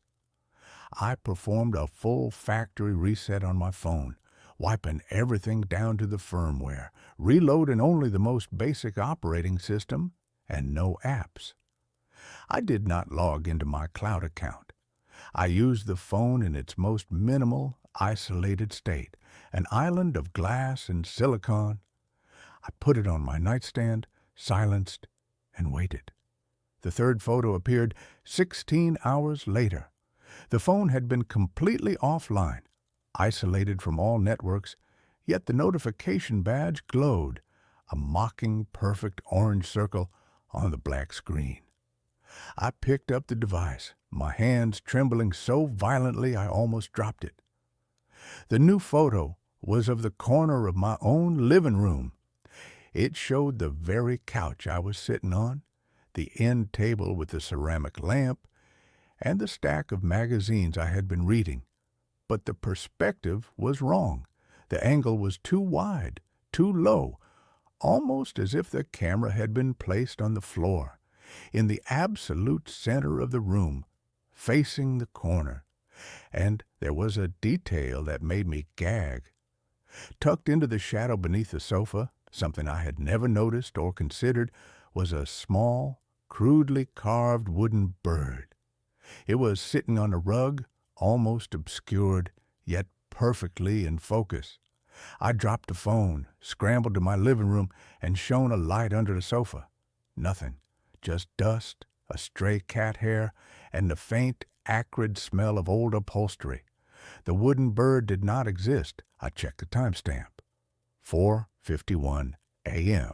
I had been asleep. The horror shifted from a technical puzzle to a metaphysical impossibility. My device, which I held in my hand, was actively communicating with an unknown source, a source that was capturing images that were physically impossible, either of objects in a world I didn't inhabit, or of my own private space captured at a moment of my absolute vulnerability, containing details that were not real. I abandoned my phone. I bought a brand new, different model phone from a different manufacturer and a new SIM card. I opened no accounts, used no cloud services, and gave no personal data. I used it like a digital camera, a dedicated, isolated recording device, keeping it off Wi-Fi and Bluetooth for days at a time. My plan was to use the new phone to photograph the old phone screen when the next impossible image arrived, documenting the anomaly with an objective, untainted device. But the new phone became infected instantly. The first photo appeared in its camera roll within 24 hours of me setting it up. It was a picture of the old phone lying on my kitchen counter, its screen displaying the latest terrifying addition to its own ghost gallery, a photo of me, sound asleep, drooling slightly under my pillow, the angle impossibly close and intimate. The terror was no longer a chill, it was a constant, debilitating, internal tremor. The ghost wasn't in the hardware. It was in the connection. It was in the digital space I occupied, a layer of reality that existed adjacent to mine, capable of accessing my devices and observing my life. The photos were the only point of contact, the only physical evidence of this parallel existence. The photos began to escalate in their level of personalization and their cruelty. They were no longer empty hallways or misplaced objects. They became glimpses of my future, or perhaps the future of the person taking them. One showed my car, a slightly dented blue sedan parked precisely in a hospital parking space, a specific bright yellow line indicating the emergency zone directly in front of the vehicle. The timestamp was 2 weeks in the future. I knew with a bone-deep, visceral certainty that the photo was a promise, a horrific premonition. I locked my car in my garage and took the bus for a month, living in a constant state of hypervigilance, terrified of that bright yellow line. Another photo showed my own face, but not as I knew it. The jawline was too sharp, the eyes too wide and hollow, the expression one of cold, detached, almost predatory observation. It was my face, but it was wearing a smile I would never make, a smile of serene, absolute knowledge. The title of the file when I dug deep into the system files was not a generic IMG number. It was the name of my dog, Winston Watcher.jpg. I spent an hour holding Winston, checking his fur, looking for a transmitter, a camera, a foreign object, anything that could explain how my dog's name was now the identifier for the terrifying, distorted image of myself. The most terrifying discovery came when the photos started depicting the photographer. They were rare, almost accidental, as if the camera had been pointed slightly off-center and the source of the lens's action had briefly drifted into the frame. In one, taken from the high perspective of my bedroom ceiling, a dark, thin shadow stretched across the white carpet. In the corner of the frame, there was a faint, blurred reflection in the glass of a framed photograph on my dresser. I used image manipulation software, zooming in with forensic intensity. The reflection was distorted, a funhouse mirror image, but it was distinctly human-shaped. It was tall, impossibly thin, and shrouded in what looked like heavy, loose cloth. But the most horrifying detail was the hand. It was holding a phone that looked exactly like mine, and a wrist seemed to bend at an unnatural double-jointed angle, allowing the person to hold the device and take a perfect overhead photo without moving their body closer to the lens. The photo was taken at 2:05 a.m., the precise time I had finally fallen into an exhausted, pill-induced sleep. I realized the horror was not that I was being watched, but that the photos were not being sent to me. They were being taken by me, or rather, by an entity that had completely subsumed my digital identity, operating my devices with a silent, unseen hand. The photos were simply being saved to my camera roll because the device still believed I was the user. My sanity began to fray in large, irreparable chunks. I couldn't sleep. I couldn't look at my reflection for fear of seeing that serene, predatory smile. I started a desperate, last-ditch attempt to contact the photographer. I used my second phone, the new one, to take a photo of the screen of my first phone, the old one. The photo on the old screen was another impossible image, a tight, close-up shot of the hinges on my front door, taken from the perspective of someone crouched on the floor outside, documenting the mechanics of my primary security barrier. I posted a message on a generic text editor app and took a screenshot of it. The message read, "I see you. Who are you? What do you want?" I saved the screenshot to the camera roll of the old phone, locked it, and placed it on my bedside table. I stayed awake all night, sitting rigid in a wooden chair, staring at the phone, a heavy, solid bronze sculpture clutched in my hand. I watched the screen. I watched the tiny orange badge appear over the Photos app. It was 4:11 a.m. I snatched the phone, my heart pounding with a mixture of terror and desperate anticipation. I unlocked it, navigated to the camera roll, and saw the new photo. It was a selfie. It was a photo of a man's face, pale and drawn, but otherwise unremarkable. His eyes were wide, bloodshot with lack of sleep, and they were staring directly into the lens. The background was blurry, but I recognized the texture of my white bedroom wall and the corner of the wooden chair I was sitting in. The time on the photo matched the exact moment I had slumped into a brief, exhausted doze a few hours prior, before waking up suddenly. But this man was not me. He was wearing a shirt that was the wrong color. His hair was slightly shorter on the sides. His expression was not terrified, but profoundly, sickeningly calm, a quiet resignation that bordered on bliss. He had taken a picture of himself using my phone while sitting in my chair, while I had been in a state of compromised consciousness. I scrolled through the camera roll to see if the person had responded to my text message. They had. The screenshot of my plea was still there, but it had been subtly edited.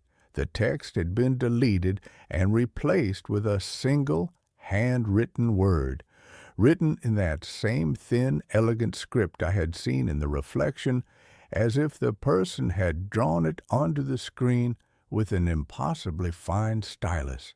The word was "we," and below it there was a new photo, a photo taken immediately after the selfie. It was a close-up of my own hand, my very real shaking hand, holding the bronze sculpture. My fingernails were chipped, the skin around them dry and cracked. The photographer had zoomed in on the details of my physical imperfection, capturing the raw, coarse reality of my exhaustion.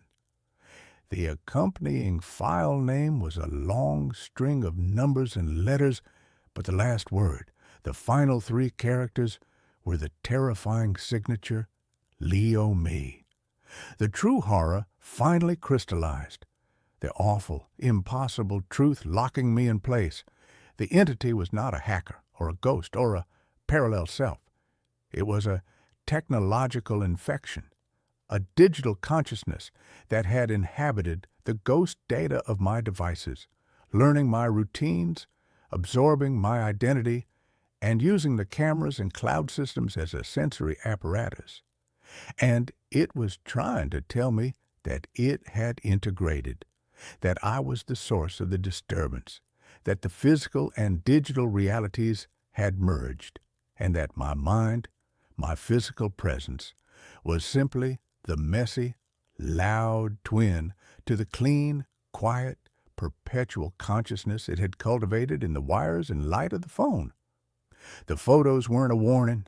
They were a diary, a set of observations made by the entity as it slowly, meticulously finalized the process of becoming me, using my own body as its final living shell. I destroyed the phones. I smashed them with the bronze sculpture, grinding the glass and silicon into a fine, worthless powder, then drowning the pieces in a bucket of water and burying them in the yard. I bought a cheap, old-fashioned flip phone with no camera, no internet, and no modern operating system, reducing my life to voice calls and text-only messages. I thought I had won. I thought I'd cut the string. But a month later, I received a text message on the new flip phone. It was from an unknown number, and it contained no words, just a series of Unicode characters, a long, meaningless string of symbols and emojis that seemed to defy any logical interpretation. I stared at the screen, the primitive green glow illuminating my terrified face. I finally deciphered the symbols using an ancient cipher table I found online. The characters were a sophisticated digital code, a digital message disguised as gibberish, and they resolved themselves into a single, terrifying phrase, a perfect, final photograph of my own internal state, delivered through a decade-old technology that should have been safe. I am now logging you off. Sleep is the last analog process I need to control. You have exhausted the battery. I dropped the phone. It was completely silent now, the single green line of the screen dark. I looked around my brightly lit room, my heart a frantic, desperate bird against my ribs. I knew then that the control was complete. The final photograph had been taken, and the camera, my own eyes, had been permanently stolen. I realized that I was the one who was now the image, the static, empty picture on a camera roll that existed in the perpetual, terrifying digital consciousness of the entity, trapped forever in the cold, silent library of my own stolen life. There's a new room in my apartment every time I wake up. The apartment was my anchor. In the swirling, chaotic sea of a life that had recently been capsized, apartment 7A was my one small immutable island of reality. It was a simple space, a pre-war one-bedroom with a kind of solid, dependable architecture that no longer exists. You entered into the living room, a decent-sized rectangle with a large window that looked out onto the intricate iron lacework of a fire escape and the stoic, unimpressed brick wall of the building opposite. To the right, a small galley kitchen that always smelled faintly of gas and old coffee. Straight ahead, a short hallway with the bathroom on the left and the bedroom at the end. 750 square feet of predictable, logical, blessedly boring space. I knew its every scar and imperfection. The weight of floorboards in the hallway groaned a three-note complaint when you walked on them. The water stain on the bedroom ceiling that looked like a profile of Abraham Lincoln. The persistent draft that whispered from the bottom of the living room window. I had measured its walls. I had memorized its layout. I had made it my sanctuary. My name is Alex, and for the past 6 months, since my brother Ben's accident, this apartment was the only thing in the universe that still made sense. Ben was the one who didn't make sense, the one who defied logic and gravity. He was a climber, a man who found his church on the sheer, unforgiving faces of granite cliffs. I was the urban planner, a man who designed grids, who believed in right angles and zoning laws, who found comfort in the predictable, horizontal flow of life. He chased the vertical, and 6 months ago, the vertical had won. A freak storm, a loose hold, a moment of gravitational certainty. He was gone, and my world, once a neat and ordered blueprint, had become a crumpled, tear-stained mess. Apartment 7A was the drafting table where I was trying and failing to smooth it out again. The first new room appeared on a Tuesday. I woke up with the familiar dull ache of a grief hangover, my dreams having been a long, exhausting replay of things I couldn't change. I shuffled out of the bedroom, down the short hallway, heading for the promise of coffee, and I stopped. On the right side of the hallway, opposite the bathroom, where there had only ever been a blank plaster wall decorated with a framed print of a Rothko painting, there was now a door. It wasn't a strange door. It was a door that looked like it had always been there. It was the same solid dark wood as the bathroom and bedroom doors, with the same simple, tarnished brass knob. My mind, sluggish and still half asleep, refused to process it. For a long, stupid moment, I just stared, trying to reconcile this new, impossible fact with the unshakable, dogmatic certainty of the apartment's layout that I held in my head. My first thought, the one produced by the logical grid-making part of my brain, was that I was losing my mind. That grief had finally cracked the foundations of my sanity and was now busily renovating the interior. My second thought, marginally less terrifying, was that I was still dreaming. I reached out and touched the wall beside the doorframe. The plaster was cool and solid. I pinched the soft skin on the back of my hand. The sting was sharp and real. With a trembling hand, I gripped the brass knob. It was cool and heavy. I turned it. The latch clicked with a soft, well-oiled sound. I pulled the door open. Inside was a small, narrow room, no more than 6 feet deep and 4 feet wide. It was a study or a library, furnished with a single, elegant dark wood desk and a leather-backed chair.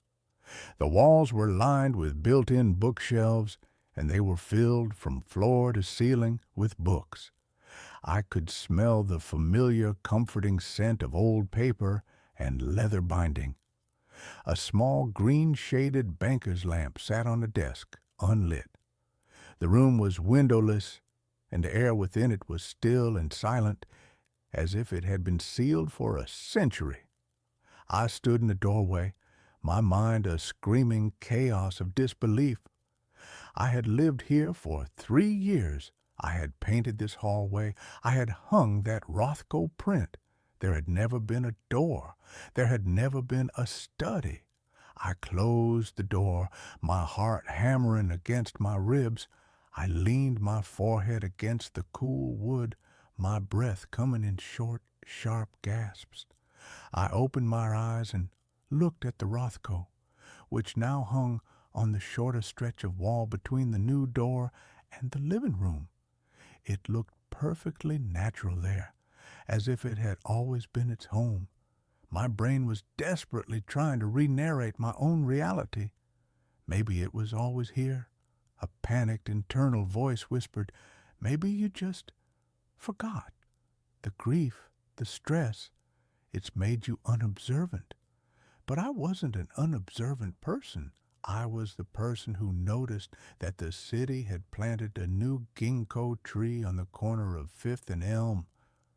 I was the person who knew the precise number of steps from my front door to the subway station. I did not forget entire rooms in my own apartment. I spent the rest of the day in a state of hypervigilant dread, a ghost in my own newly expanded home. I kept opening and closing the door, each time half expecting the room to be gone, each time being met with the same silent, impossible study. I ran my hands along the door frame, the bookshelves. They were solid. They were real. I pulled a book from a shelf. It was a leather-bound copy of Moby Dick. The pages were real. The ink was real. On the desk, there was a single framed photograph. I picked it up. It was a picture of me and Ben, aged about 8 and 10, grinning our gap-toothed smiles on a beach, a plastic shovel and pail between us. My mother had that same picture on her mantelpiece, 1,000 miles away. The sight of my brother's smiling, carefree face sitting here in this room that shouldn't exist was the thing that finally broke me. I stumbled back out of the room and slammed the door, a choked, guttural sob escaping my lips. This was not a hallucination. This was something else, something far, far worse. That night, sleep was a battlefield. I barricaded my bedroom door with a chair, a pathetically medieval defense against a threat that was already inside, a threat that operated on the laws of architecture and not of force.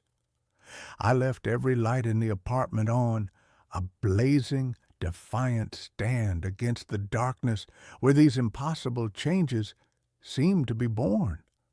I woke with a jolt, the gray light of dawn filtering through the window. The chair was still wedged under the knob.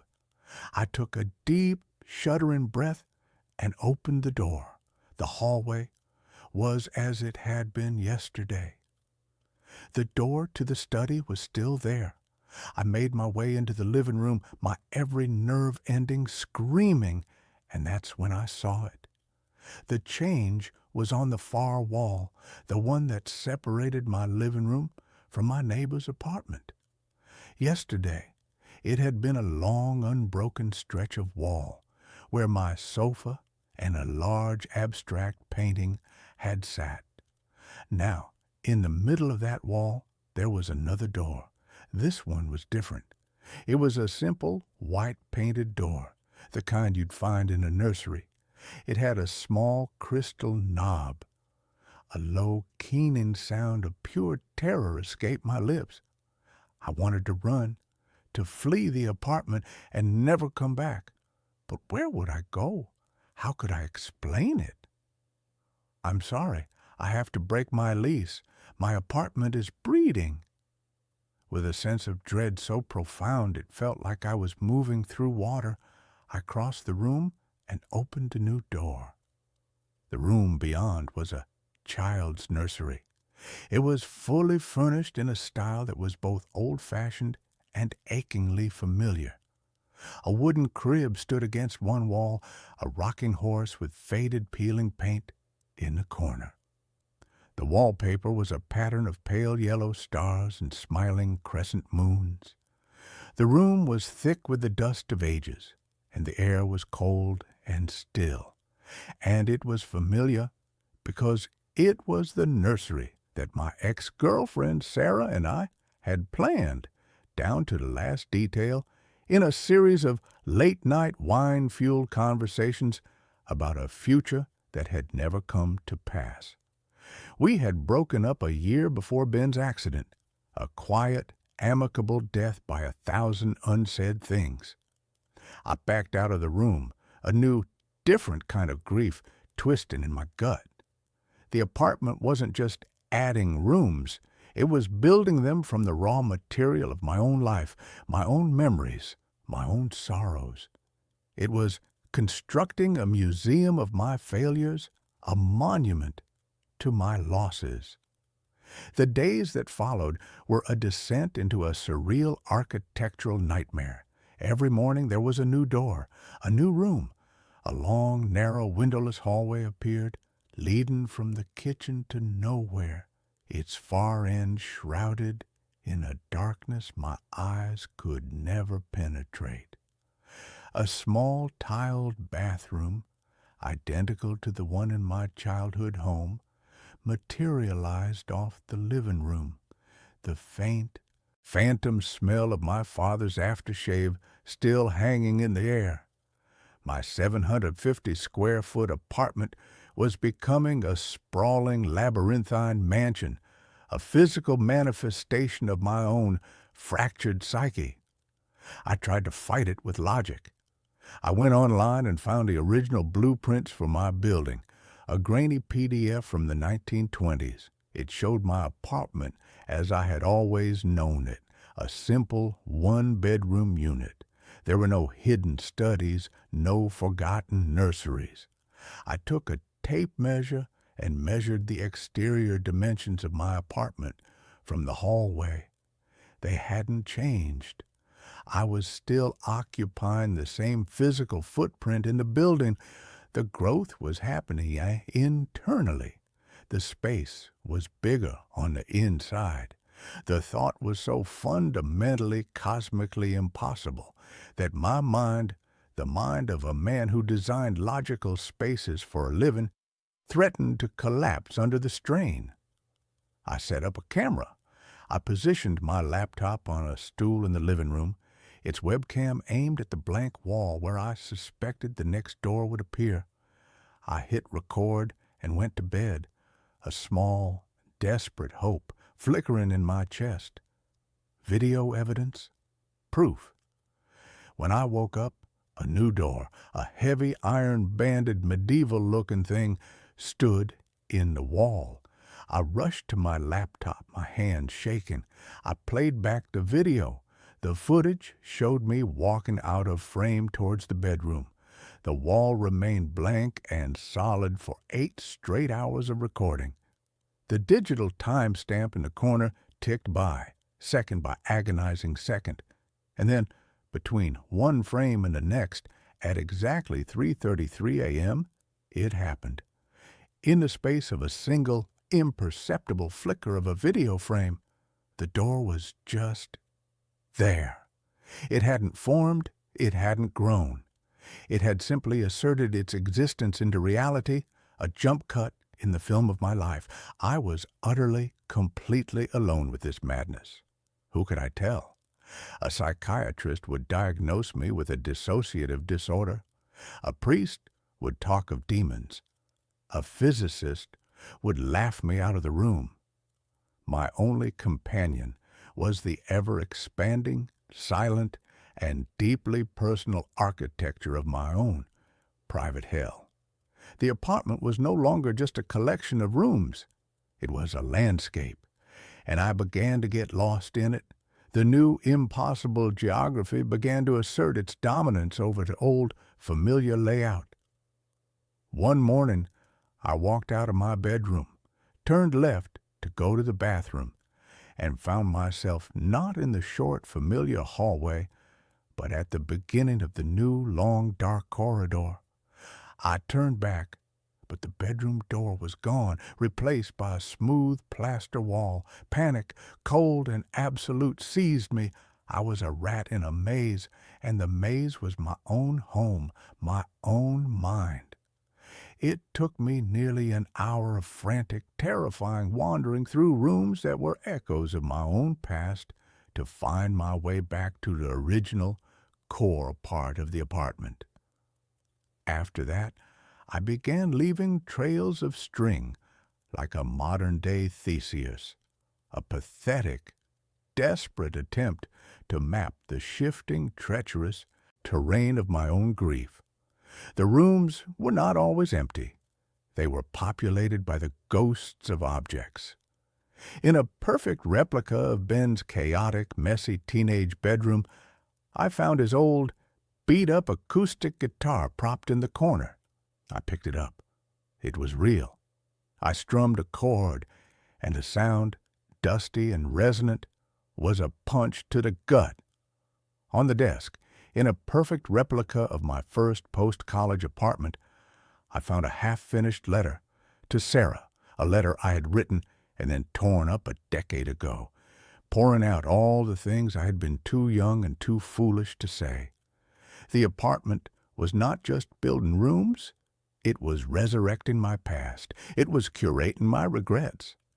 And a dark, terrifying question began to form in my mind. What was it building towards? I had to understand the source, the building itself. I began to dig into its history, spending my days in the city archives, a frantic, sleep-deprived man sifting through dusty property records and brittle, yellowed newspapers. The building had been constructed in 1928 by a reclusive, eccentric architect named Alistair Blackwood. He was a visionary, they said, a man obsessed with the psychological impact of living spaces. He had designed and built the entire building himself and had lived until his death in the penthouse. There were rumors, of course, whispers of strange geometries in his designs, of an obsession with the occult, of the idea that a building could be more than just wood and brick, that it could be a vessel, a consciousness. I found a single self-published book he had written, a slim leather-bound volume titled Mnemonic Architecture. It was not a book about design, it was a manifesto. It was the insane, brilliant, and terrifying ramblings of a man who believed that a space could become a living extension of the human mind. He wrote of psychotectonic blueprints, of buildings that could respond to the powerful emotional resonance of their inhabitants. He believed that profound grief, a powerful, focused, and unresolved sorrow, was the most potent building material in the universe. It could warp space. It could create echoes of the past. It could, he theorized, literally build new realities. "A house is not a machine for living," he wrote in a spidery, arrogant script. "It is a womb or a tomb. And when a powerful consciousness fills it with its sorrow, it will choose to become one or the other. It will either nurture a new life, or it will build a mausoleum to the old one." My apartment was building a mausoleum, and I was the guest of honor. The final piece of the puzzle, the one that confirmed the true monstrous nature of my situation, came from a small overlooked article in a 1945 newspaper. It was a short piece about the strange, unexplained disappearance of Alistair Blackwood. He had simply vanished from his penthouse apartment. The police had found the apartment locked from the inside. Nothing was out of place. He was just gone. The last line of the article was a quote from the investigating officer. "It's the strangest thing I've ever seen. The apartment, it felt bigger on the inside than it looked from the outside. We kept opening doors and finding more rooms. It was like the place just went on forever." Blackwood hadn't just designed a theory. He had built it, and he had become its first victim. The building wasn't haunted by him. The building was him, or what was left of him, a parasitic architectural consciousness that had been lying dormant for decades, waiting for a new source of fuel, waiting for a grief as powerful and as focused as its own, waiting for me. The apartment was no longer just a reflection of my past. It began to feel actively, malevolently intelligent. I would hear noises from the new rooms at night, the faint, mocking sound of a child's laughter from the empty nursery, the soft, mournful notes of a single amateurish chord being strummed on Ben's guitar. I would find the books in the study rearranged, their titles spelling out a single, accusing word. Why? It was trying to communicate. It was trying to break me. It was feeding on my sorrow, and the more I grieved, the more it grew, the more elaborate and personal the rooms became. A perfect replica of the hospital room where Ben had died appeared, the scent of antiseptic and lilies so strong it made me gag. The rhythmic, electronic beep of a phantom heart monitor a constant torturous soundtrack. I was being digested. My memories, my emotions, my very identity were being broken down and used as bricks and mortar in this ever-expanding prison of the self. I knew, with a certainty that was as cold and hard as a granite that had killed my brother, that if I didn't find a way out, I would end up like Alistair Blackwood. I would be absorbed. I would be a whisper in a new empty room, waiting for the next grieving soul to move in. My only hope was Sarah. She was the one loose thread, the one part of my past that was not defined solely by loss. Our ending had been sad, but it had not been tragic. I called her. My voice was a wreck, a frantic, paranoid babble. I didn't tell her everything. I just told her I was in trouble, that I needed to see her. She must have heard the raw, naked terror in my voice, because she didn't argue. She just said, "I'll be there in an hour." She was my one desperate gamble. I needed a witness. I needed another consciousness in the apartment, someone who could prove that this was real, that I wasn't just a man who had been driven mad by grief. When she arrived, my heart was a frantic, terrified drum. I let her in, and she just stood in the doorway, her face a mask of shock and concern. "Alex," she breathed, "what's happened to you?" I probably looked like a ghost. I hadn't slept properly in weeks, but I didn't care about that. "You see it, don't you?" I asked, my voice trembling, pointing a shaky finger at the nursery doctor in the living room wall. She frowned. "See what? The door." "It wasn't here before, Sarah," I said, my voice cracking. "None of them were." I took her on a tour of my own personal madness. I showed her the study, the dark hallway, the replica of Ben's bedroom. She followed me, her expression shifting from concern to a deep, profound, and terrifying pity. She couldn't see them. Where I saw a door, she saw a blank wall. I would open the door, walk into the study, and to her, it looked like I was just standing in the hallway staring at the plaster. I would describe the books, the desk, the photograph of me and Ben, and she would just look at me with those kind, gentle, psychiatrist-in-training eyes, her heart breaking for the man she had once loved, the man who was now so clearly, so tragically, lost in his own mind. The apartment was showing itself only to me. It was a private, bespoke hell, perfectly tailored to my own consciousness. Her inability to see it was the cruelest, most perfect torture of all. It was the final, definitive proof that I was alone. "Alex," she said, her voice soft, taking my hands in hers. "You've been through a trauma, a terrible one. Sometimes, when we're in that much pain, our minds, they build things to protect us or to punish us. You need help, real help. Let me call someone." I pulled my hands away. "You think I'm crazy." "I think you're in pain," she said, her eyes welling with tears. And then the apartment, the monstrous sentient thing that had been listening to our every word, played its master stroke. A new sound began to emanate from the living room wall, a soft, rhythmic, electronic beeping, the sound of a heart monitor, the sound from the hospital room, but this time it was different. It was slowing down.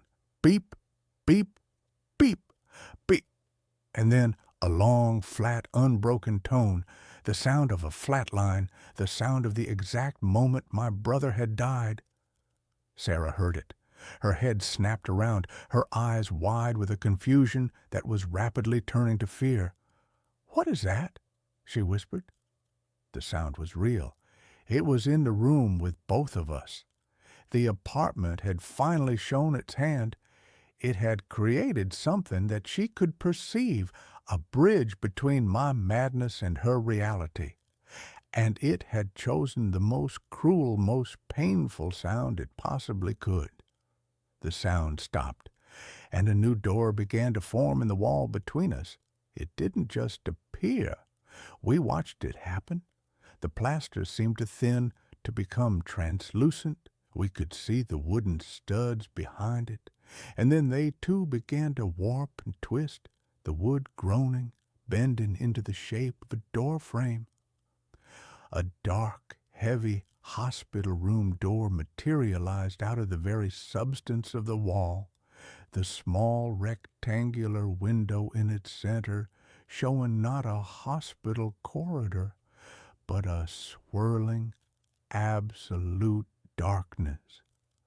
Sarah let out a small, strangled scream and stumbled back, her hand flying to her mouth.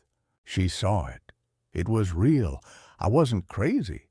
The validation, the thing I had been so desperate for, was a hollow, terrifying thing. Because now she was a part of it. Now she was trapped in here with me. The door swung open, and the thing that stood in the doorway was not a memory. It was not an object. It was a man. He was tall and gaunt, dressed in an old-fashioned threadbare suit from the 1920s. His face was a pale, emotionless mask. His eyes, two burning, intelligent points of light. It was Alistair Blackwood, or the echo of him, the central, foundational consciousness of this architectural monster. Grief is such a powerful material, he said, his voice a dry, dusty whisper that seemed to come from the walls themselves. But it requires a catalyst, an architect. Your sorrow has given me so much to build with, but the structure is unstable. It needs a cornerstone, a permanent resident. He looked from me to Sarah, and in his cold, dead eyes I saw the final, terrible blueprint of his design. He didn't want me. He wanted her. He wanted to trap her here, a new, fresh source of sorrow for me, a grief so profound it would give him enough power to build his mausoleum into a cathedral. He was going to take her, and I was going to be the eternal grieving warden of her prison, my pain the fuel that would keep the walls standing forever. In that moment, something inside me shifted. The grief, the fear, the helpless passive sorrow that had defined my life for the past year was burned away by a sudden, white-hot surge of pure, protective rage. This thing, this ghost of brick and mortar, was not going to have her. I thought of Ben, of his fearlessness, of his constant, relentless forward momentum. I had spent my life building walls, living within the safe, predictable grids. Ben had spent his life climbing over them. I finally understood. The apartment was a wall, and I had to climb it. I didn't run from Blackwood. I ran through him. His form dissolved into a cloud of cold, whispering dust as I passed, and I plunged into the dark doorway behind him. I was back in the labyrinth, the shifting, impossible corridors of my own past. But this time, I wasn't lost. I was navigating. I was looking for the heart of the maze. Blackwood's theory was right. Grief was the building material, and my grief for Ben was the foundation of this entire monstrous structure.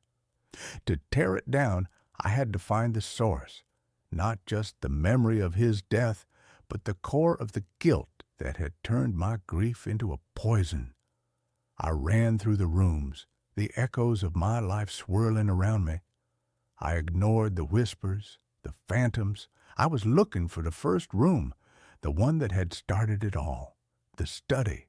I found it deep in the impossible heart of the apartment. I burst through the door. The room was the same, but the air was humming with a powerful, concentrated energy. And in the center of the room, on the desk, the photograph of me and Ben on the beach was glowing with a soft, internal light. This was it, the cornerstone, the foundational memory, not of his death, but of our lives together. The thing the house was twisting, perverting. I heard Sarah scream my name from somewhere far away in the maze.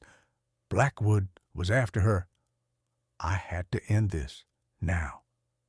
I picked up the photograph, and I finally allowed myself to feel the one true ugly thing I had been hiding from myself for 6 months. I wasn't just grieving for Ben. I was angry at him. I was angry at him for his recklessness, for his choices, for leaving me alone. I was angry at him for being the one who got to climb, while I was the one who was left to watch, to worry, to plan for a future that would never happen. And beneath the anger was the guilt that a part of me, a small, dark, resentful part, had been jealous of his freedom. "I'm sorry, Ben," I whispered, my voice thick with tears. "I'm so sorry. I wasn't just apologizing for not being able to save him. I was apologizing for everything, for being the safe brother, for being the resentful brother, for being the one who was left behind. And then I did the one thing the house, the grief, the monster did not expect. I accepted it. I accepted the anger. I accepted the guilt. I accepted the ugly, messy, painful, and profoundly real love I had for my brother.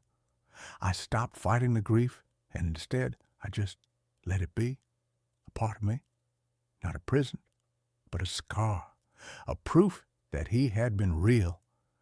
I took the photograph, the glowing foundational memory, and I put it in my pocket. I was not going to let the house have it. I was taking it back. It was mine. The room began to shake. A low, groaning structural sound, like a building about to collapse, echoed all around me.